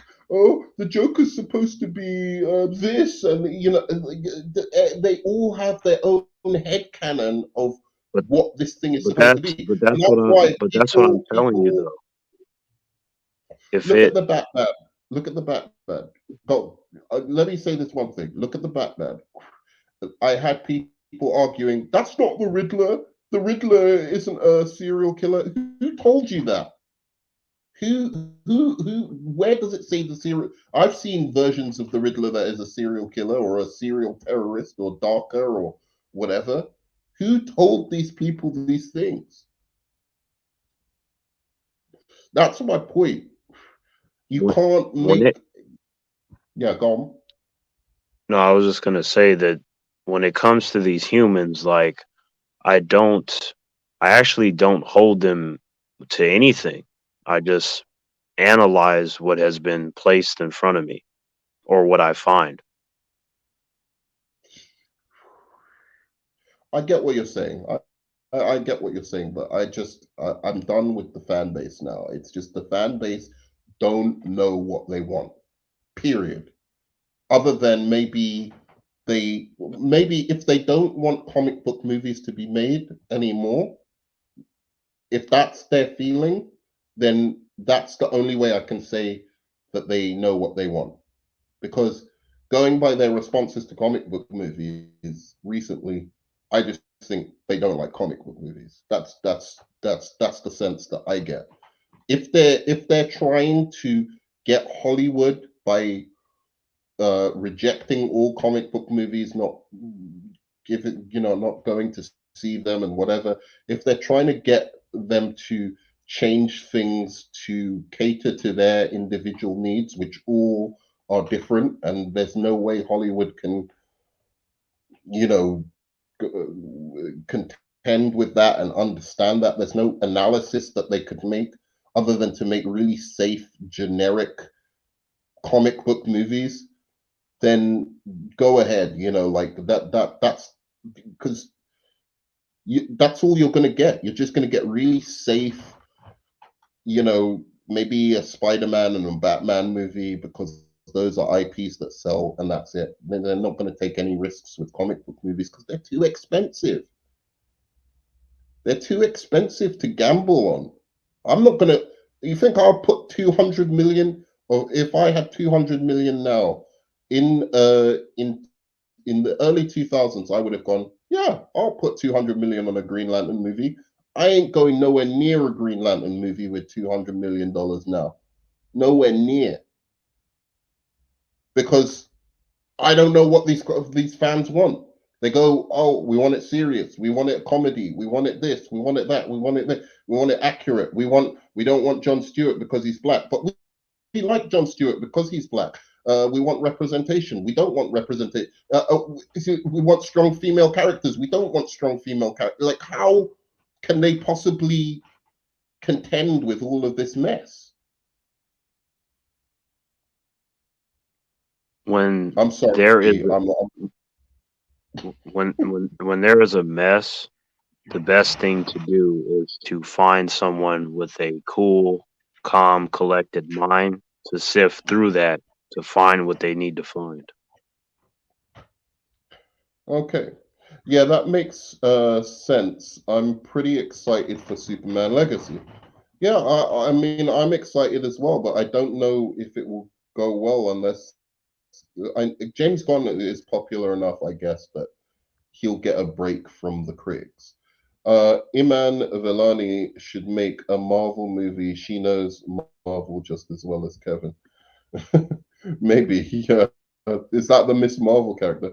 I would hire Iman to direct Young Avengers, as she actually was a filmmaker before she became an actor. Okay, I didn't know that.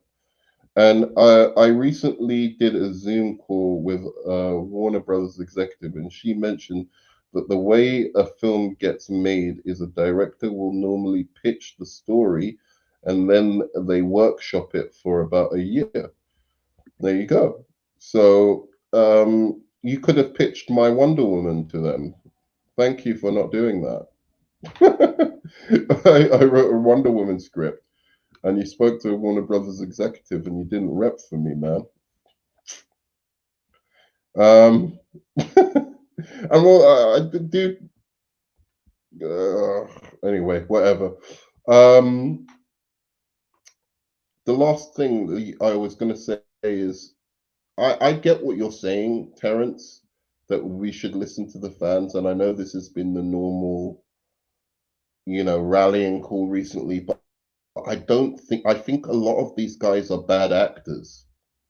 They don't have the intention of supporting these movies, no matter how good they are.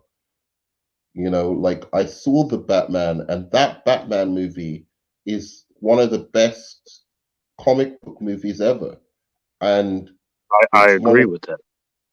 yeah, and it's one of like you could see the passion dripping from every single frame of that movie for this character, and it's not flawless. It has some flaws. I don't like the fact that the Batmobile didn't have gadgets. For instance, I didn't dig that. Like I was really looking forward to this Batmobile chase, and like it didn't really. It was fast You and it know was what's powerful interesting and all about of that. Yeah, what's go on. interesting about that sentiment, Nerdman, is that I hear for the Batman 2, a lot of that would have been cool if, and that would have been cool if that's going to be in the second movie. Well, I hope so. I hope so. But in any case, I still think it was a great movie, and there was so much criticism of that movie going around, just unnecessary. Like they went in not wanting to love the movie. They went in knives out wanting to hate the movie. And a lot of love for that movie as well. I'm not saying there wasn't a lot of love, but like there was a lot of hate for it. And I just think if a movie like that's so clearly fucking good can't how good like it feels like every comic book movie has to be a masterpiece. Hi there.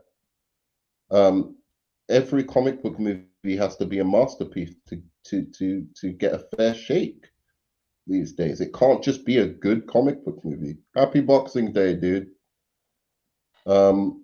It can't just be like, hey, this is just a good, fun comic book movie, like Aquaman 2. It's just a good, fun comic book movie. Does what it says on the tin? You take the Aquaman comics, look at the comics, look at the art design, look at the kind of adventures he goes on, and just make that into a live action. That's exactly what that film did. Yeah. But people Yeah. people are being ridiculous about it. Like they're like, oh, Black Manta's one dimensional. Like how many dimensions does Black Manta have in the comics? Why does Black Manta go after Aquaman in the comics? Black Manta goes after Aquaman because of the challenge that it presents, and he feels like he was impeding on his goals. So Yeah, it's a revenge slash punishment thing. right. He usually goes after Aquaman for a revenge reason.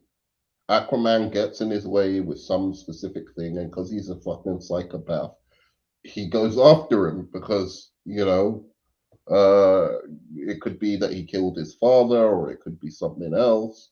But it's Or usually just he stopped him from making money or expanding, his men. A lot of reasons. yeah, yeah. That's usually it. So that's what he does in this movie. They don't deviate from what he is in the comics. And And yeah, he had a good reason to be mad. It's like, to him, it's like, okay, Aquaman killed my dad. And it's like, if somebody cares about someone in real life, you know, a lot of a lot of humans in real life, they say that they would do certain things, but not really, but they think about it, right? And then you will get the few that will actually, do something like Black Manta. But it's just the point of like, how can you not understand his motivation and make it seem like he's just this one dimensional character? He's not, because he also had a sense of humor, he had a sense of understanding, and then in some cases, regret. So I'm like, yeah, he showcased a lot of different things. He wasn't just some machine where there were no other thoughts going on. So that's weird to me. yeah. No, absolutely. I think that he had an irrational hatred of Aquaman for killing his dad, and it was irrational.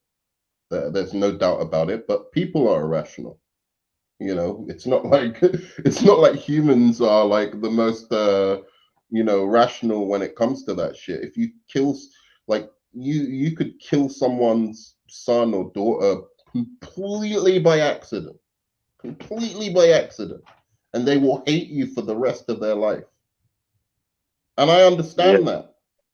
I understand that. It could be like it could be the most super accident in the world, you know, and most people, unless they're like really saintly, they won't forgive you for that shit, you know. Right. So I get it, like that it wasn't the most compelling, you know, reason.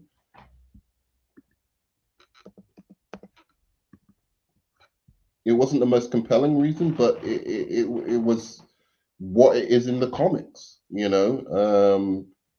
And they went with that, you know. Maybe they should have come up with a better reason for, you know, like I think that the reason, to me, the but reason, sometimes they just before you go, sometimes they create all these exterior reasons and it doesn't even work as well as just the basic reason from the comics.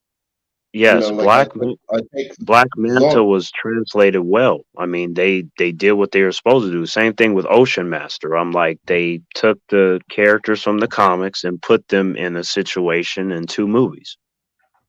Yeah, exactly. So the sorry, I missed the one thing that you said.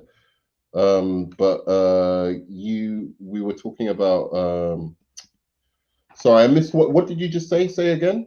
I missed Oh one thing no, that I you was saying that with Black Manta and Ocean Master, they took them from the comics and put them into 2 movies, and the characters behaved in which I read the exact same way.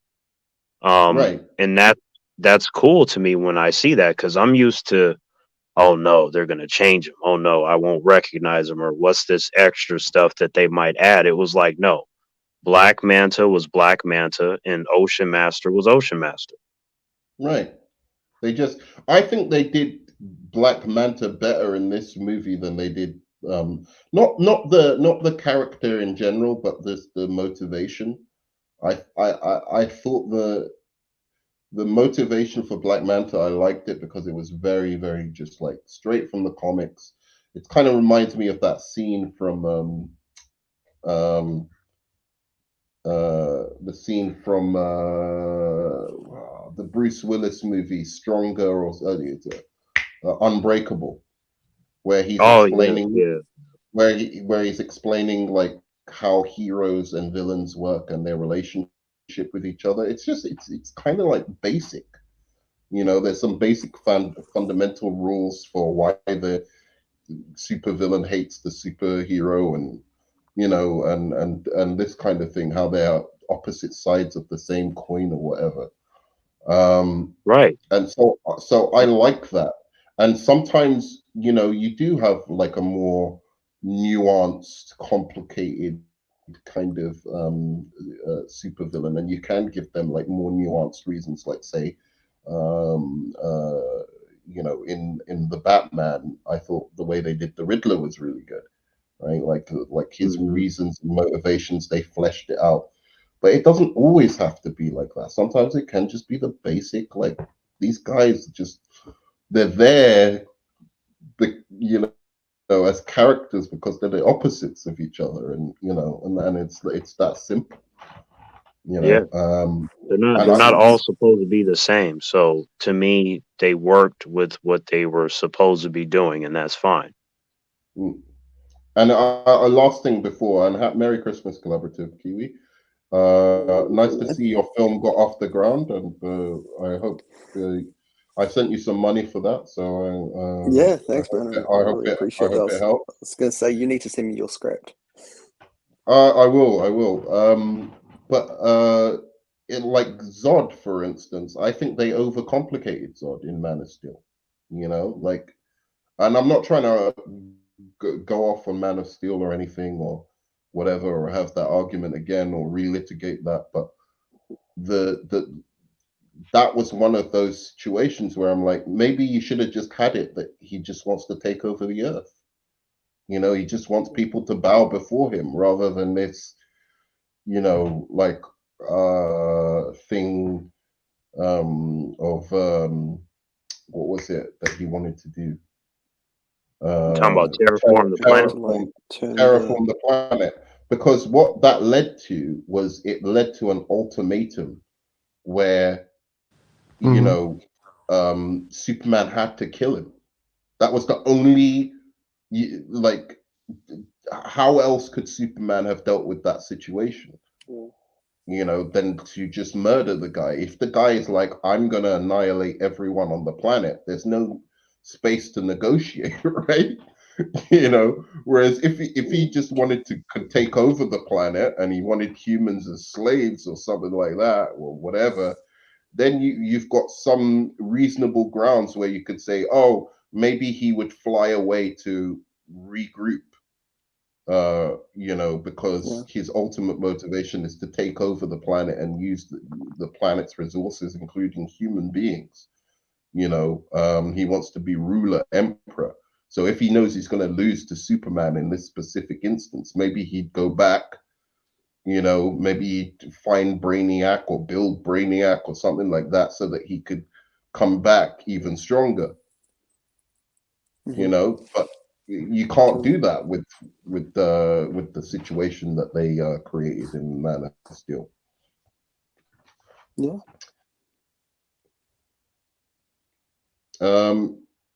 So yeah, no, we were just talking about like how, I guess you feel the same way about like 2023 comic book movies, right? Like yeah, pretty low to average. I think Spider-Verse and Guardians and Shazam has gone and got up there at the top ones for definite.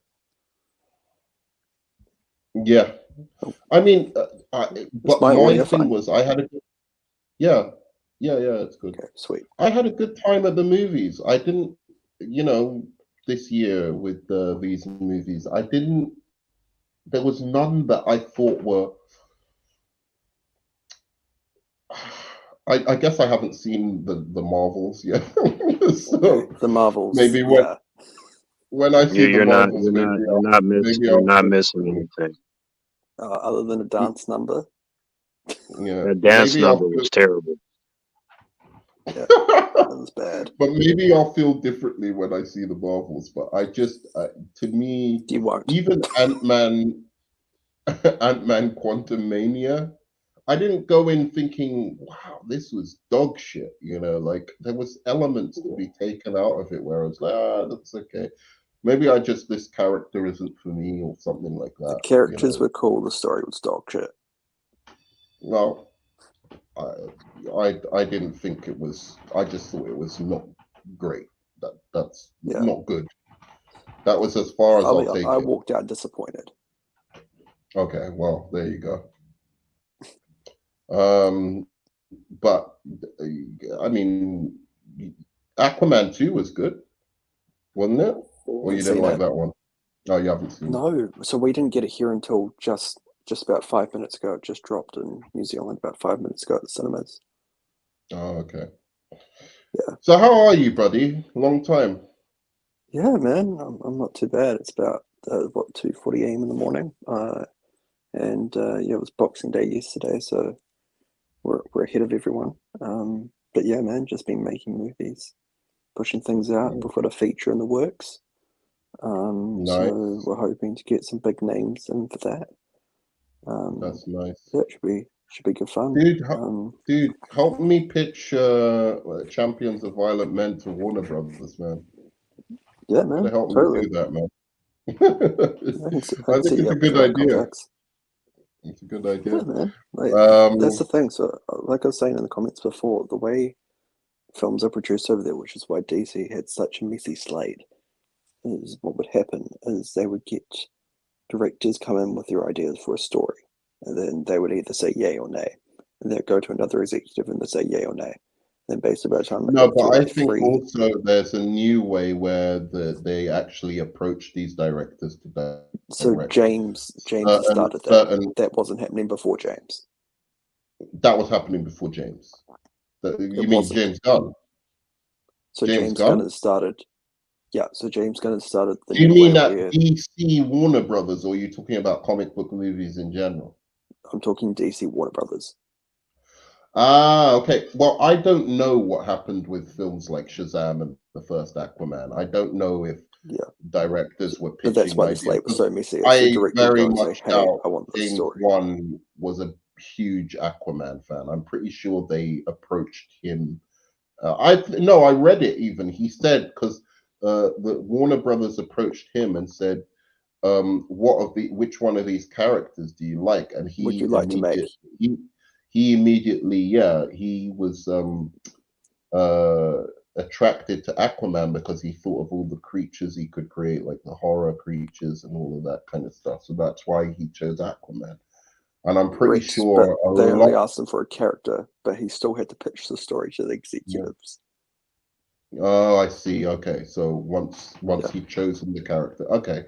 Well, that's good, because that means they at least are reading the comics, and the only one I believe didn't read the comics is Patty Jenkins. I think of all the DC, whether you loved or hated their takes on it, I think most of them did actually read a lot of the source material. I will say one thing: as much as people have shit on Zack Snyder over the years, I've recently been in a lot of contact with people who actually like work with him, and I've been told out all the directors, and this is like big names, so like this is Weta FX and stuff, like the top CGI company in the world. They told me that Zack Snyder is the nicest director they've ever worked with. He's so kind and caring and respectful to all the staff members. James Cameron, on the other hand, I've heard is a bit different. A nightmare. Yeah. But sometimes it takes an asshole to make T2, like, I mean, when you have the highest grossing movie of all time, then you get to be an asshole. It's like, hey, I'm at the top, so y'all answer to me. Like, I understand. I wouldn't do that, but I get why. If you're that high, then it's understandable for you to behave that way. Yeah, I mean, I don't think it's like to a point. He was doing some pretty nasty stuff. Oh yeah, but just keep in mind though, it doesn't change the fact that all these humans have worked with him, and there are a lot of humans that want to work with him too, regardless. Totally. But I'll give you an idea of what James would do. He would go in. So when Weta shares a project, right? So they have their artists come in, and let's say they're designing a creature for Avatar 2, for instance. Weta had to start removing people's names off the thing because he would ring them up, allegedly, and try and fire them from Weta if he didn't like what they had delivered. He's hired the company. Yeah, like you said, allegedly, I can look at some stuff that I don't know about and go with that. Yeah, no, exactly. And also, I have heard some things about Cameron.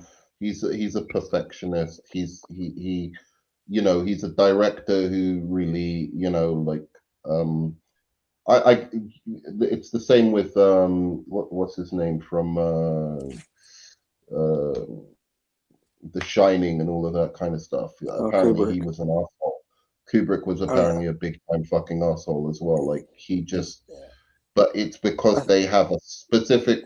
I think they're even kind of taught to be like this in a little bit of a way. Like it's one of the ways you can be a director. I was reading a book about directing recently because I was going to do this little play here, and it was like that was one of the options. Like you can just be a fucking asshole. Like, I've also heard good things about both of them as well. So because I've heard good and bad things, like usually what I tell humans is like, okay, I have yet to meet either one of these humans, so no matter what anyone says, it means nothing until I have direct interaction because there's conflicting information.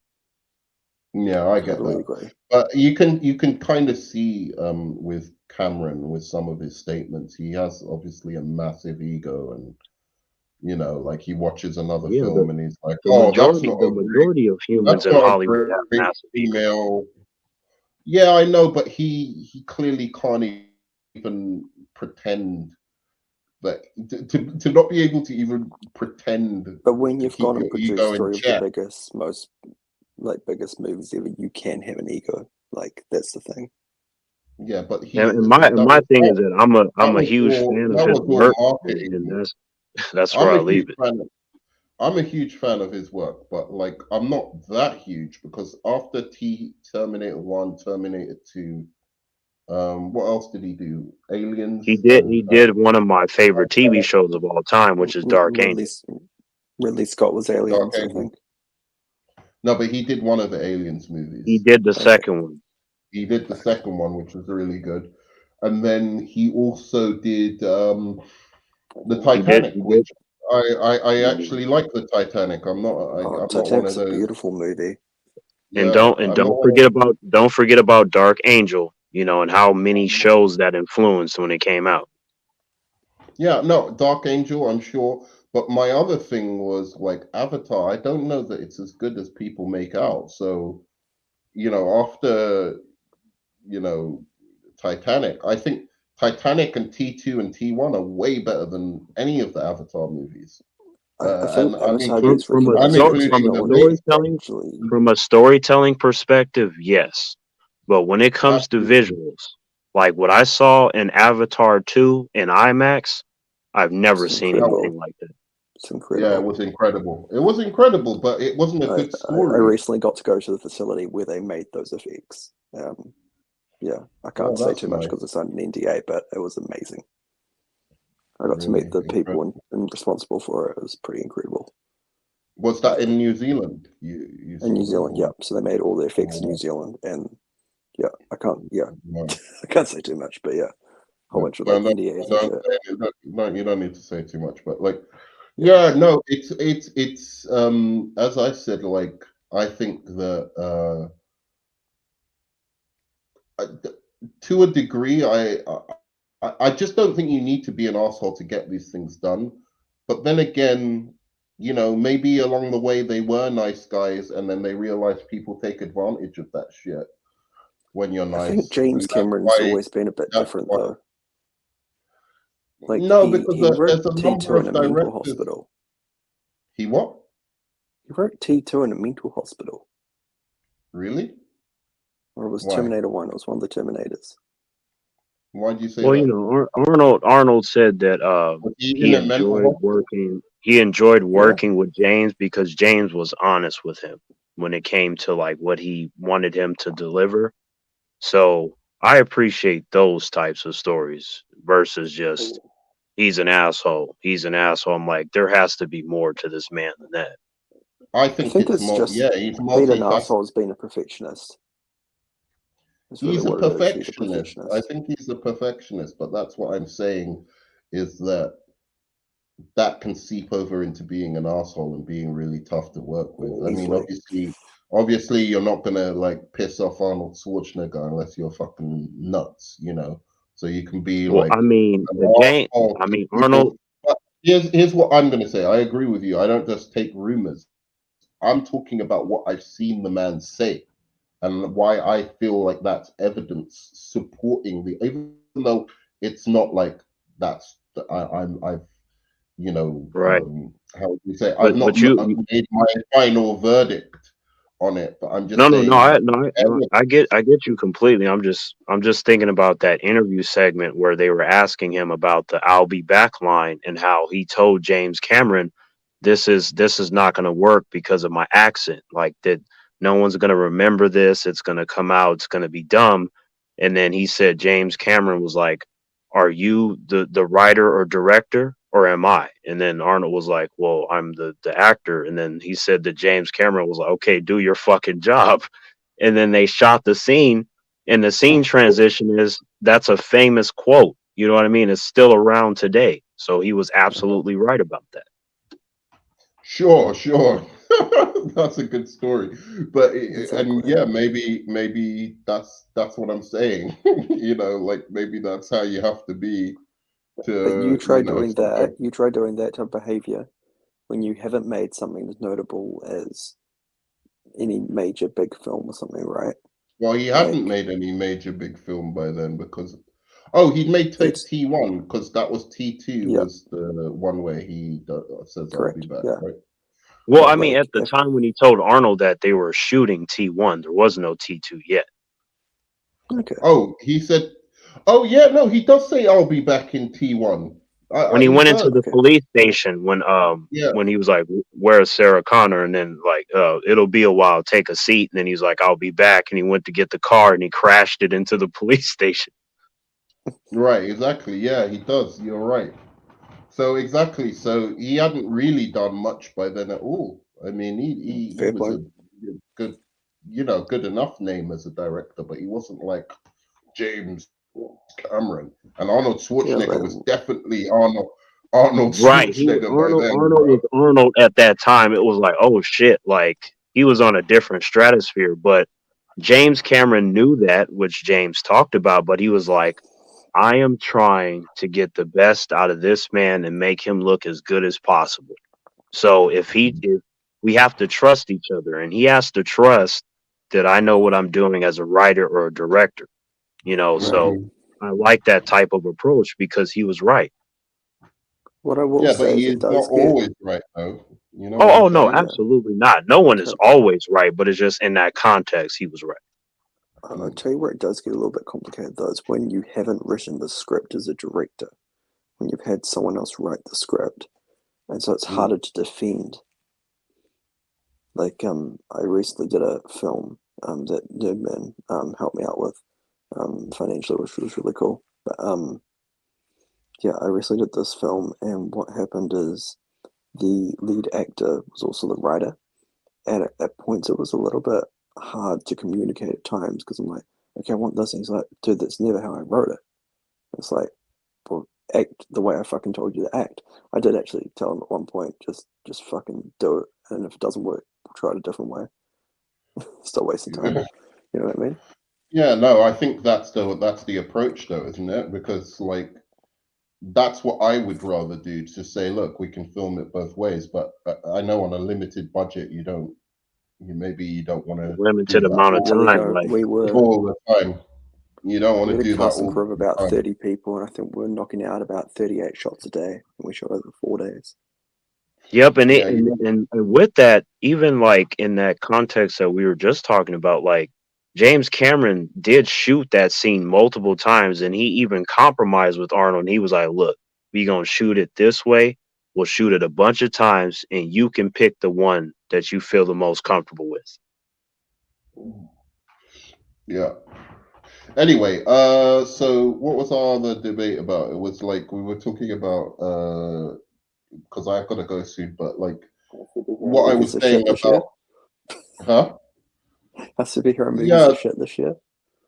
yeah, but I'm saying that the joy for me has been taken out of watching superhero movies because, like, I remember growing up watching The Dark Knight, you know, and all of those kind of movies, and like just the good feeling that everybody was into it, like no, that people were coming into it with this like hyper I still got that cynical feeling kind from of Guardians attitude. 3, though, to be And fair. I got that feeling from Guardians 3. I really did. It was just so good that you couldn't deny it. Like it was such a good ending. Like even as somebody who wasn't in love with the franchise, from beginning to end, I was like, oh, these movies are all right. Like I didn't love Guardians 1 and 2. I liked Rocket. I liked the tree. That was it. Um, but and maybe I like Gamora a little bit. But altogether, I didn't think they were these amazing pieces of art in terms of film that everyone was making out. But like that bookend was so much elevated for me over what I'd seen before, and it goes to show what you can do when you just remain consistent and patient and I think build the that's the characters same guy who we slowly. have writing the next Superman movie. Yeah, half of it worries me and half of it doesn't because I think if he's able to capture some of the emotion that he did with the rocket scenes in the Superman, I think that's good. And I like the Like, fact that he's focused just on that project now, rather than being focused on the Suicide Squad and Guardians at the same time. And I felt like that hurt the Suicide Squad more than it hurt Possibly. Guardians. Even though people say that the Suicide Squad was great, I'm not. Of that. I think the thing is, it was great compared to the other Suicide Squad movie we had. And also it was more accurate to the comics than the other Suicide No, it wasn't. Squad. No, it was not. No, it wasn't. Stop Mhm. saying that. It wasn't. It may have been better, but it was not more accurate to the other. The other movie took other movie a bunch of was more random DC characters and they just randomly called themselves family. Did you know that the way that Rick Flag died in the movie is how he died in the comics? Like James Gunn made sure to take those elements from the comic books and put them in the movie. I don't care. First of all, just because Rick See? Flag died like how he died in the comics does not make it more accurate to the comics. Secondly, that is not the typical Suicide Squad team. The typical No, it is Suicide not. Squad But team, I am talking about the elements of what I'm is the one but I am from the talking first about the movie. elements of The what elements I'm were talking definitely about there the in the second elements of movie. like what makes the team Suicide Squad. Look, the I Suicide would Squad say the most run accurate won me over. one that we've seen in terms of the Suicide Squad was the two animated movies. The animated movies were way more accurate to the comics. If you want to talk about accuracy to the comics, Yes, the animated movies, yes, but I'm talking about the spirit of what the Live action. Suicide Squad represents. The Suicide Squad was accurate. yeah, it The wasn't the teams of the Oh, characters have been interchangeable. There have been more than 60 members in the Suicide yeah, Squad. but there's been 60 members of the X-Men. That doesn't mean you make an X-Men with no Wolverine, Cyclops, Rogue, fucking Storm. But see, the thing with the Or X-Men is It that doesn't let you bring back but the Wolverine at X-Men that are point. very specific as to where the Suicide Squad. Suicide Squad are very specific as well. It's bullshit. No, because the Suicide Squad, they change members as often as humans change their clothes. No, they don't. No, Yes, Well, they they do. kill them off. That's what they do. Yeah, there's that's what they members. do. They die.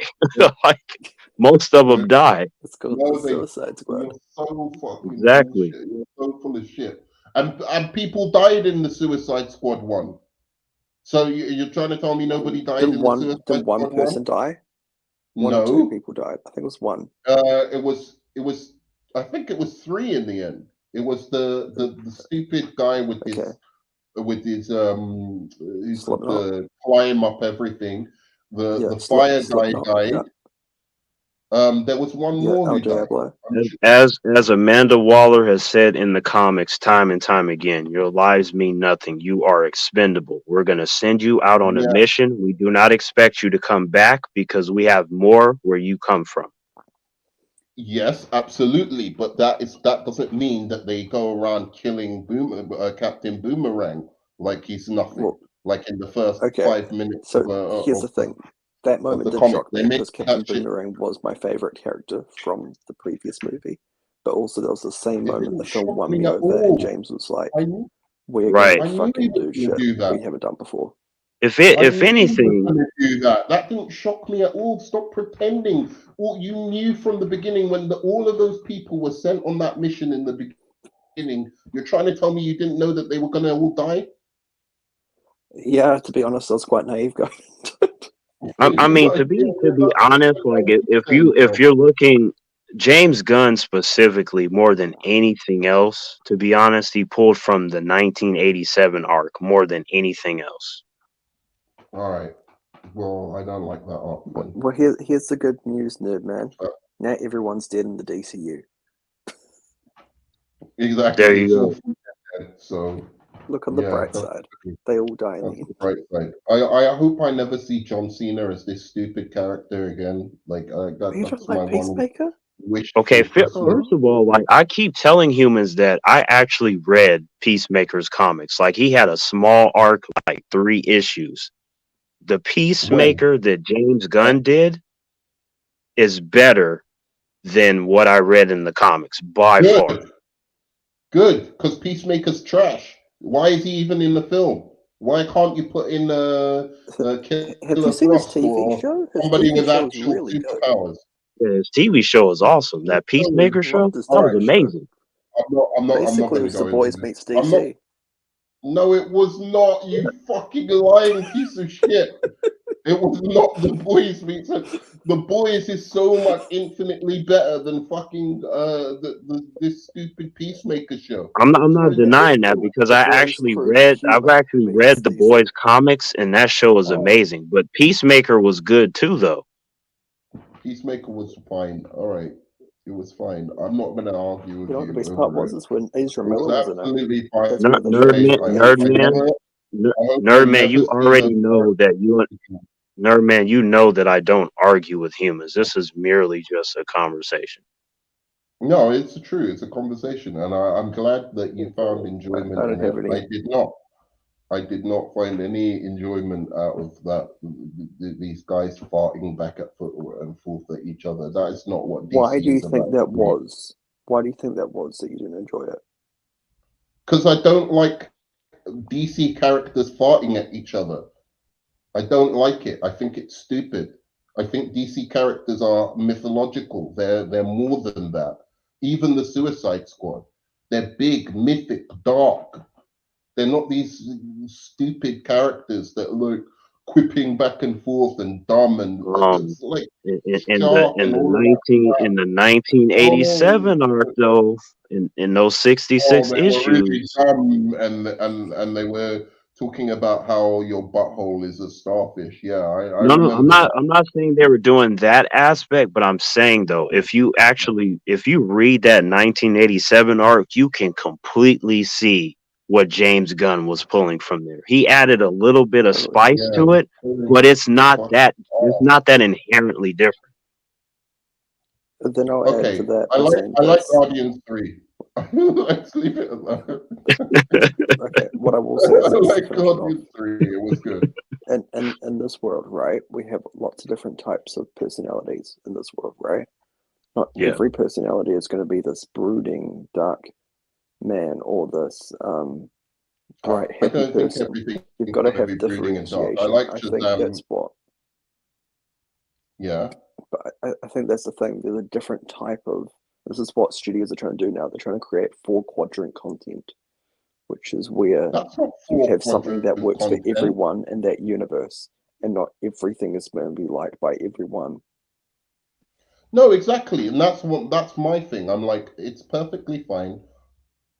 The Suicide. I was happy with him just sticking to the Suicide Squad and having his little, rumperoo with the Suicide. I would have probably gone and seen the sequels, even though I didn't really enjoy the first one, but I would have seen where he went with it. But like now he's got Superman, and it's like, all right. He's got the whole studio. So now the whole I'm worried the whole thing's going to be James Gunnized, and I don't. Even if he doesn't, even if he tries not to, I'm not sure that he has the. I want to make the DC universe like that movie about that cat in movie 43, the little short film. I don't know why, man.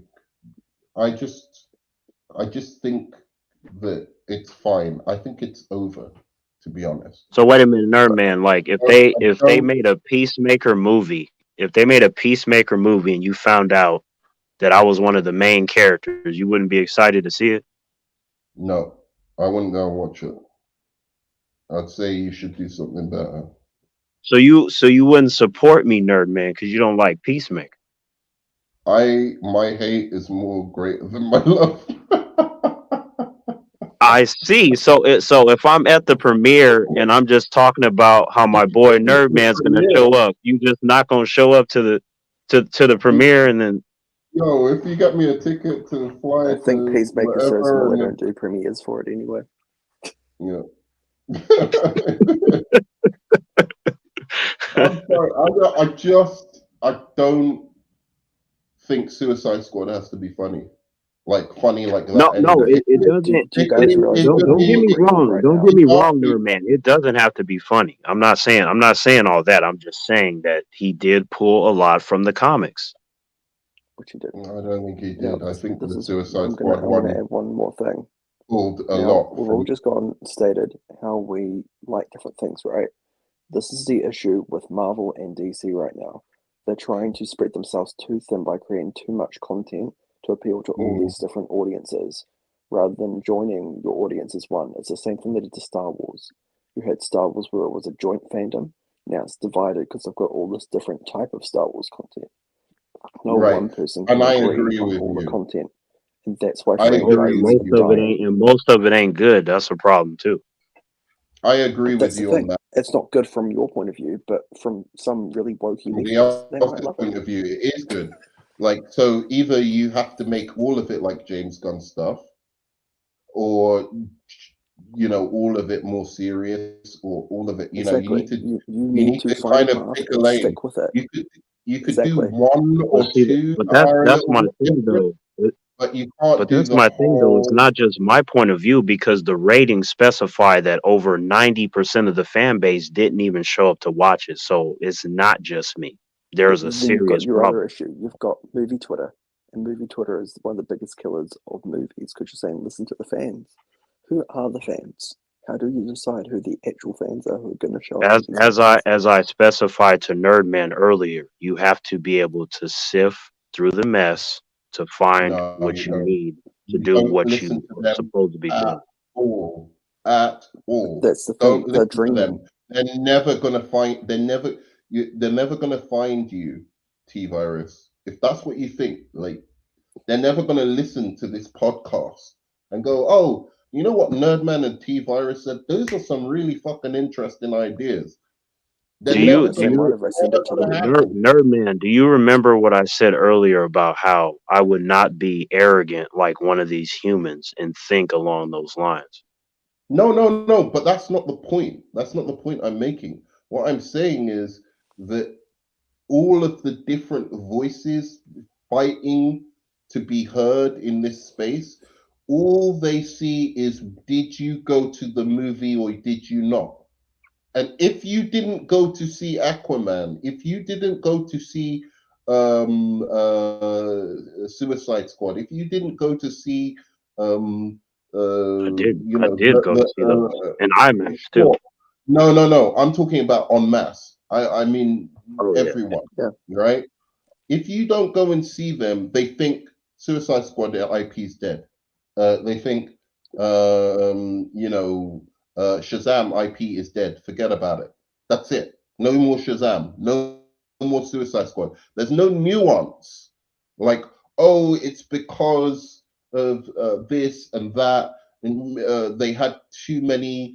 There was too much. What do you call it? Virtue signaling. Man, I guess you got to beat up some humans and force them to go to the theater. Then. Because the one character was gay, but actually we really like Shazam as a character, but we just don't quite like. Aquaman 2 is going to bomb because of Amber Heard. Exactly. No, it wasn't. It's going to bomb because people are just being completely ridiculous about it. I mean, like the last 8 DC movies bombed. Like, let's be real. Yeah. Like, it's not to do with what film do you guys think is going to do worse, The Flash or Aquaman 2? Probably well, let's see. You're still looking at bombs, right? So it doesn't matter how bad a bomb; they're all bombs. They just need to be able to make their money back, right? Because that's what's going to keep the studios. They're not going to make their money back. That's what I'm saying to you. And they don't. The studios don't want them to make their money back. They want to make a profit. Exactly. They do, but I'm saying that the studios aren't going to get pissed at the creative team. Basically, we said loud and clear to the studios, we don't want Flash movies, we don't want Aquaman movies, we don't want Shazam movies, all we want is Batman movies. That's what we said, loud and clear to those studios. Now, if Superman doesn't kick off, I think the Flash. Then superhero movies in the DC as a genre. DC movies. In terms of any other character outside of Batman, are in trouble. I think the issue with the Flash was two things. Number one, don't go and say you're making a Flash movie and then make it a Batman movie. And then number two would be Ezra Miller. Ezra Miller's publicity screwed that film over. It could have. No, he did not. It could have been anybody else. Everyone always wants to make a new excuse for each film. It's not the reason that. I'm saying It's that is DC. I know People, so the many general people. audience have given up on DC. Period. It's true. They don't know about Ezra Miller. A lot of those guys.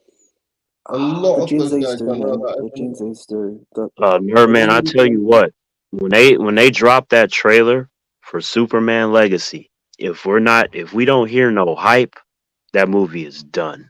It is done. Like we better hear that hype from a cave, like down Right. under. I think the good thing is, and this is going back to James Gunn again, is he's so vocal on Twitter about what he's doing. He doesn't keep shit quiet. He just tells it like it is. He's a very straight shooter. I think that gives people maybe more confidence in what he's doing because he's so confident about it.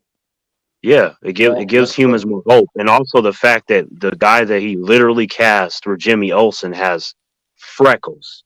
I'm like, that is the kind of passion that I like, to where somebody would overlook something like that. I'm like, this dude made sure to get somebody that has freckles and the right color hair.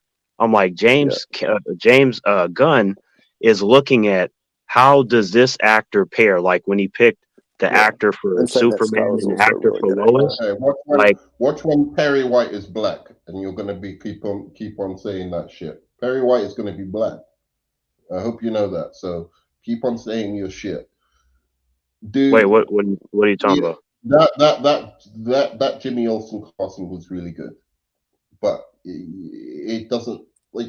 It is really The casting for the casting for Superman Legacy for the first time. I don't have a problem with any of the cast. That never happens. Correct. Yeah. Right, and I'm saying it looks really good. The casting looks good. Superheroes all of it looks good. So let's see if people come out and support it.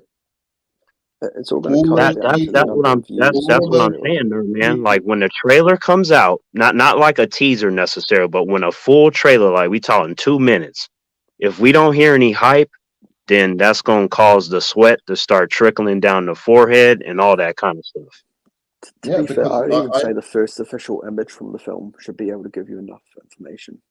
Right, exactly. If you see the first picture of Superman in his suit on like a full like whatever background, like I'll be honest, I'm really looking forward to David Cornsweet. I've seen him in some other projects lately. He is an amazing actor. He can do so much with his eyes. A picture is not enough. Like there needs to be footage, because let's say the picture is like unanimous. They're like, oh my god, look at the way they did his suit this time. Look at the cape. It's still like, I need to see what the movie looks like. There's still going to be some nervousness. So that's what I'm saying, though. So the official picture that they release has the color palette of the film, the tone of the film. You can. That's what good first image releases. Well, we'll see. We'll see how the humans react. We'll see. We'll see. I hope they react really well, because it looks like a great project. Only thing that I would say is maybe James Gunn, you should have done Green Lantern instead, but. He's going to do that. He talked about that on Michael Rosenbaum's podcast. You know, the guy that played Lex in Smallville. He has his own podcast. Direct Superman and Green Lantern. That's bullshit. It'll take too long. No. What I'm saying is that he has plans to bring to life the Green Lanterns, like the core. Good. And I think one of the Green Lanterns is even going to be in the Superman movie. So yes, Guy Gardner is going to be there. Yep. Good. Played by the one and only Nathan Fillion. So that's not bad. That's not bad casting either. So in any case, no, but Nathan Fillion was going to be in it no matter what. No, it's true. His guy. And when he was like he's playing Guy Gardner, I was like, absolutely, he's playing Guy Gardner. Like that's amazing. There you go. Yeah, but I also love how he got rid of Pedro Pascal. I thought that was amazing. Right. Yeah, he got rid of Pedro Pascal and got his brother in. I'm casting him with my own brother. Yeah, and he's not a villain as well. The best casting, in my opinion, in Superman Legacy so far is Isabel Merced as Hawkgirl. When I saw that, I clapped. I was like, this is great casting. I was like, look at the attention to detail. I'm like, this man literally said on Michael Rosenbaum's podcast that he casted Superman, he casted Lois, and then they were both great separately that he tested, and then he put them in the room together. He was like, if I felt for an instant that they weren't meshing, I would have found a different Superman and or a different Lois. I was like, I love the fact that he is that attentive to the details. That is important. Right? Yeah, I'll I tell you don't know what. because I wouldn't say casting is has been his strong suit necessarily. We disagree. The casting that I have seen for Superman Legacy, it is his strong suit. I hope that he stays on it to that degree. As a director, casting is maybe 90% of the film. Like, no, but I'm just saying, like 90% of the job. If you get the casting wrong, you're fucked. I don't see like Guardians of the Galaxy. I guess because I haven't read the comics and I don't like. I'm just looking at the characters as they are. So you said you haven't read Guardians, right? The only one that I'm like, wow, that is the character, and that's the little rat, Rocket. The rest of them they're completely interchangeable. I could see other people playing them easily. Well, here's the thing with Guardians. Number one, Nerdman, is that James Gunn pulled from the 2008 arc, which is very recent, right, compared to like decades beforehand. But the 2008 team is the best of the bunch in the comics. All the characters that you see on that team were in the comics, minus Nebula, but the rest of them were there. And Adam Warlock was also supposed to be part of that team, which is why I was irritated that he wasn't there sooner. But that's what he did. But aside from him picking that team and the way that they look, he did switch up a little bit with their personalities, but that's his inspiration. That's like good. What he pulled. I mean, it all looks great. Anyway, as I said, it all looks great. So all I meant is that of all of his abilities as a director, I'm not. Who do you guys want to overwhelmed play Supergirl? You know what? I don't really do a whole lot of the whole. This is who I want to play the character. Like what happens is, whenever they present options, or if they say this is the person we picked, then I'm immediately going to go yay or nay based upon what I'm seeing. That's the best that I can do. So, like, if I were in charge, if I were in charge, I would just go off of who's there. Depending on how young she still looks, I would go with the girl from Dread. Okay. The one who the played chick that passed the test, and he was like, "Yeah, she's a pass." The mutant chick, yeah. Yeah, she would be good. There's other actresses who, if they're younger, I could choose. Like, there's even the girl from Gen V, the one with the psychic powers, for instance. She'd be really good. Anyway, go on. I don't know. Like, to me, Melissa Benoist to me was great as Supergirl. Like, she had the look. So I'm like, I need to see someone like that. When I see Supergirl. If I was directing the Supergirl movie, I would cast Zoe Deutsch. I don't know who she is. That's not bad. Thompson's daughter. Yeah, that's not bad. No, but who? Let me hear, Terrence. Sorry. Who is she? She's Leah Thompson's daughter. So Leah Thompson is the mum in Back to the Future. Zoe Deutsch was in Zombieland 2. I'm Not Okay. So you're trying to say, Terrence, you're trying to say you like it better than my picks? No, I'm saying that's not bad. Like, you see, because you guys you didn't even say anything about mine, son of a. I'm just saying, like, they're not. What I'm saying is that when it comes to like, oh, I'm gonna put this person or that person, it's like, oh, okay, that's fine or that's great, but it's like I don't have anyone, like any one person in mind. Like, oh, you definitely got to pick this person. It's like, no, when I see them, I'm gonna go, she looks like the character from the comics or not, and that's what I go off of. I don't love his Lex Luthor, to be honest. Like that's another His one. Like Lex Luthor I think is look, brilliant. Look, at least he's let not me Jesse let me Eisenberg. just finish. Yeah, exactly. It's not Jesse Eisenberg, like, but no, Can't be worse than Jesse. he had Alexander Skarsgård as a potential Lex Luthor, and he either And he Alex said had Bill Skarsgård as well, his brother. Bill Putting them Skarsgård against would each other make a like the great Hemsworths. Bill Skarsgård would make a great Brainiac. That's what I think. I think if you're going to look at for Brainiac, you couldn't go. That wouldn't be a bad. Here's what you'll notice about some of James Gunn's castings. But, If he doesn't but cast wait, for wait a one role, second. he will Wait. cast Let for me another. finish. Let me finish this. Sorry. So you had Alexander Skarsgård as the like the top choice with this other guy. What's his name? The guy that Nicholas they chose. Hoult. Nicholas Hoult. Now Nicholas Hoult is a good actor. I like him in a lot of stuff, and I'm pretty sure he'll nail Lex Luthor, but it doesn't excite me. I'm sorry. Think the reason why is Nicholas Hoult is cheap. Exactly, and not just that. It's also because he is tragically underrated as an actor. Like he is tragically underrated. Like he needs underrated. Batman. Sure, he's underrated, but you watch Alexander Skarsgård, and that is Lex Luthor. It's not about. I love Alexander Skarsgård. I've been a fan of his since he played Eric Northman in True Blood on HBO. Like that actor is amazing.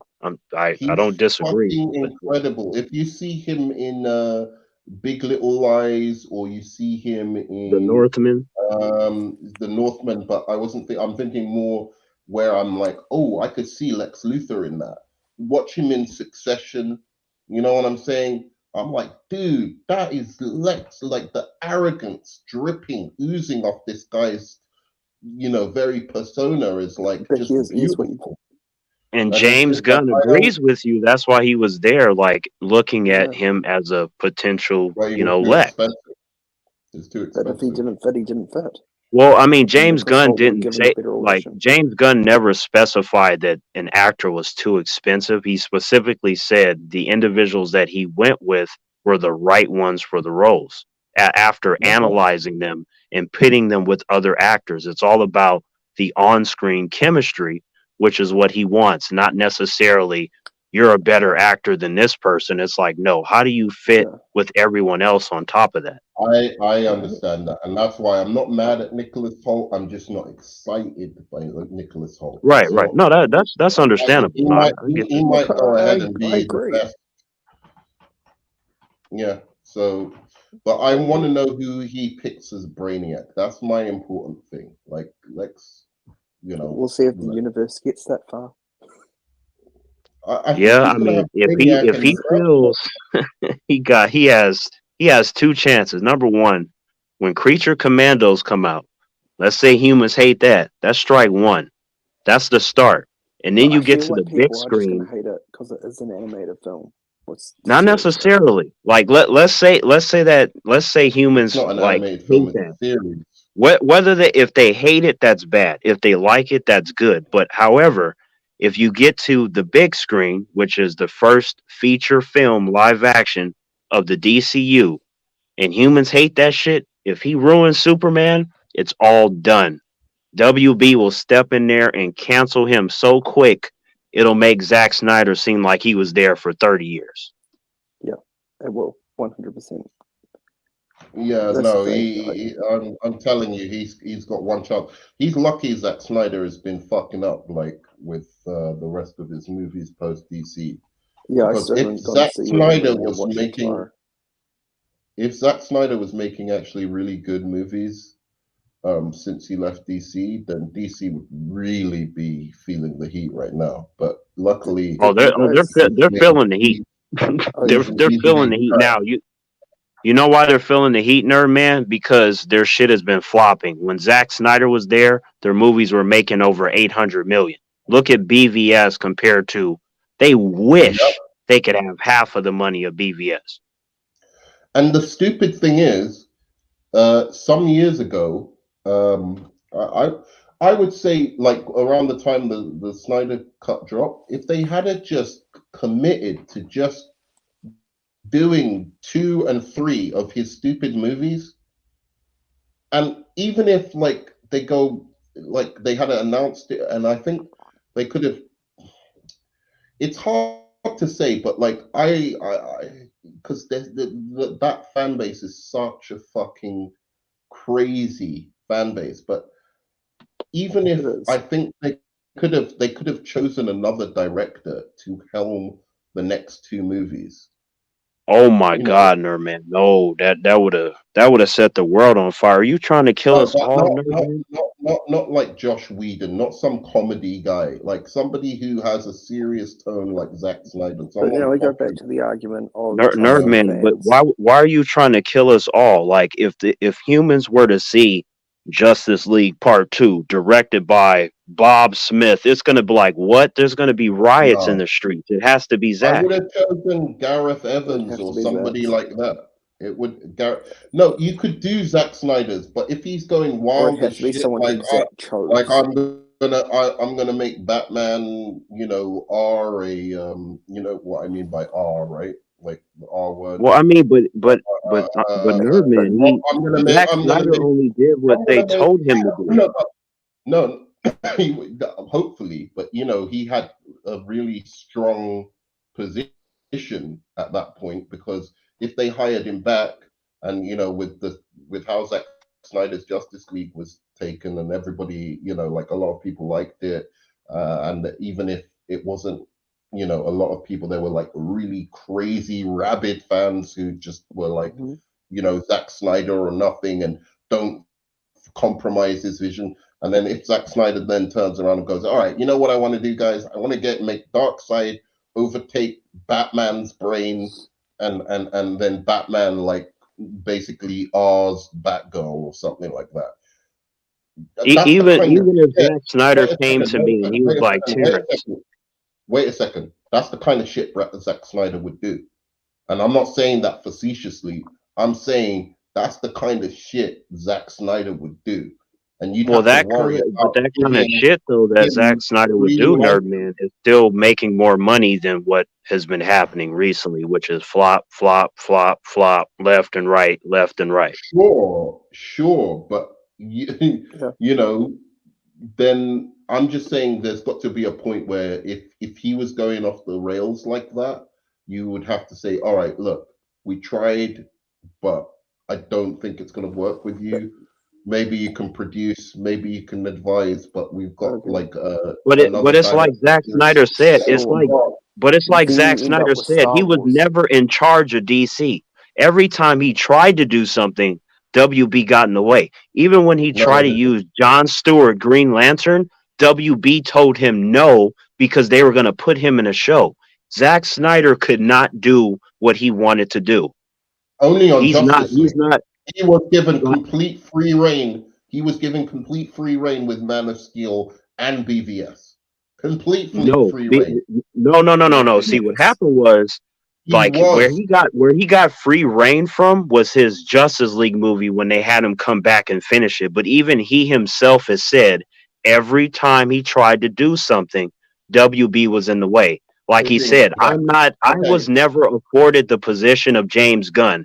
Like James Gunn is leading DC. That was never Zack Snyder at any point. Okay, I agree with you on that point, but I'm saying BVS and Man of Steel were Zack Snyder's movies from beginning to end. That is exactly what he wanted to do. And yes, they told him to cut out 30 minutes because they wanted, some time, like to be able to show more viewings in the cinema. But in a way, like you can't blame them for that. They told him to make a 2.5 hour movie. He makes a 3 hour movie. Whose fault is that? No. I'm just saying that Zach They himself also want the has best in the movie. specified that he did not get to have the free reign that he wanted. There was always stuff he could He not had do. free reign. He had free reign on Man of Steel and BVS. That's bullshit.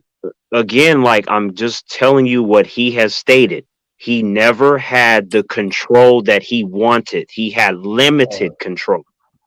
That's Can I what just say, as limited long as you're control. working with the studio, you're never going to have free reign. Right, and WB, like, they're known for fucking over their employees anyway. They got a history of that. Yeah, Factual. look at Looney So Tunes. So does Disney. That's So does all disgusting. of them. So does all of them. So does Disney. So does a bunch of them. I'm just Kathleen saying Kennedy has the WB is dirty with it though. They like, oh, Zack Snyder decided to quit. It's like, no, you fired him because he left the project because his daughter, you know, she took her own life. But yeah, I'm just like, WB is like that sinister, monstrous corporation that might look good up front, but once you step through those doors, like the mafia. Yeah, they're really bad. I don't like think that. Disney's better at keeping their that's the thing, that really bad at keeping their dirty laundry like quiet.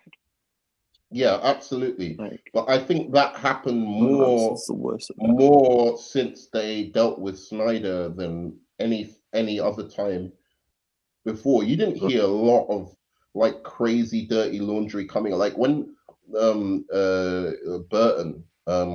was taken off of Batman Returns, nobody heard about that. They were just like, oh, there's a new director and a new direction. There wasn't that's this the thing big, with social media. Exactly, social media and all of these things changed it. But what I'm saying is, there's also the lies that have come from the Zack Snyder camp that have set fuel to the fire. When actually, I think Warner Brothers, for the most part, look, it was business. Yes, in hindsight, Zack Snyder's movies made more than the movies after Zack Snyder. But they couldn't have known that at the time. They were looking at it from the business end, and the critics and everyone were shitting on these movies, specifically Batman v Superman, right? They panicked. They shouldn't have did that. They panicked, and it was wrong of them to panic. But in the end of the day, it's not Zack Snyder's 200 million. It wasn't Zack Snyder's 200. Zack had an ending in mind. Like I remember when Justice League Dark Apocalypse War came out, and they asked Zack, "How do you feel about that DC animated movie?" He's like, "Oh, it's great. I loved it." And then the interviewer was like, "Zack, with your Justice League Part 2 and 3, like what would that have been like in comparison to that DC animated film?" And he started laughing. He's like, "It's funny that you mentioned that, because while my movie wouldn't have been exactly the same thing, the end result was supposed to be the DC universe versus Darkseid." A damn tear fell out my eye. I'm like, you mean to tell me that we were going to see the DC universe versus a full power Darkseid, and these assholes got in the way of that? I was like, I'm done with life. I'm walking away. I'm done. Like, I absolutely agree. That's why I'm saying about the time when this Zack Snyder's Justice League dropped, it got, people liked it. I think people were now ready for Zack Snyder's darker kind of take on the DC universe, because at the time people were still used to, oh, you know, the fun Marvel MCU. They hadn't got bored of that shit yet. This you is know, what I'll so say. now if those now Snyder films came out now, if those Snyder films came out now, they'd do well. Right, exactly. And specifically, if they had have come out about 2 years ago, they should have been filmed. The second one should have come out. We should be waiting for the third one now, right? Yeah. I don't look how just long think. it taken to get Aquaman 2. I don't just think Zack Snyder's movies would have done better. I think the whole of these DC movies would have done better. I think Aquaman 2, Shazam 2, all of those movies would have done better in the box office. I disagree. Because they would have been going somewhere. I don't disagree. I think they all. I wouldn't say all of them, but certain ones. You know what I mean? Because humans are still going to be humans.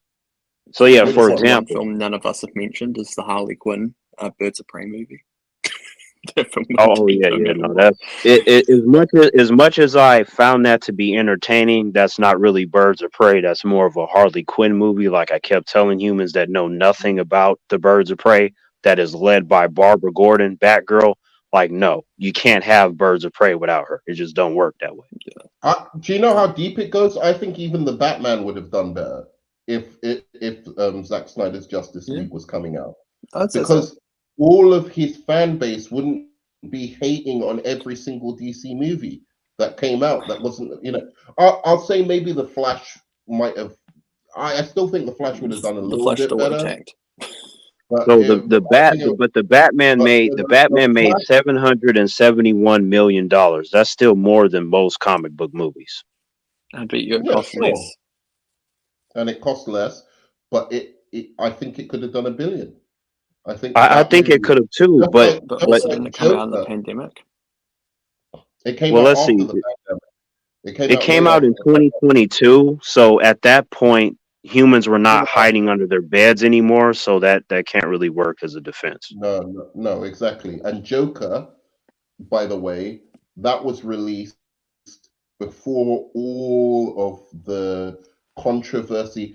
They should have stopped that dead in its heat. Like this controversy, as soon as these people started going, release the thing, they let it go on too long, and the arguments back and forth, and Zack Snyder's this, and it got so bitter and horrible.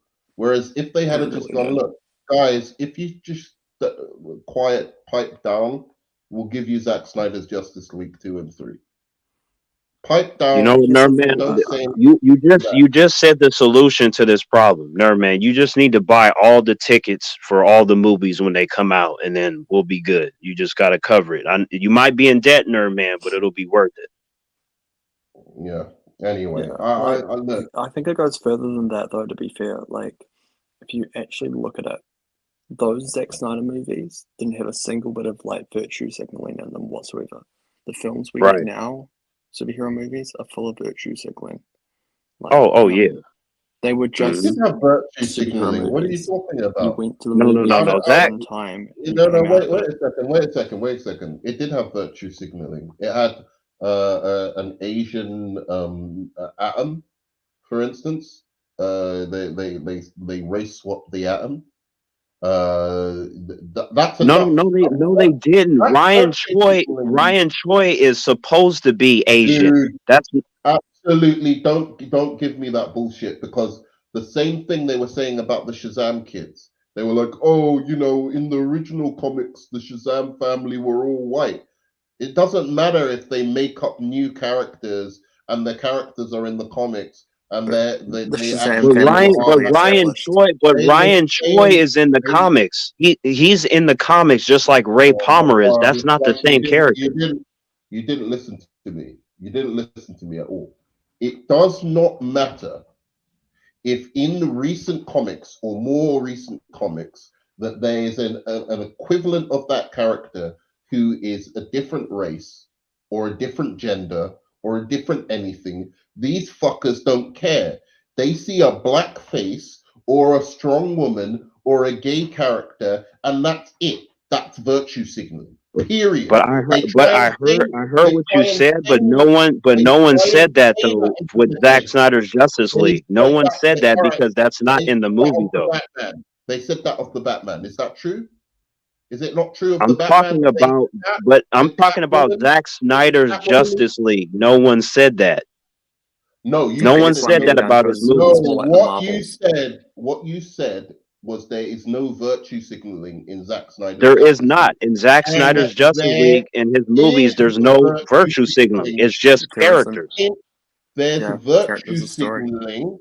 There's virtue signaling if you define it by what these guys on the internet define virtue signaling by. But they never said that even at that time when they came out. That was not a thing. For those movies. When I refer to virtue signaling, I'm thinking more like the Marvels. Yes, exactly. That's a perfect example of that. That's not a perfect example of anything. Yes, it is. Trust me, watch it. Go watch that terrible movie, Nerdman. I'm telling you. I mean, maybe not pay money for it, but they made Samuel L. Jackson look like a pussy. I'm sure there's whatever you think of as virtue signaling exists in the Marvels, and I'm sure it's much worse than any other movie that's ever come out in the existence of mankind. I agree with you. I'm sure of it. However, the definition of virtue signaling now is not they're swapping races or whatever just to everything is pandering to these supposed audiences now.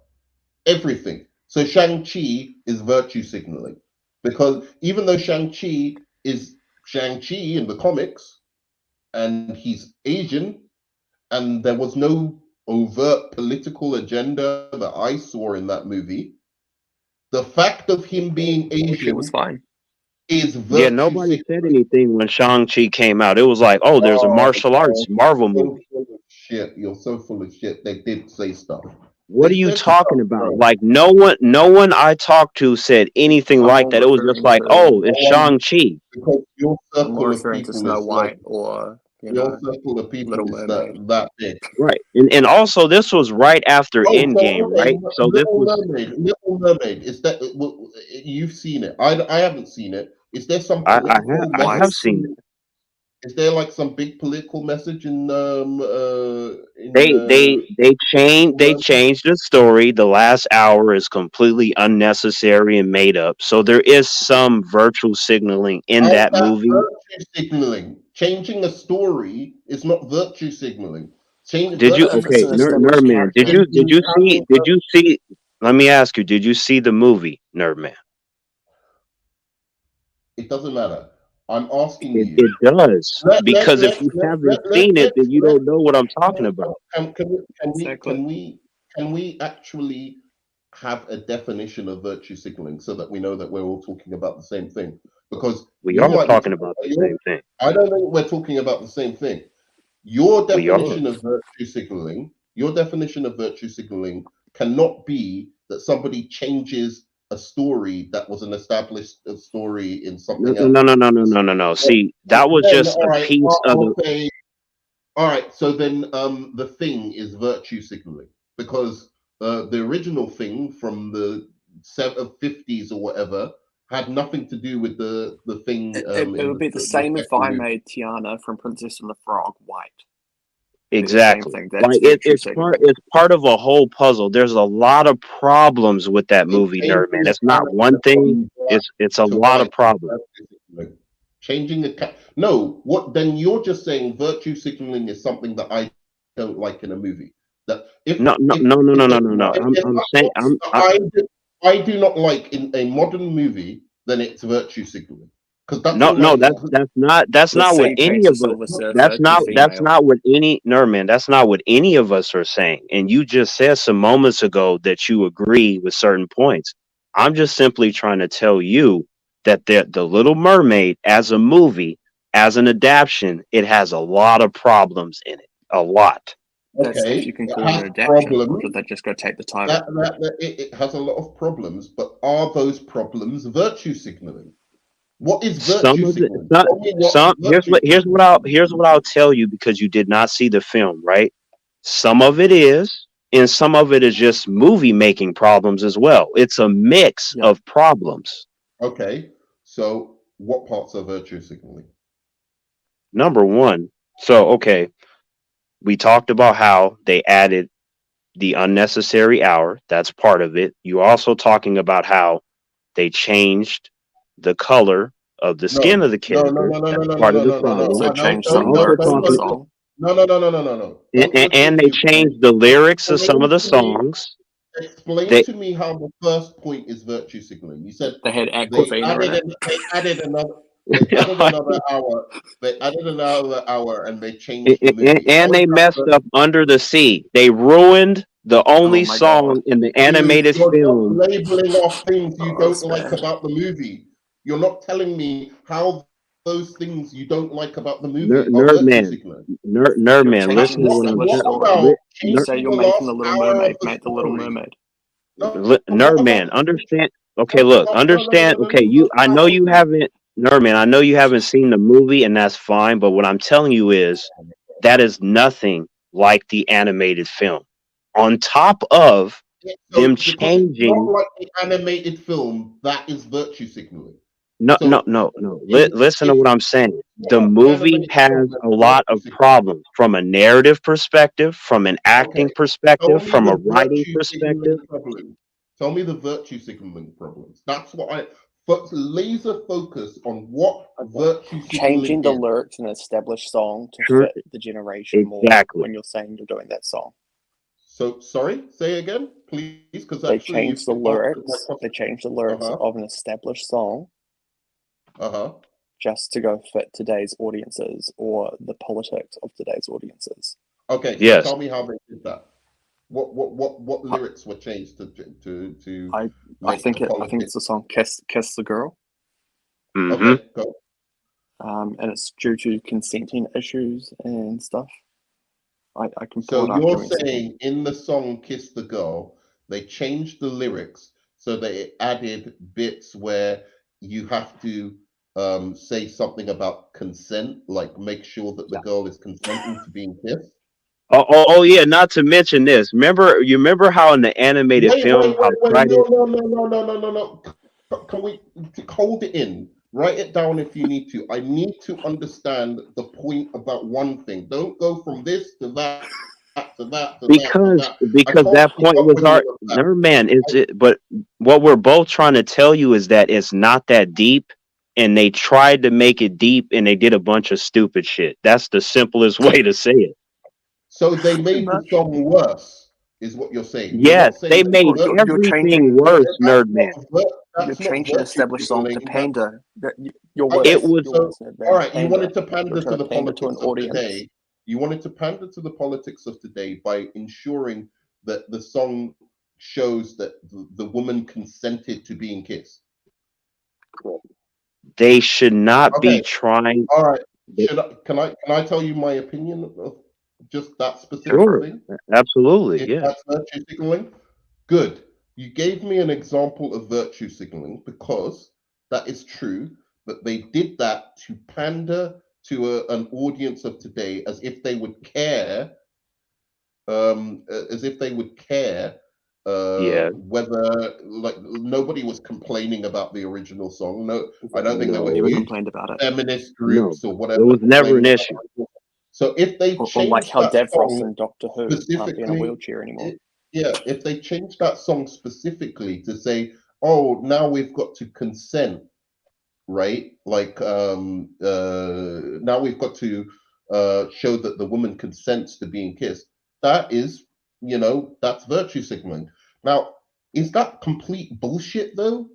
To say Okay, that here's the thing, now Nerdman. now we want to If now you we want don't to just like the show that content of the movie, don't Nerdman, make the movie. Nerdman, I get that you want to have this discussion about a mediocre ass movie, but I'm here to tell you, my friend, that I'll The be on the Little side with it. Mermaid is not as complicated or as complex as you're trying to make it with this discussion. no, I'm It not. really I'm not. is It could it be really is a anything. bad adaptation where they changed the lore and they virtue Uh-huh. signal to an audience that didn't need that or wanted that. They were just trying to Okay, watch a movie. That's it. good, Can good, I just say that good. Haley Bailey did an amazing job as Ariel. I will say that I Okay. actually really enjoyed her as She Ariel. she she can sing, right? She can't act for shit. She's not a good actress, but she can sing. She has a She can voice. sing. But that's about it though. That's about Okay, it. but I, good, I good. but see, All I right. don't have So any issue with her being cast because I actually felt like she fitted the whimsy of the character. But yeah, it okay, goes back good. to the You whole fit the consent of the whimsy. song. But Just don't put everything on they everything. did want that actress the whole time. They wanted her the whole and time. okay, and let me make something clear though, comic Kiwi. Okay. Hmm. Um, her casting, according to the modern definition of virtue signaling, was virtue signaling. Her being It was. cast in that role was virtue signaling. So Correct. Hmm. that's what I'm saying. It's hard. Now in What saying that, I I don't have a don't problem care with that about one in particular. I don't care about the Little Mermaid. I'm not interested in the Little Mermaid. The movie wasn't Right. made for Not me. I right. was never particularly a big fan of the animated movie. It wasn't one like Aladdin Mhm. or Okay. like Beauty and the Beast So or one then of don't those make the jams. movie if you don't like the content Okay, of the movie. no. But this is my point. All of those movies have been terrible. All of those live action movies have been I love have Aladdin, not lived so up. I'll defend And that. Well, I mean, whoa, hang on. Pete's Dragon is the best adaptation that they made. Like, I'm just letting you Pete's know, Dragon Pete's was good. Dragon is the best one. Okay, They good. were Pete's shot Dragon. not I too far haven't away seen from me. Pete's I actually Dragon, know but one like, of the producers of that. It's one of my mates. but here's the thing. My point isn't about the Little Mermaid. My point is about our culture at the moment, and everything is. So, for instance, I'll talk about a movie that I do know, the Shazam movie. Pedro being gay was virtue signaling, according to this modern context. I didn't see that movie tell me anything political, unless it is political to say that it's okay to be gay. Is that maybe that's political? Maybe that's too much for people. Okay. Here's the thing, Nerdman. Is that like? Sorry, can I just? I'll just Yeah. finish this. Go ahead. Yeah. To say that it is okay to be gay in a movie, right? Maybe that's political to some people, but to me, that isn't political. That isn't. But Pedro wasn't an established character. That isn't somebody. He is an established character. He's from the comics, and he's not gay in the comics. Yes, like, but he doesn't. You're comparing Pedro to the Little Mermaid, a beloved classic childhood. Right. It's not. It's on two different levels. Like, it's like night and day. Why are you going on like I'm the one doing this? They did it. They were the ones who came out. Nerdman, look. Came out and were like, the virtue. Do you want me to show you the fucking video? You think Nerdman, look, you know that I am a calm, reasonable individual. If I were talking about you, I would have said, Nerdman, the problem with you is I am just participating in this discussion. Mm-hmm. Yeah. I'm not blaming you for anything or anyone else for that matter. No one. No, I'm not ignoring you because I told you that I understand. So you should never think that I'm ignoring you. I understood all your points and I'm not against them. I'm just merely stating that when you bring something up and you ask me a question, I'm just being realistic with the response and trying to narrow it down so we're not necessarily, hankered down to one specific topic because, you tend to bring up a lot of stuff. No, I'm not moving around back and forth. So, all right, here we go. Let me show you I think today's issue is grammar, to be fair. Words have changed. Woke means something different than it used to mean. Gay means something different than it used to mean. The definition of words have changed. Yeah, absolutely. Yeah. We're struggling. Look at all the new words being introduced into society nowadays. Just going on. I blame the humans. They have just too many emotions and they just fuck everything. What is this? What is this? What's this? What does it say? What does Shazam 2 virtue signal won't say the box office. Like, hey, well, look, Nerdman, I love Shazam 2, but most humans think that shit is trash though. Like, that's just that's fine. I'm not talking about not liking the movie because you just don't, like the humor, or you don't like the character, or you don't like whatever. I'm talking about not liking the movie because in 5 seconds of the movie, 5 seconds, one character says that I'm gay. Well, okay. Here's the thing, right? Now, this is not me trying to defend anyone, but here's what I've come across more often than not.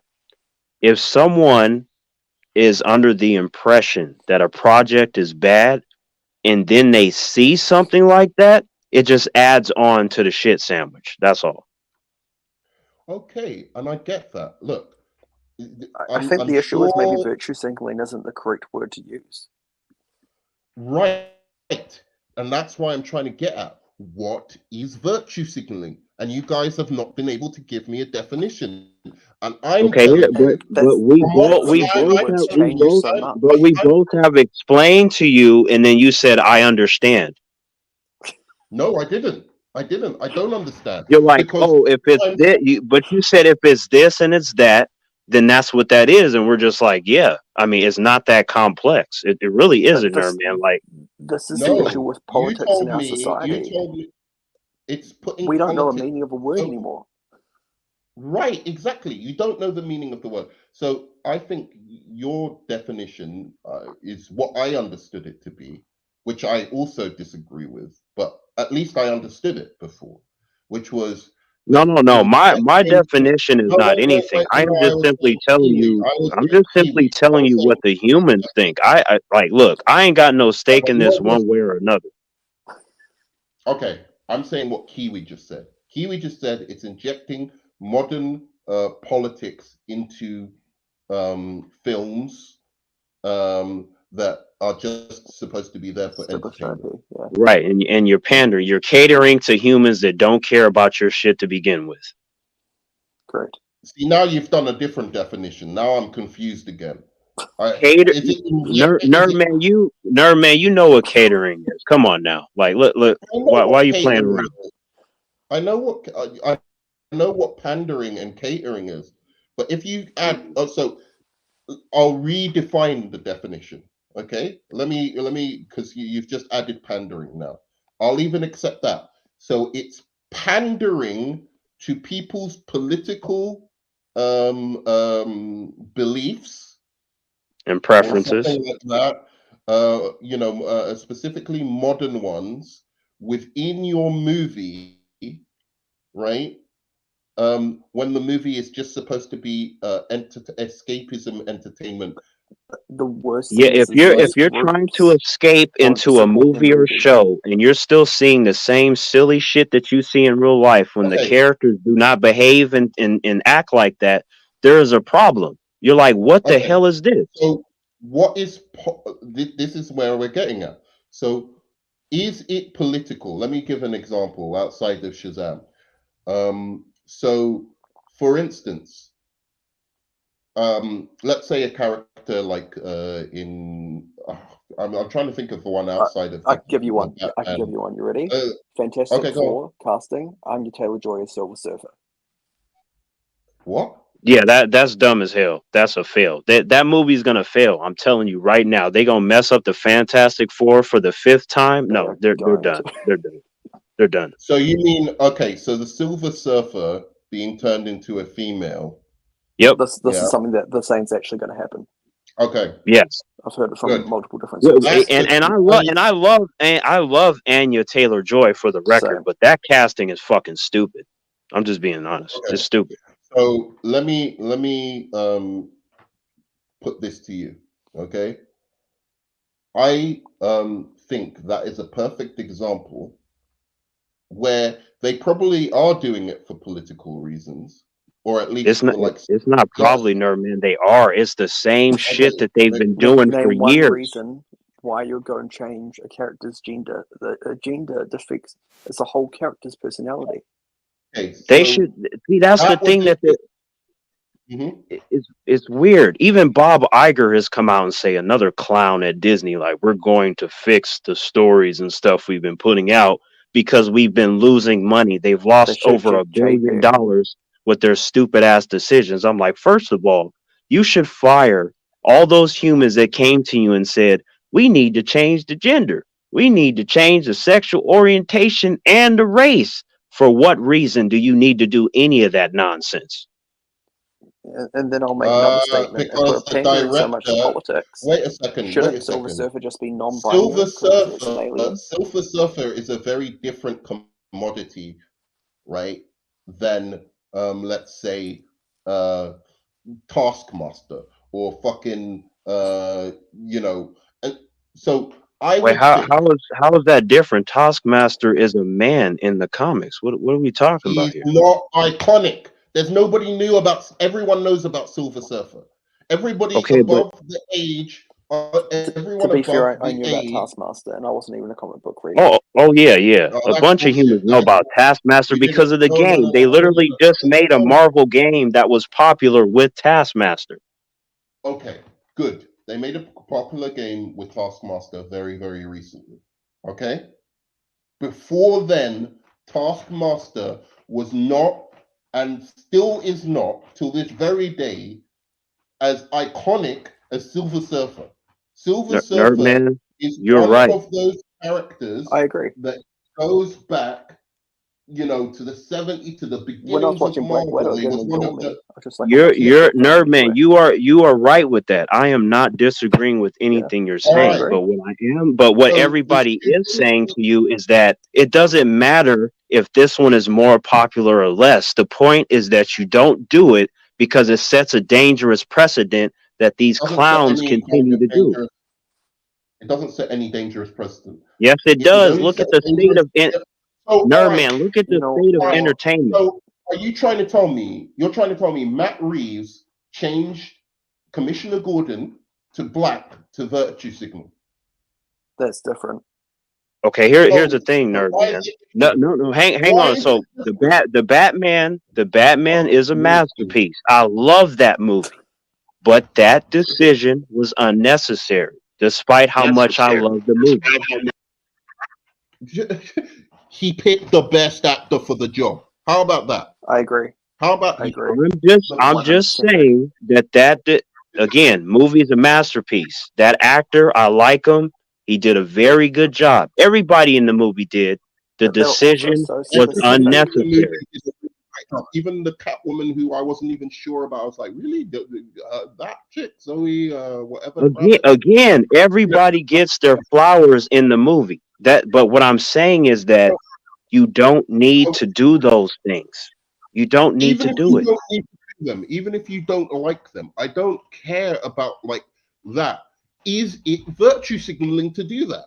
That's what I'm trying to get at. Is it virtue signaling Yes, just it is. he did that for I political say reasons? no.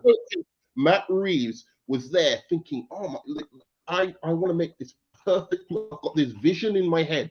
Matt, listen to the way he talks about Batman. Okay, so The Matt comic, Reeves in the studio all is the not the rest. same thing, Nerdman. All right, That's not the same it thing. That's the The thing. studio has You the guys might not know problem. this, but studios actually can overrule casting. It Yeah, happened on a it's the film with Warner studios Brothers. that have the problem, not these directors. The clowns that run these studios, like Bob Iger and Bob Chapin. I don't know what it is with Bob's, but they're all fucking stupid. Like, but are you agreeing with me then that Matt Reeves was not virtue signaling? I have no I issues agree. with Matt Reeves. Like, he is a very talented individual. I like and respect him. The problem is the studios that get in there like, you know what we're gonna do today? And then they do some weird shit, and then they wonder why humans don't like certain things. I'll ask Kiwi, because obviously you're having some trouble being able to deal with it because you've got some ideology that it conflicts with. Nerdman, you heard what I said. I Matt understand Reeves- what you just said. I know, but was Matt Reeves virtue signaling or not? I don't think Did it you was. hear? Did you hear the part where I said it's the studio that's the problem? Did you hear that part? While you're saying that I'm not listening, you're not listening to me. I am listening to you. What it is. Okay, then you understand what I'm saying, Nerdman. There's no confusion, and it's not Is it or complicated. is it not virtual signaling? I think that's the question. I think it's not who's responsible Exactly. So for it. when it comes to Matt Reeves specifically, he did not have more control than a studio. So him specifically, I don't think that Matt Reeves was virtue signaling, but the studio was. The studio chose the casting. You thought the studio absolutely. chose the casting. Absolutely.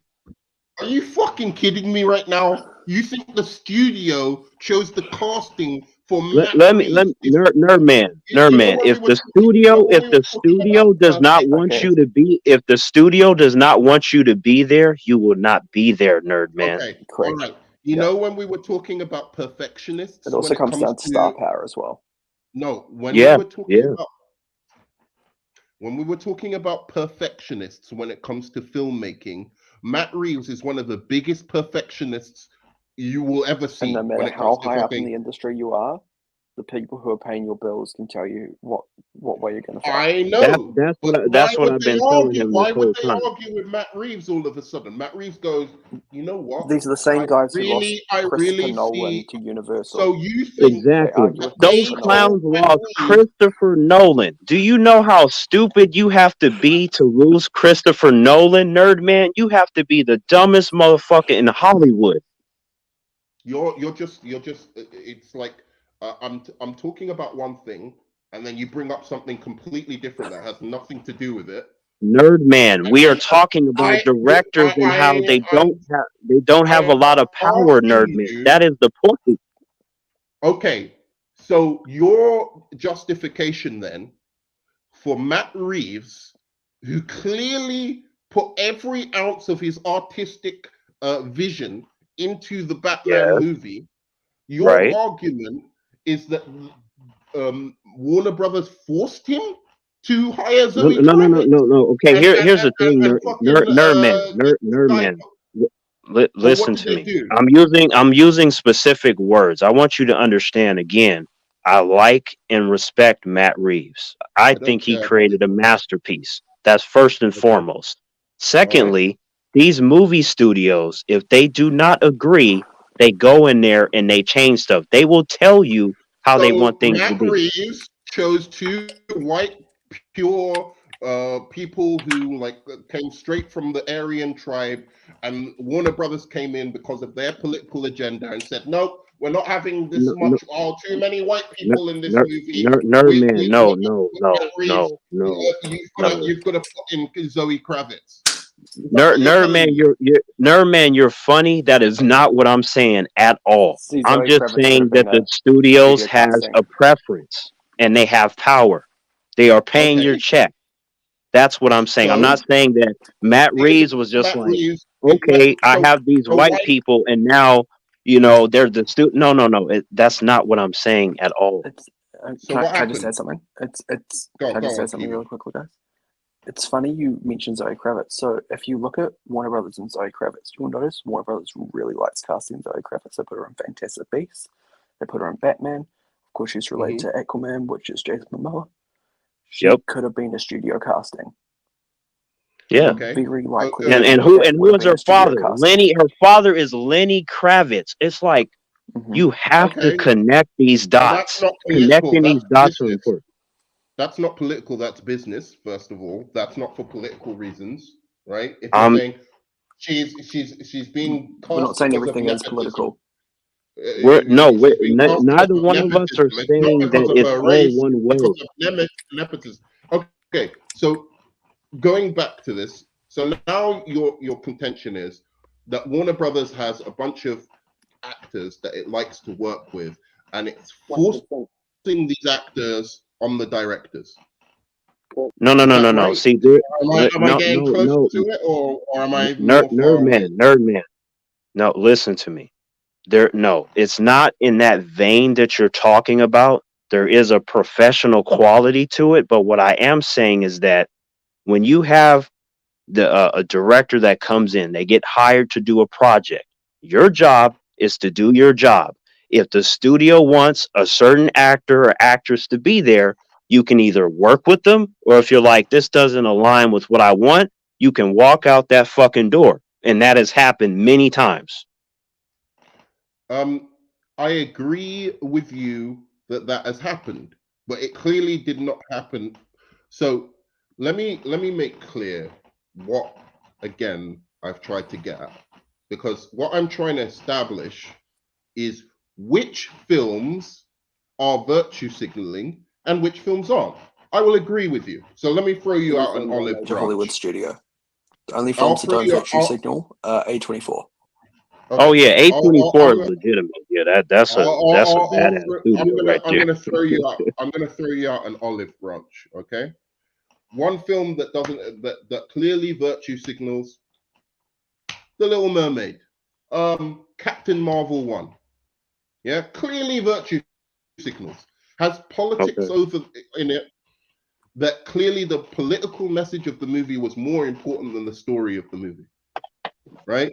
They had specific things that they wanted to say about our culture right now and where it should be going, right? And feminist message or whatever, especially in Captain Marvel. Virtue signaling. Okay? Agreed. Example, Doctor Who. All right, Doctor Who. There was Doctor Who fans are mad. I'm not even a Doctor Who fan, and I feel bad for them.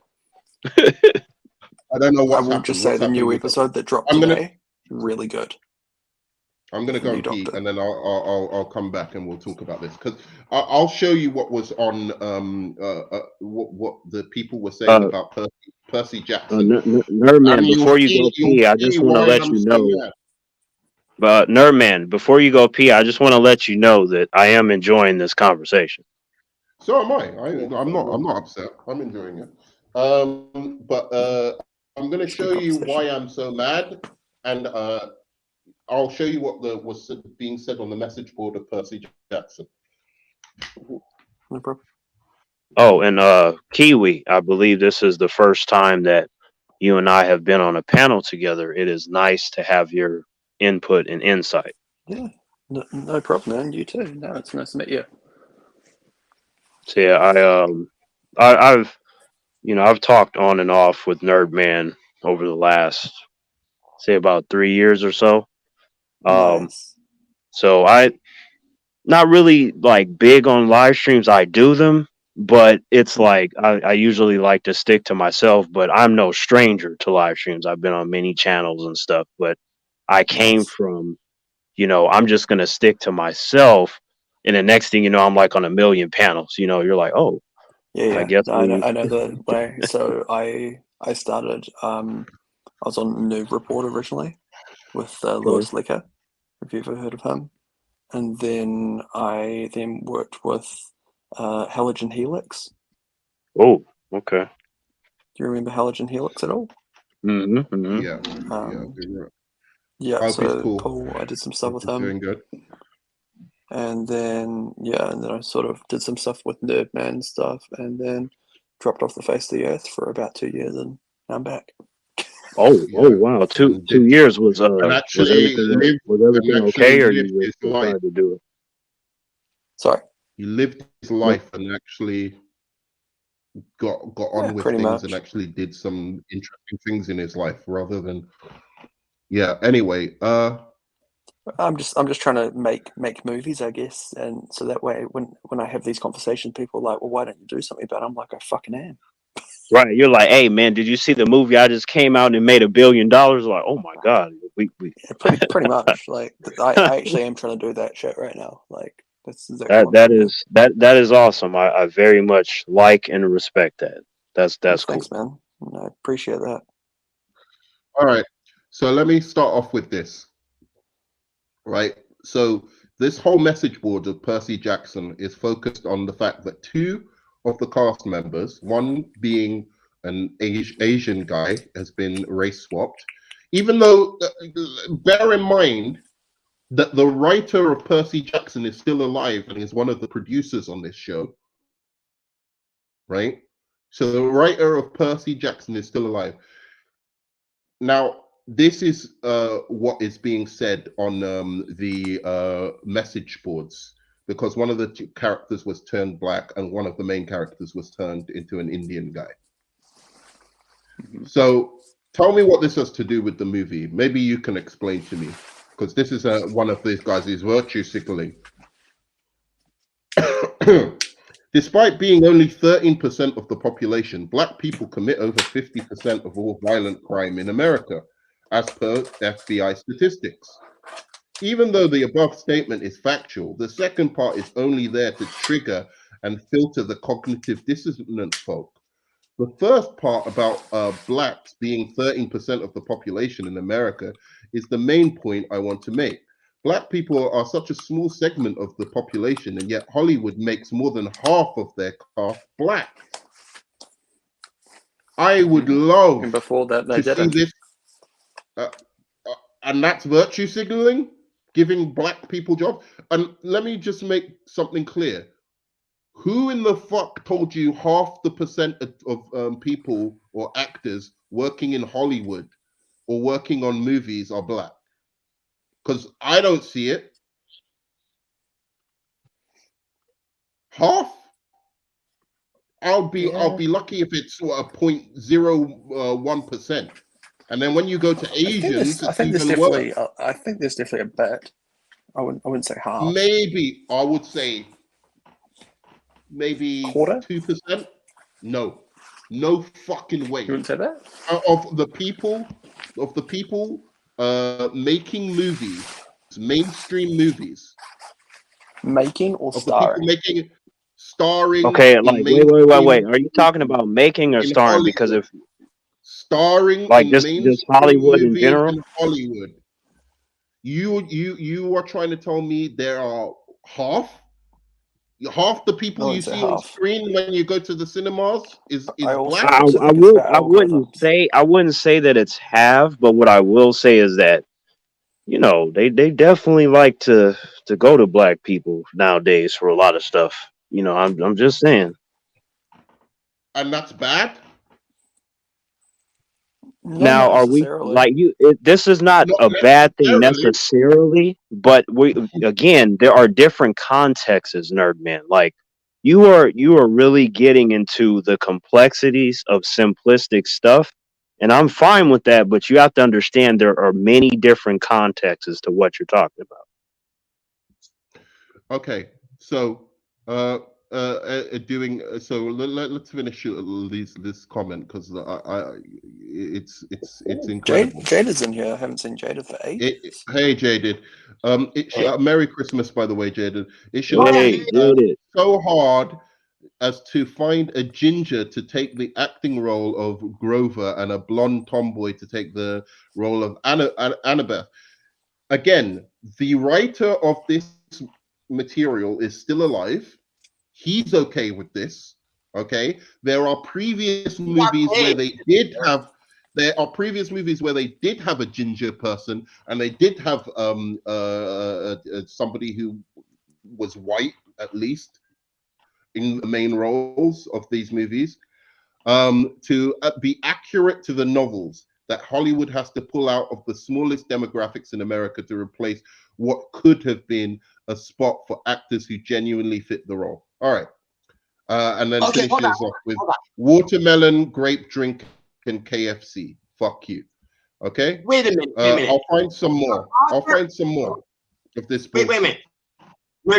The author of the book is irrelevant to the script of the movie. If you're only concerned, how ridiculous do you have to be to go? The only thing that's deviating from the actual original book is that the actor's skin color is different. What about the plot and the story and the characters and the actions and the things that happen? Like, name me any movie other than maybe not even Lord of the Rings, because that doesn't even account for it. But other than maybe what the superhero movie with the one that was like a direct translation of the comic books, that 8-issue comic book. I think you're talking about Sandman, right? No, not Sandman. No. What are you talking about? You talking about Watchmen or Sin City or? Watchmen and Sin City are literally the only two movies that were a direct representation of the comic book. Every other movie that's based on a book has to have changes in it. So the author of the book is going, well, okay, you can't add this character. Even, you can't add this character because you don't have time for him. You have to cut off this scene because you don't have time for it. Every movie is a hack job of the book that it's based off of. But nobody seems to have a problem about that. But you change the skin color of a certain character. That's the issue you have. Give me a break. And not only that, the author of the book doesn't care. J.K. Rowling, you take J.K. Rowling, right? She was a nobody when the books came out.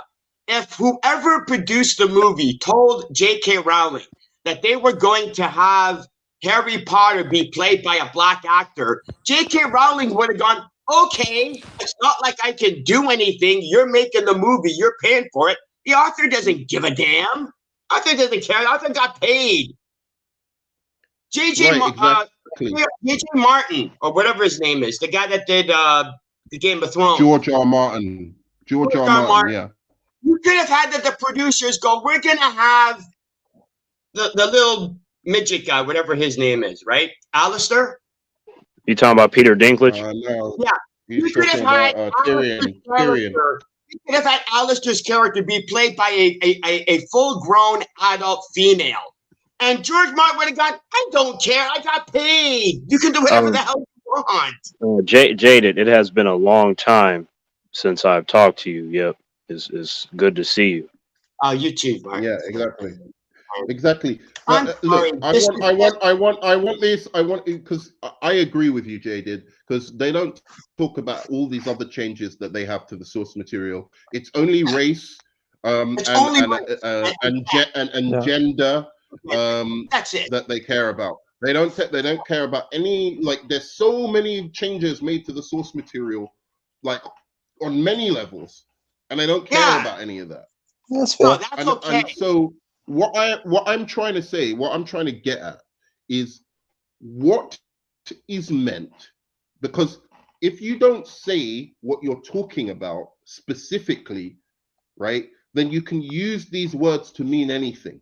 And what people use virtue signaling to mean now, and I'm trying to get to you, is you seem to be trying to, like, dance around this, both of you guys, is that what virtue signaling has become, what virtue signaling may have started off as, has gone transformed into something very, very different these days. And what it basically means, what it basically means now is anything, like, from race to being gay, anything. It doesn't matter if the character was originally gay in the comics anymore.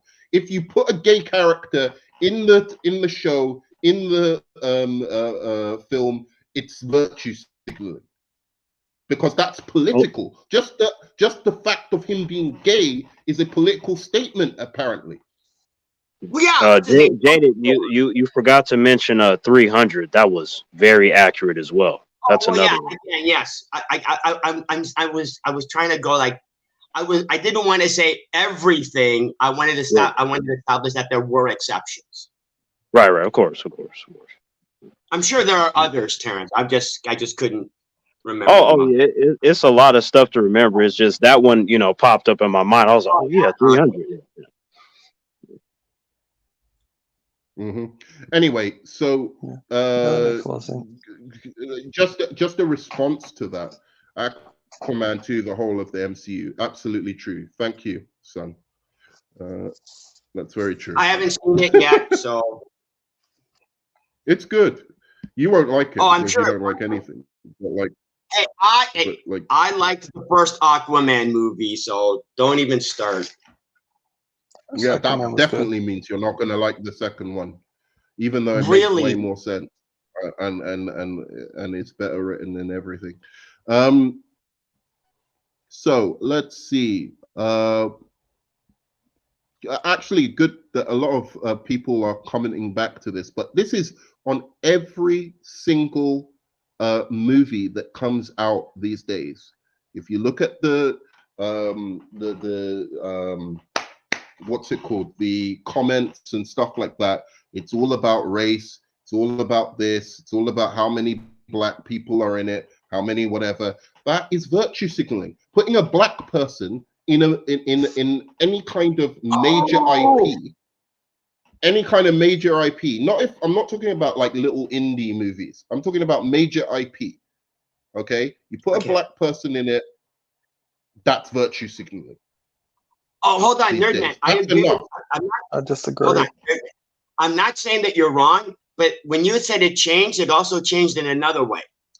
They're trying to find ways to if they take, you and I both have issues with all of the problems that are in Infinity War and in Endgame, right? Now, all of the people who watch those movies weren't able to notice and realize all of those problems and plot issues and problems in those movies.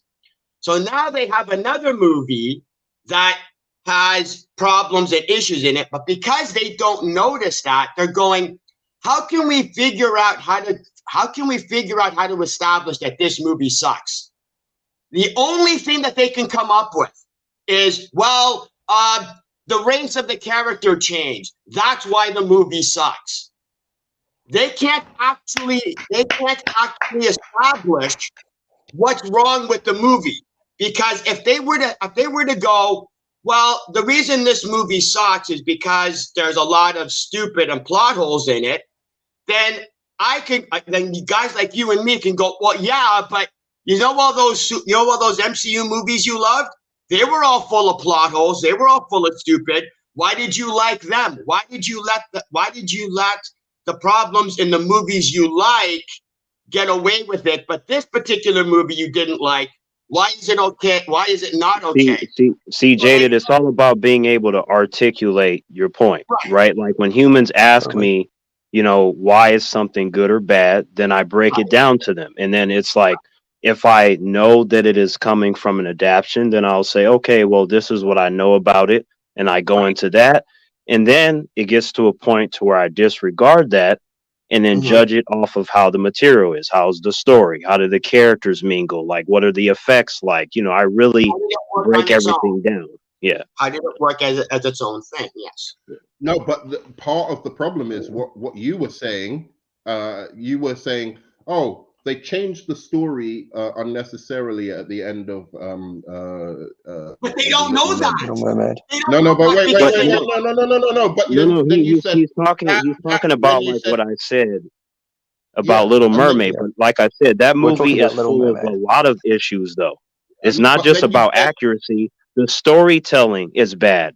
The way they do the song renditions is bad. There's a lot of things that are rushed from the narrative. So why then do you need to add virtue signaling on top of it? I don't understand the virtue signaling. You just said why. It's about justification. Again, but my point. Why the movie is bad. But no, I'm not. But mind you, the music wasn't as good as the first one. The pasting was the story, the acting. But that's what I was telling you earlier, Nerdman, when I said that the movie has a collection of problems. Because not everybody. You're right, Nerdman. Because not everybody.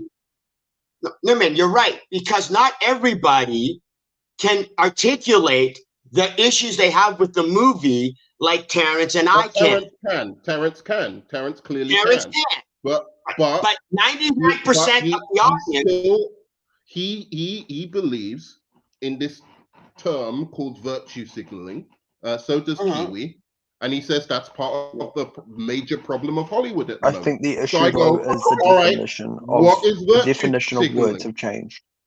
Jaded, the whole thing that I was trying to is very simple. As you know, you've talked to me enough, Jaded. Like when I'm approaching something, when I am approaching something, especially with entertainment, a lot of times it's not just one problem or two or five, it's many. So I have to talk about everything that entails, the whole thing. Right. Sure. That's a good picture of you, Kiwi, man. Oh, thanks, man. By the way, you're looking very like you're getting ready. You're getting ready to be in the film industry, Well, funny enough, if you guys want to, I actually have the teaser trailer of my film. I could share the screen quickly. Oh yeah, I'd love to put that on. Absolutely. Let's do that. Let's finish our conversation and then we'll do that so we can fully focus on that. Sounds good. But okay, Nerdman. You've got it up. Virtue signaling, I hate to break it to everybody, is a fad, because that's all everybody's talking about, and that's what's getting clicks. If complaining about the musical score was what was in fad, if complaining about the musical score was what got everybody clicks, nobody would be virtue signaling. They'd be bitching and complaining about the score of the music. It's the issue of changing the lyrics to conform to today's society. I think that's the issue. That's all it is. Virtue signaling is. But wait a second. If for instance, there's a song which was like, let's say it used the N-word, right? Okay. Like there's a movie and it uses the N-word, and then you change the song lyrics so that it doesn't use the N word anymore. Like it was like, you know, like a white dude or something like that. I'm just giving an example. Is it then virtue? Then you shouldn't be using the song in the first You place. shouldn't use that then. Use something else. Do you want me to give you a better? I'll give you a better example. Maybe that's a little bit too. That's too. Okay? You can't do much with that one, unfortunately. Okay, so there may have been let's say Greece. Okay, Greece. They wanted to redo Greece, right? Okay. And in this version. Well, you know, maybe they did. Okay, but let me finish the example.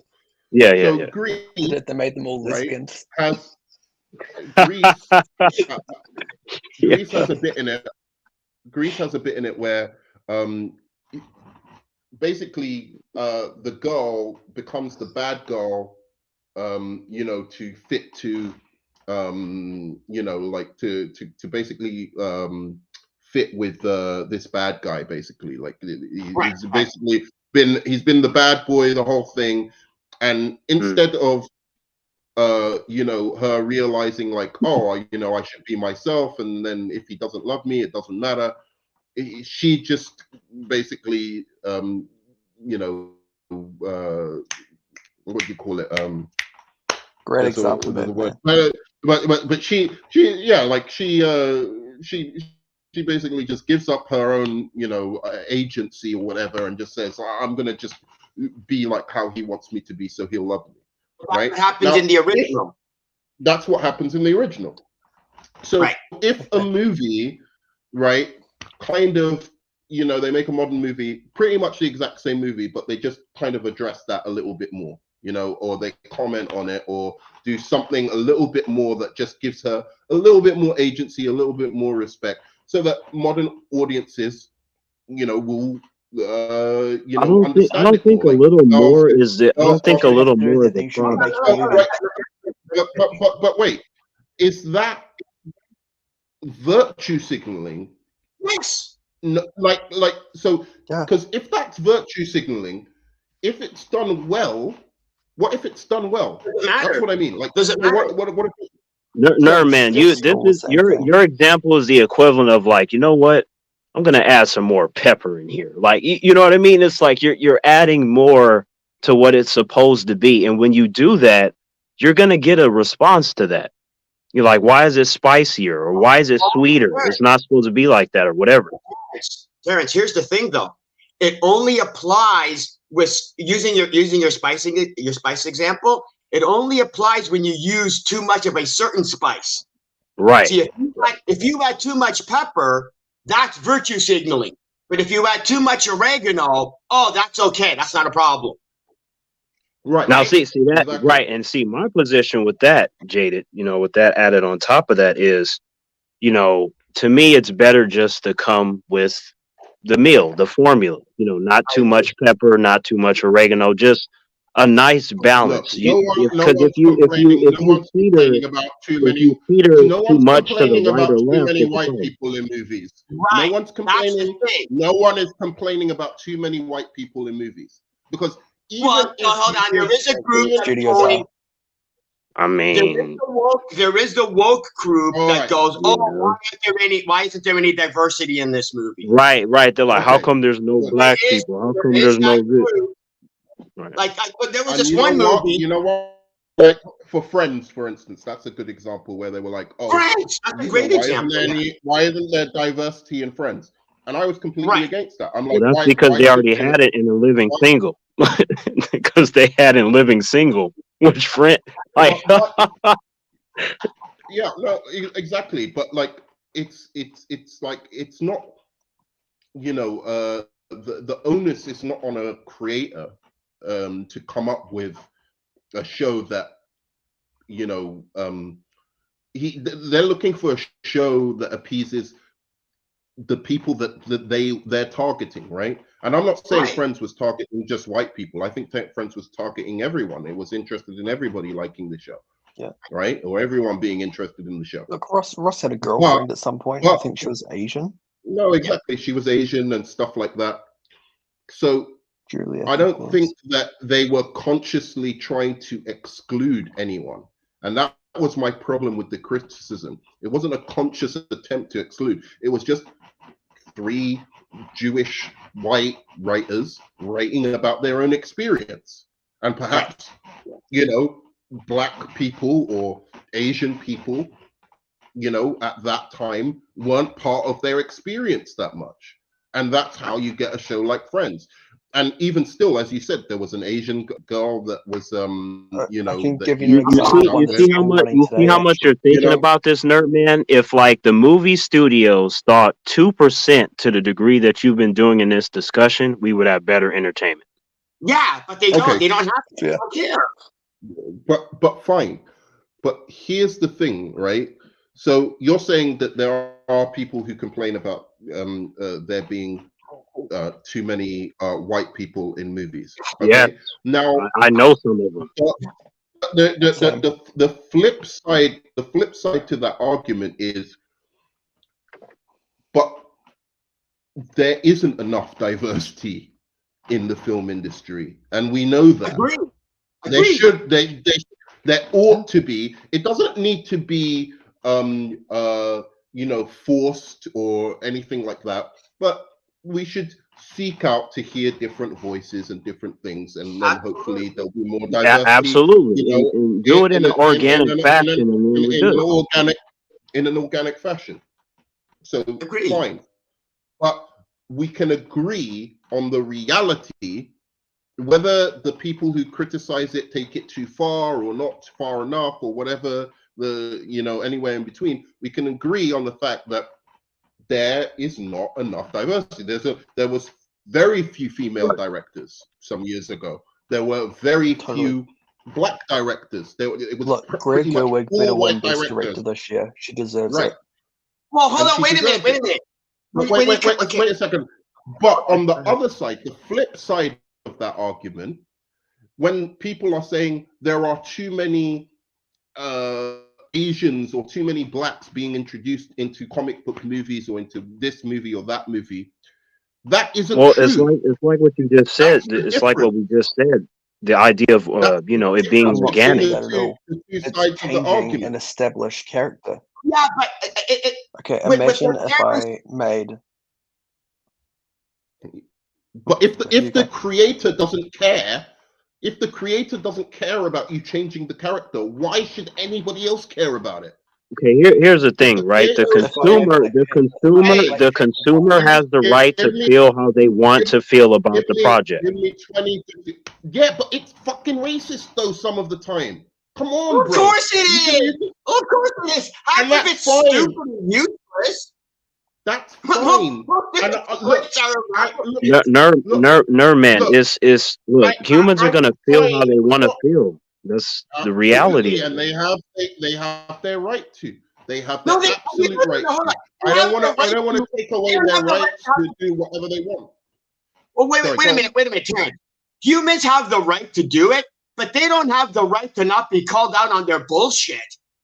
Okay. No, that's all part of the equation, Jade. Remember, we have discussed the idea of like if you do or say certain things, there will be certain reactions and consequences.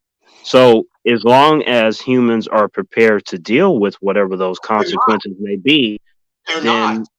But here's the thing, though. Whether they are or aren't won't change the reality of the impending response, right, to whatever they do or say. So agreed. That's not going to shut me up.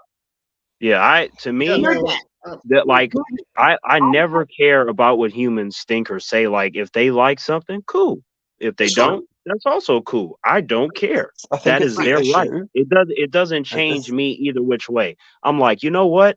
If you're excited, that's great. I would not try to take that away from you, but I'm going to tell you why I'm not excited, and then we can go from there.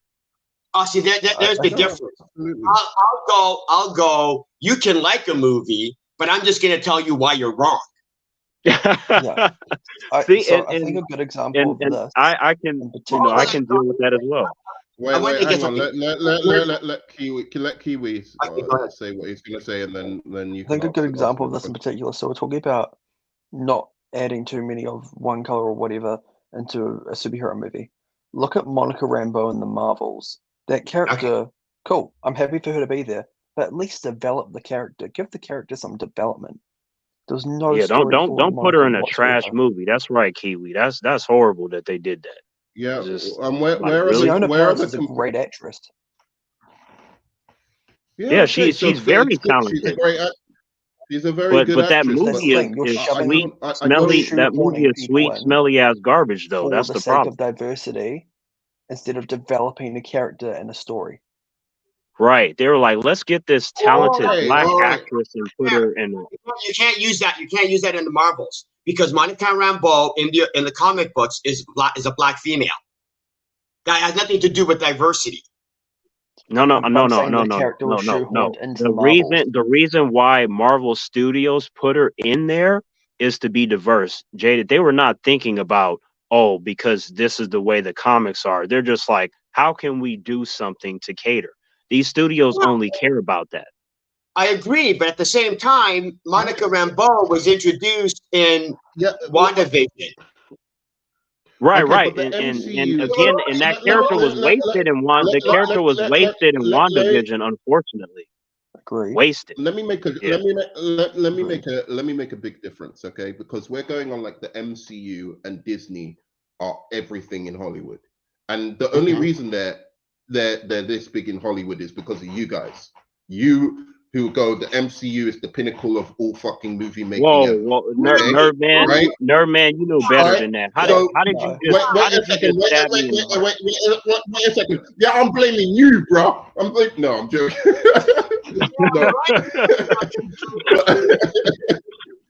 No, let me make clear on this. Okay, you're going like Disney's the biggest thing and everything. Disney is the only place where that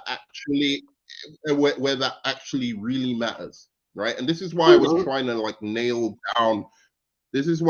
nail down this whole thing about Matt Reeves and his casting, right?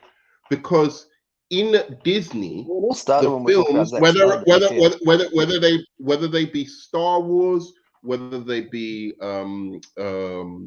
whether it's Star Wars, whether it's the MCU, whether it's those big Disney tentpoles, they have a producer who's in control of all of that, who has an ideology that sifts down to the rest of those movies. Whereas in other studios, as much as they also have studio bosses, studio execs who have ideologies that seep down to the rest of the movies, for the most part, they do actually seek out director-led movies. Hold on, but here's the more high profile, the less director-led. But let's say it's 15% studio, 85% director-led. That's how Warner Brothers and Universal and all of those studios are working. Okay, right? But here's the problem. Here's the little problem with that thing, is that everybody only watches the big movies. Right. There are hundreds of small movies that happen every year. 90% of the audience doesn't even know. Jada, remember when we were talking about that, when I was earlier on in our discussions, when I was telling you how I love to watch movies. It's not just the ones that come out in theaters. It's like, if it's a movie, I want to see everything at least once. You know what I mean? It's just, but 100%. Most are not going to do that. They will only watch what's in the theater or what everyone tells them to watch. So yeah, or what they've seen. That's the thing, we're dictated by what the media tells us to watch. Right. So there could be dozens or hundreds of these small movies that have producers doing exactly what you say Disney's doing, where you have all these small producers, these small movies that have producers that go, I'm going to virtue signal up the ass. The thing is, that's the thing. They don't. 90% of the audience don't watch it, so they don't complain about it because they don't know it exists. Okay, so, I'll give you a good example. Talk to Me, A24. Oh God, please don't do A24. Oh God, please. Talk you're to not me. No, but mentioning A24, here That we movie, that go. movie was Here wild. we go. Talk to me. A24 is making small, like Can I finish on that? cinematic A24 kind of didn't make Talk movies. to Me. Can I Go ahead. just finish what I'm saying? A24 didn't You make asked Talk to Me. about Talk to Me was an A24. independently produced movie, bought at a You film said festival, talk to and me. then distributed You by said talk A24. to me. I'm just saying like I enjoy Talk to Me. That's all. Oh, you said, oh, you enjoy. Okay, I didn't hear you say that. So A24, as we were just talking about, small director-led movies, right? Where are they virtue signaling? Not as much, as Where everyone are else. they? Where are they virtue signaling to people?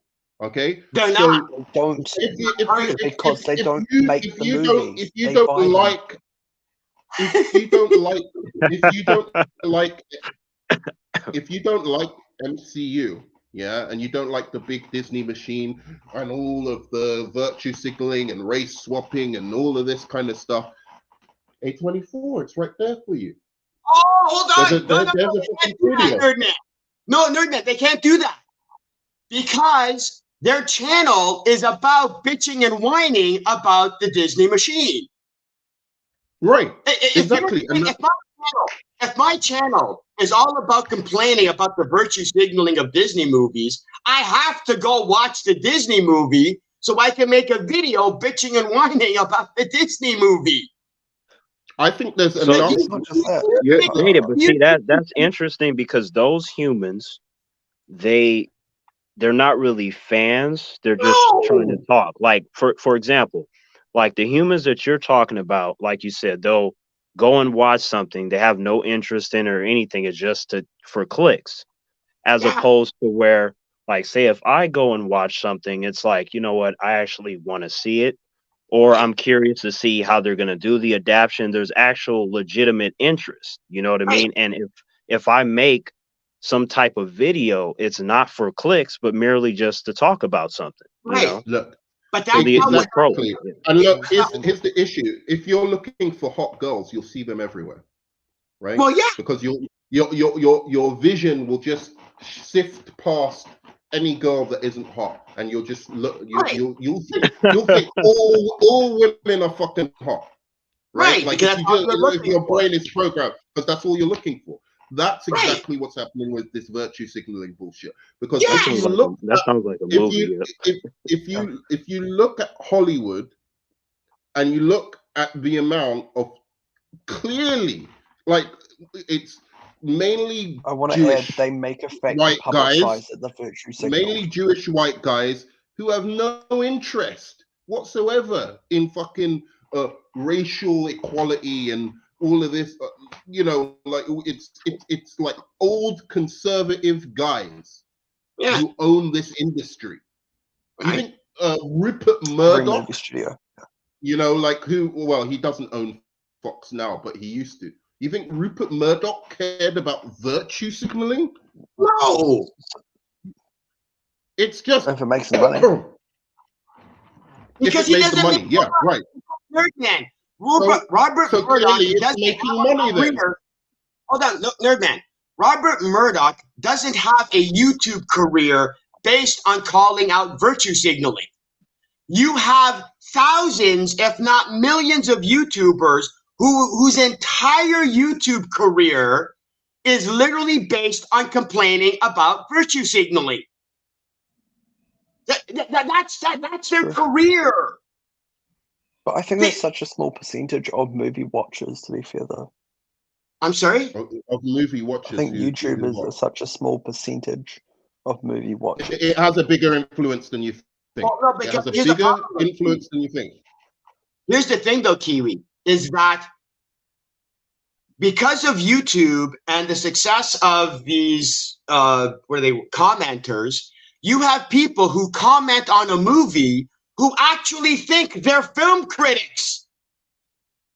You have an audience. They have an audience that go to YouTubers who simply have their opinion or viewpoints on a movie, and they're viewed as movie critics. Yeah, I had Fox exactly. Studios come to me last week asking to use my review for Next Goal Wins. I'm sorry, say that again. I had 20th Century Fox come to me Right. last week and asked me to use my movie review for Next Goal Wins. That's okay. That's great. But I'm saying Hey, if I make a video just ranting about I'm not even on social movie, media though. I just put a comment section on their Facebook page, and they came to me and asked me to use it as an official review. That's what I'm trying to say. All right, I think it's time. I think it's time we react to. But we're only going to react to Kiwi's movie. See, the movie studios wish they had some stuff as entertaining as this conversation. No. I'm going to make this strict. I'm only going to react on this channel. I want a percentage ownership of this movie. I paid exactly, what was it? Wow. I think $20. I want $20 worth of this movie, well, bro. To be honest, this hasn't been released anywhere, so you're actually getting an exclusive. Yeah, no, but I don't care about no exclusives. Okay, I want. This is. Damn, I'm grateful, Kiwi. I am grateful. Like Nerdman is being spoiled right now. I want my percentage of that. If that means if the film doesn't do well, the film costs $18,000. It will do well. He wants 3 points on the back end. I put in 90. I want 90, exactly a cut. Kiwi, do you see how Nerdman is demanding this? That means if I go around Nerdman with money, he's gonna be like, I demand 75% of your income. It's like, whoa. Nerdman is being such a woman. Nerdman is being such a woman right now. If this film gets anywhere, a lot of people are going to be seeing returns. That would be one of them better be me. That's all I'm saying. Either that or I want a little piece of the pinky finger instead. Damn, now you're all right, more than age. let's roll it up. Let's see this. Let's see this bad boy. Looking forward to this. All right. Got to find it. Okay, so we're watching a trailer. Oh, yeah. By the way, thanks for trailer of his latest movie. Okay. No problem. Nerdman. Watching the trailer for his latest movie. Okay, here we go. Is this one? How many movies have you made, Kiwi? I'm gonna own the first 25 280 seconds of this movie. 280? Yeah, I've worked on about 280. Wow. Holy crap. I own the first 0.25 seconds of this trailer. Wow.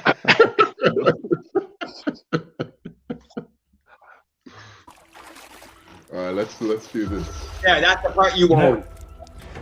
Sometimes in the school, we gotta do shit we don't want to do, but that's just the way it goes. And one day, you're gonna grow up. You're gonna go out there and face the world on your own. And you may hate me. You may resent me. Hell, we may never even speak again. But you won't succeed.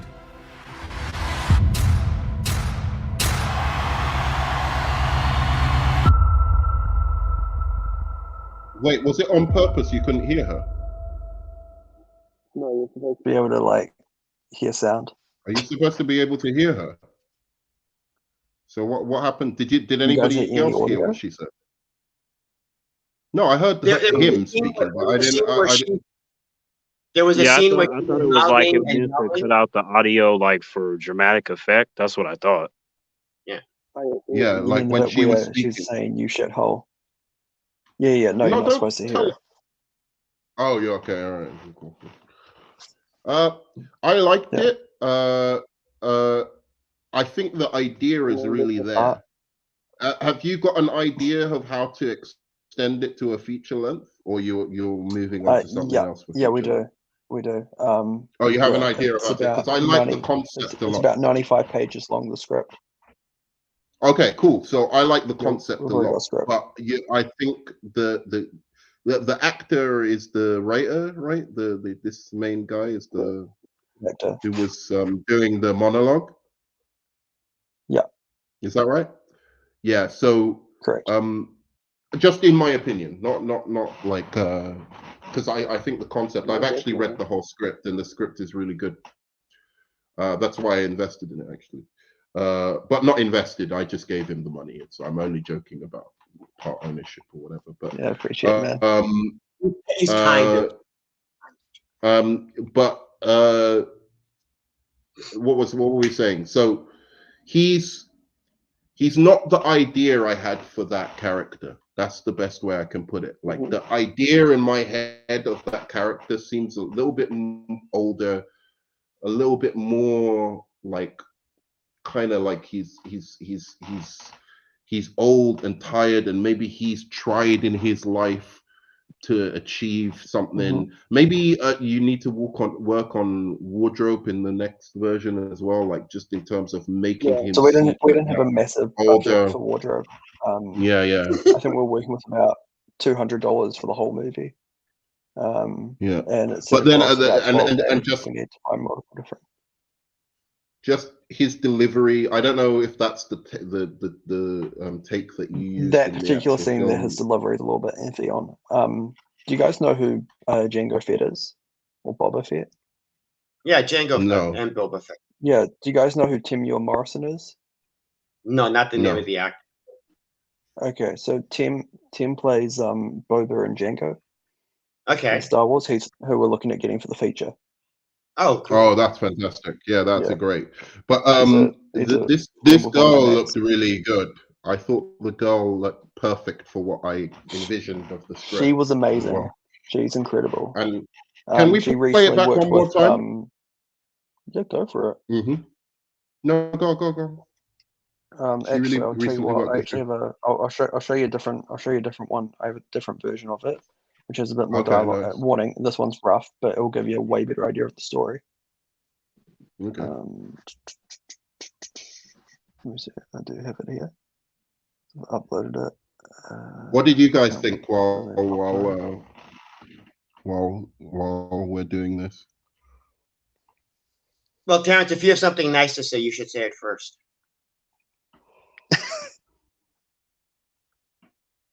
Hey, look, Terrence. Movies are made for criticism. Yep. That's what I'll say. Terrence is here. Whatever. What did you think? I'm sorry, what was that, Terrence? Did you watch it, or what's going on, Terrence? Terrence is dealing Terrence is dealing with his harem right now. Leave him alone.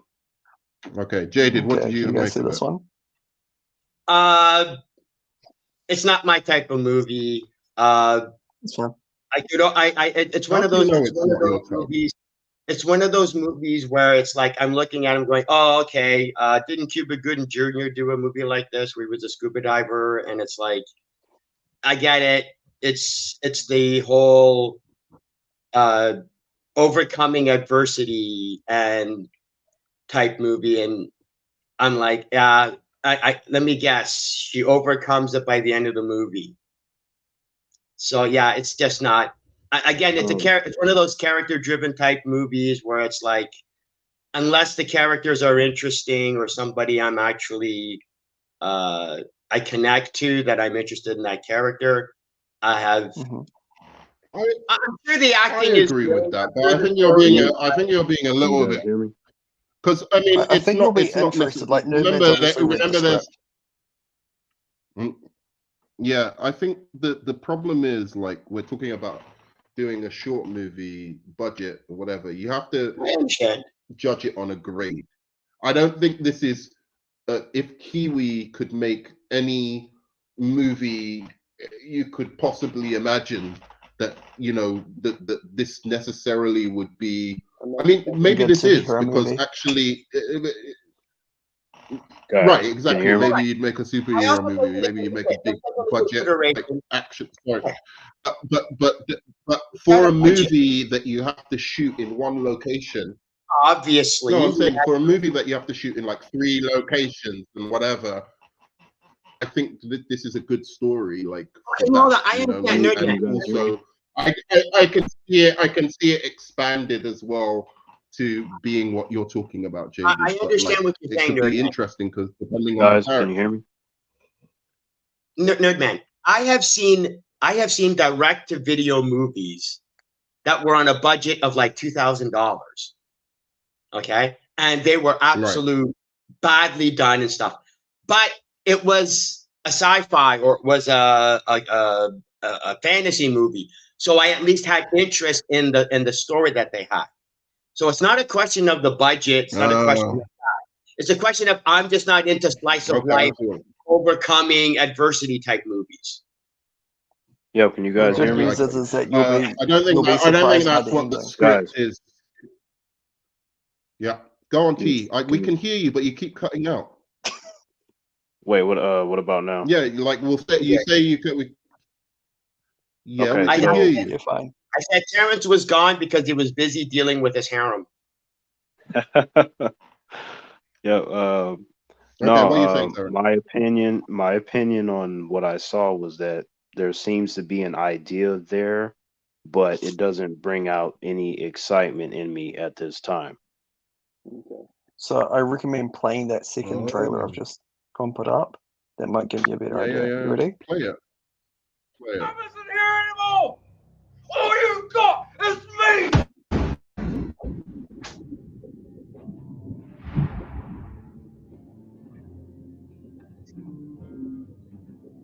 I still don't think that. I'll say what I have to say after, but I don't think that guy's old enough for the role, or disheveled. That's the word I was looking for. He's not disheveled enough for the role. Get up. Come on, the day started. Yeah. It's 5 a.m. That's right, and while you're out there training, your competition's in bed sleeping. Now let's go. No. No. Yeah, let's go. Come on, move it. Hurry up. Let's go. Come on. Competition's 2 weeks away. Let's go. Move it. What are you going to do, huh? You're going to become Prime Minister or something? Dad? I think I want to stop swimming. See, she's good.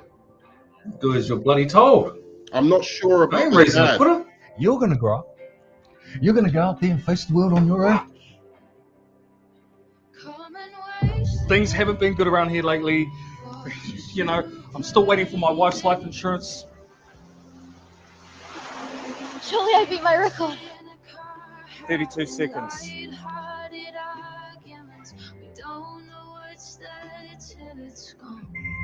All right, can I pause it? Pause it a second, because this is quite a lot of. I'll pause it. Pause it 1 second. Here's the problem. It's speaking volumes to me. The guy's miscast. This is just my opinion. I'm not trying to like. That girl is perfect. She's doing a really good job. This guy doesn't sound desperate enough. He sounds like he's making stuff that should be subtext into text, right? I.e., stuff that you should be seeing that he's that he's not letting out what he's feeling inside, like that. Like it makes it sound like he's saying what he actually genuinely, unconsciously, you know, in his darkest moment would actually be saying. Right? He's making things that should have subtext not have subtext, and that's a problem with this specific story. What he needs, the way he needs to be delivering these lines, you need to feel like, you know, like American Beauty is the perfect example. That whole family of the you know, the boy who's the love interest of the daughter, right? And you see it. You've never seen American? What? I haven't. No. Oh, it looks interesting. That's the point. But I would need to see the whole thing, because like based off of that, the premise is really interesting. Yeah, it's interesting is the best word I can use at this moment. No, but the premise is interesting. But what I'm saying is the dialogue is interesting as well. And you don't worry about this. Don't be concerned about it. No, I'm not worried about it. It's just good to hear. No, because it's actually very good for a short movie, and for and for I don't want to sound patronizing or anything, but like it's really good for where you're at. Like I really think this is actually a good piece of film that will, So what I will add, you can get this film, directing and other jobs from. Yeah, go on. Yeah. So what I will add, because it's directed well. You guys will see this. It looks like a professional film, though, right? That's the thing. It looks right, exactly. It's directed well. It looks and feels. The only problem is your actor. Are people feeling me on this with this actor guy? I mean, for me, the actor is not. I mean, the actor to me is non-consequential in this context. It's just more of like it's interesting, but I would not put it at the top of the list to see. It would be like I get to it eventually based off of this. Yeah, but that's fair. So what I'll say, I'll give a bit of context. The directing's great. Okay, so the look, the whatever, the feel of the film looks great. Like Kiwi, if you're asking, does the look of the film look good? Does it feel like? Does it look good for what type of movie it is? Yes. I mean, you have, because again, you're obviously restricted to location, and the scenes at the dinner table are for me were the most intriguing. Yeah. The dinner, like him trying to get her up in the morning in the bed, that was a little not cliche, but kind of like, oh yeah, typical, I get that. But it was those conversations on the, like when she said, I don't want to swim anymore. Again, very good actress, because she was going, she's good. I don't want to tell my dad this because my dad's going to hate me and my dad's going to get mad, so I have trepidation. And his reaction, again, all of the dinner table scenes were well done, well shot, well lit, well paced, all of that. I'm not challenging. Exactly. I have no issue with your. He's talking about the genre. I'm talking about the actor. That's what it is. I just have no interest. You don't like the genre. You don't like the genre. I think the actor is maybe the writer, right? Yeah. I'll give a bit of context on this. So I came up with the original idea. Originally, I had it between a father and a son. And the story is quite close to my heart because it's about what happens when you are dealing with grief and you have nowhere else to put it. And in this particular point, this father has to put it onto his child, right? That's how he's coping. And there's this one line in the trailer. There's this one line in this trailer that was the hook for me to be curious. Was that the father says, "I'm still waiting for the insurance check on my wife." He doesn't say your mother. He says my wife. That was like, what? Okay, but so what's the dynamic here? He's talking on the phone though, so he's talking to the insurance people, I believe. But like, it is a good line. But again, that line is saying what you're talking about, Kiwi, of having to put all your energy into something else because you're trying to distract yourself from grief. And he's putting all of his energy into making his daughter a champion. And that's why I'm saying those lines that he's delivering, like get up early in the morning and doing all of that kind of thing, he's delivering it as text. That is actually what I mean. But what he should be delivering it as is, I'm trying to distract myself desperately from the fact of I haven't dealt with my wife's death.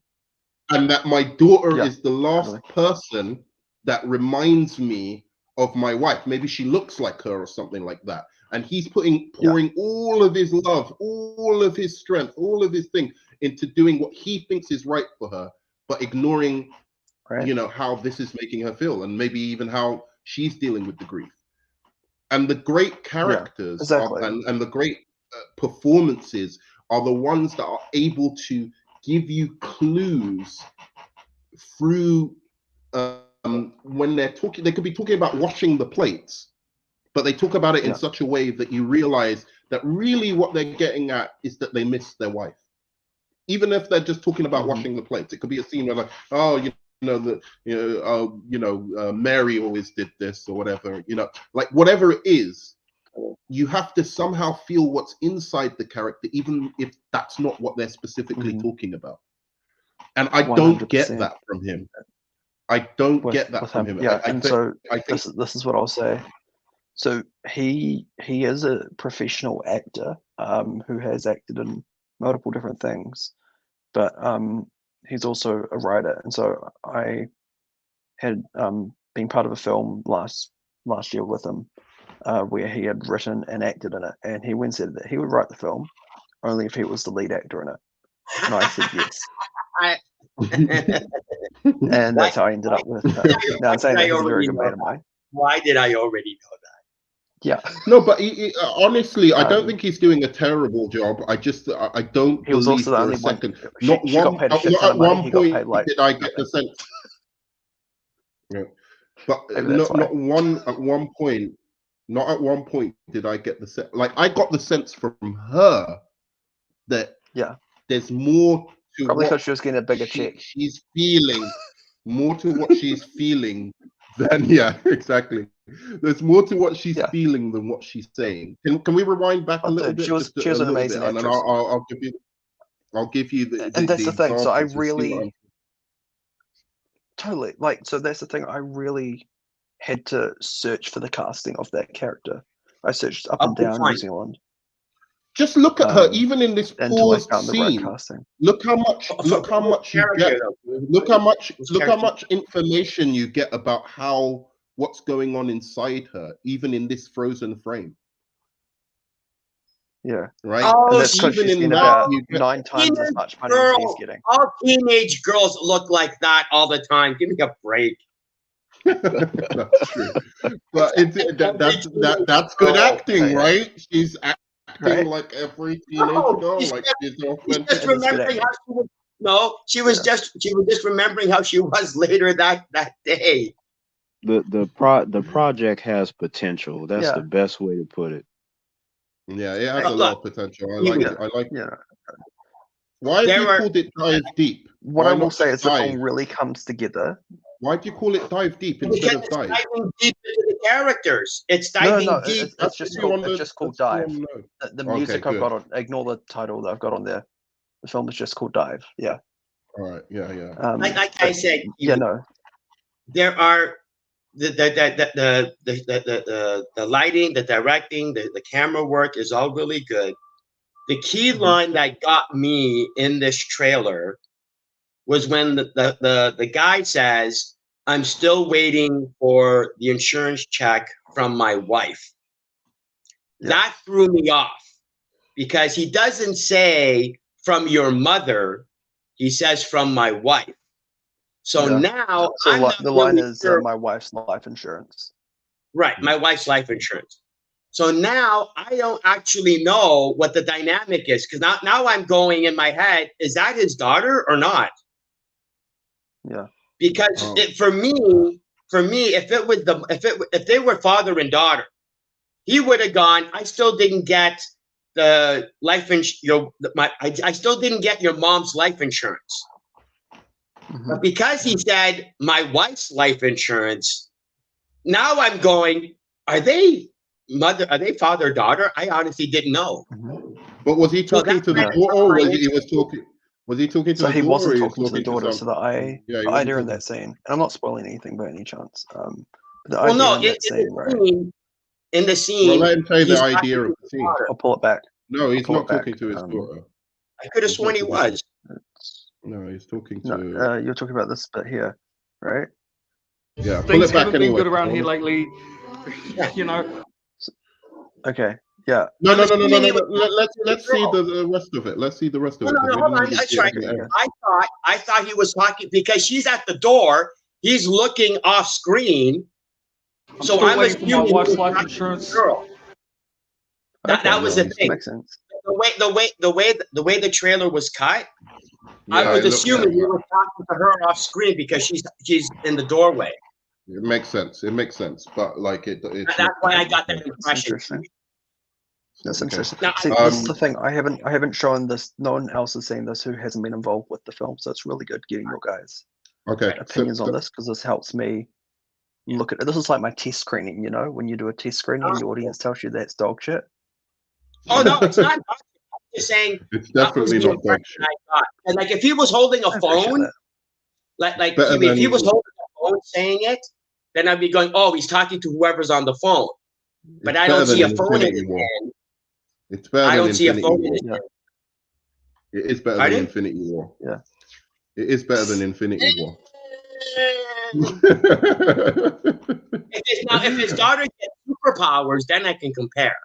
Okay, so when does she become Aquawoman? Pardon? What I will say is they had to do a lot of stunt training for this film. About 2 days of stunt training. Play the rest for the audience. I want to see the rest of it. Okay, all right. You know, I'm still waiting for my wife's life insurance. Surely I beat my record. Like Taika Waititi. 32 seconds. It's here at the movie. Pardon? Oh, you're talking about. Oh, yeah. I think he sounds like Taika Waititi, but that was all I was saying. Something wrong? You're right. I can do better.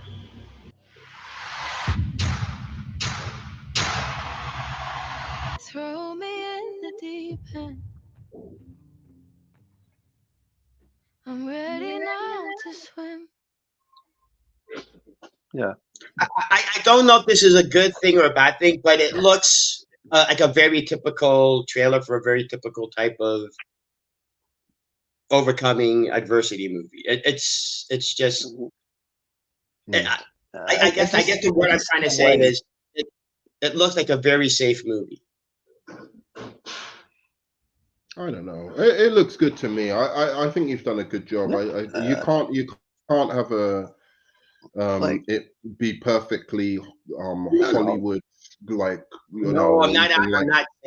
Kind of that. No. This is me. No, I'm not talking about anything you said. I'm just saying like for me, I wanted to make a coming of age film. That was what it was. Oh, a coming of age film. I see. That makes it even worse, Kiwi.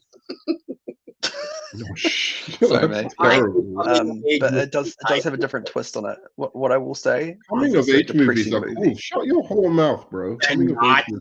Oh, you probably like what was that movie from like the 80s where the Stand By Me?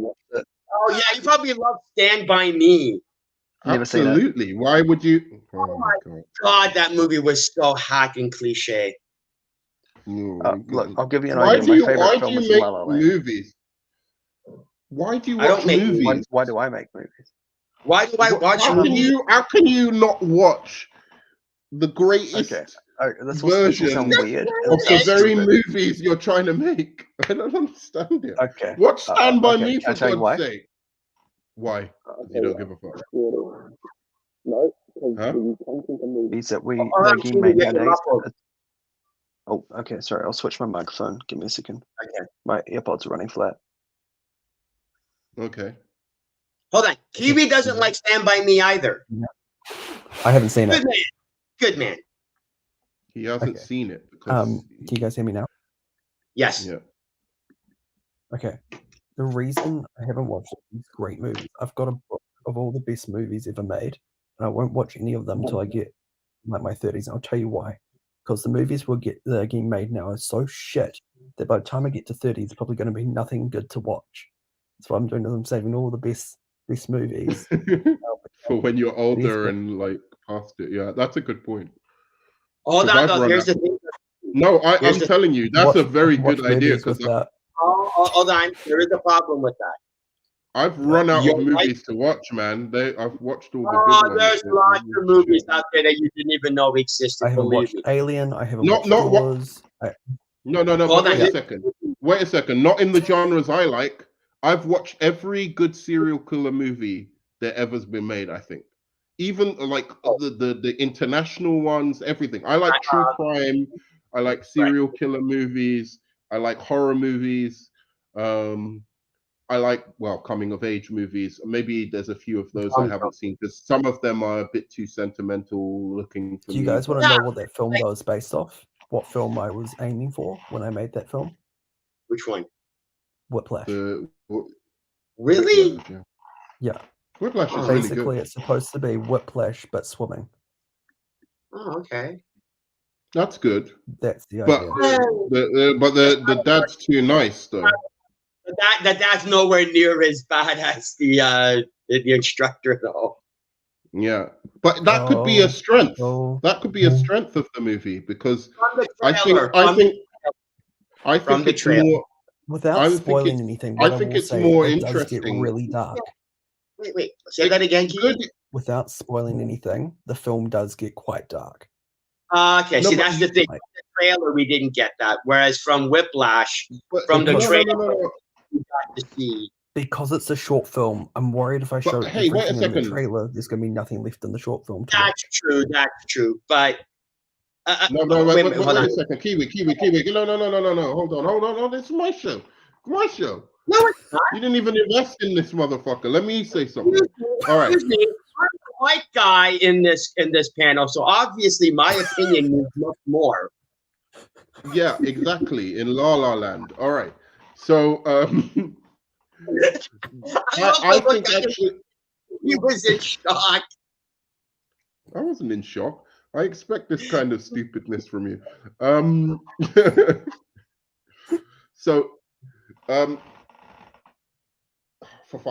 I think there's strength in this character of the dad. I really like the idea and concept, rather than just having some cruel, malevolent taskmaster that is trying to encourage and inspire her.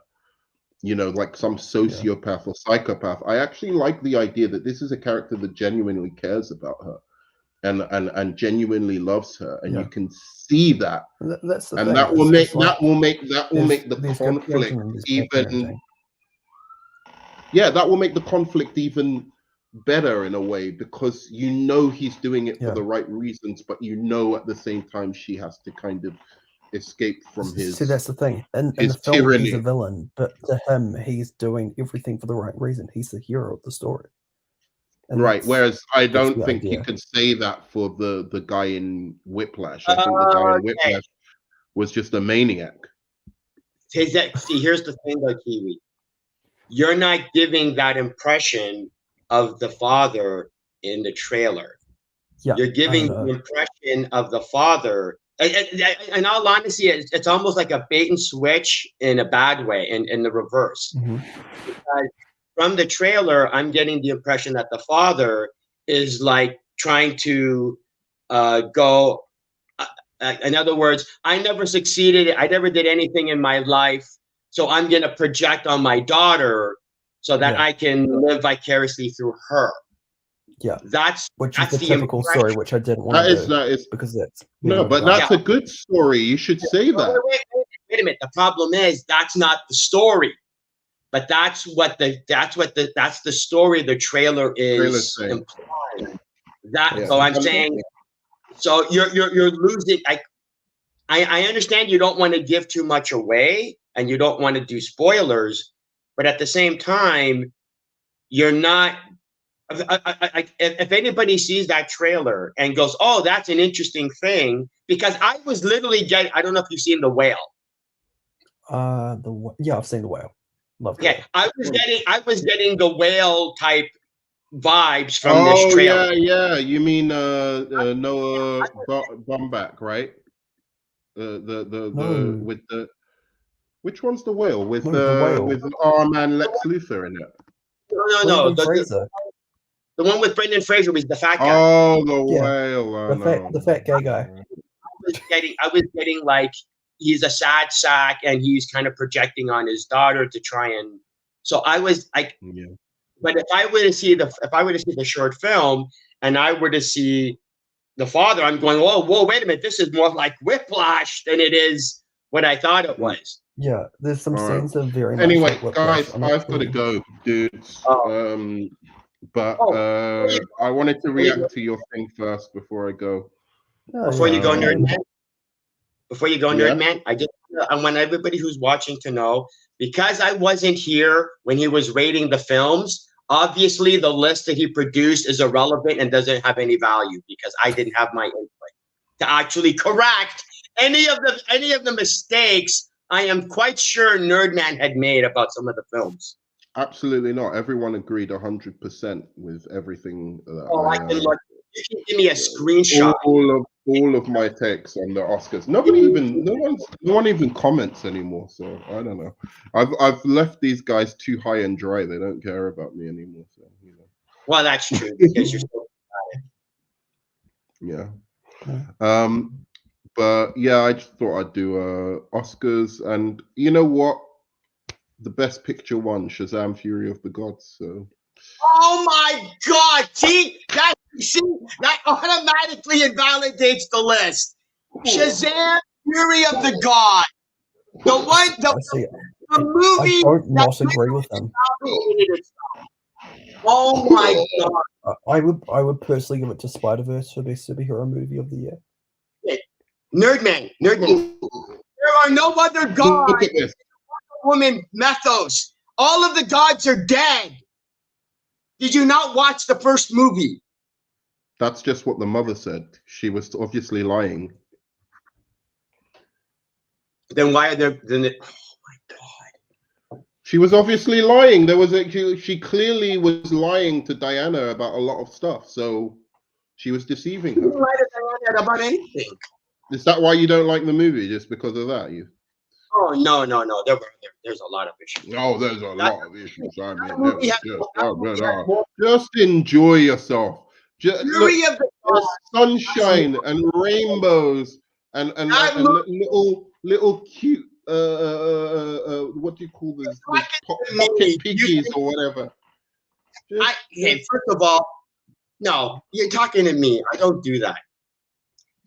Fury of the Gods had about as many plot holes as Infinity War and Endgame. No, it did not. You're just talking absolute nonsense. It did not. Okay. Then the first Shazam had that many plot holes. The first Shazam, yes, it did. They both have an equal amount of plot holes because the premise of it is ridiculous. It's about a kid. He goes into a magic realm, and then It's not a question about the premise. It's a question about what happened in the movie. All right, go on. And the first Shazam movie was actually Rachel Ziegler in the intro was really hot on it. So there's my There was a lot of plot holes in the first movie. Anyway, I just say Rachel Ziegler's a really talented actress as much as she gets shit online. She is a good actress. I don't know why everyone shit. Thoroughly enjoyed her in Hunger Games. Was she good in Hunger Games as well? I didn't see it, but she was really good in Hunger Games. The prequel, you mean? Yeah, the prequel. Yeah, Ballad of Songbirds and Snakes. Really good film. I enjoyed it. Kiwi, there was something I wanted to say before. You were saying how you were waiting until you're older to watch certain movies. That's not a good idea because certain movies, depending on your age, will hit better than when you're younger than when you're older. That's also true. That's a good point. Like if you watch Indiana Jones when you're like in your teen, again, like if you were to watch Indiana Jones when you were in your Crystal Skull and it put me off Indiana Jones. No, I meant guys. the first You can continue your conversation after. I'll leave it up to you. But no, it's okay. But peace, guys. Have a good Christmas. The rest of your Christmas holidays, and hope you enjoy. All right. Yeah. Yeah, no problem. Bye, no man.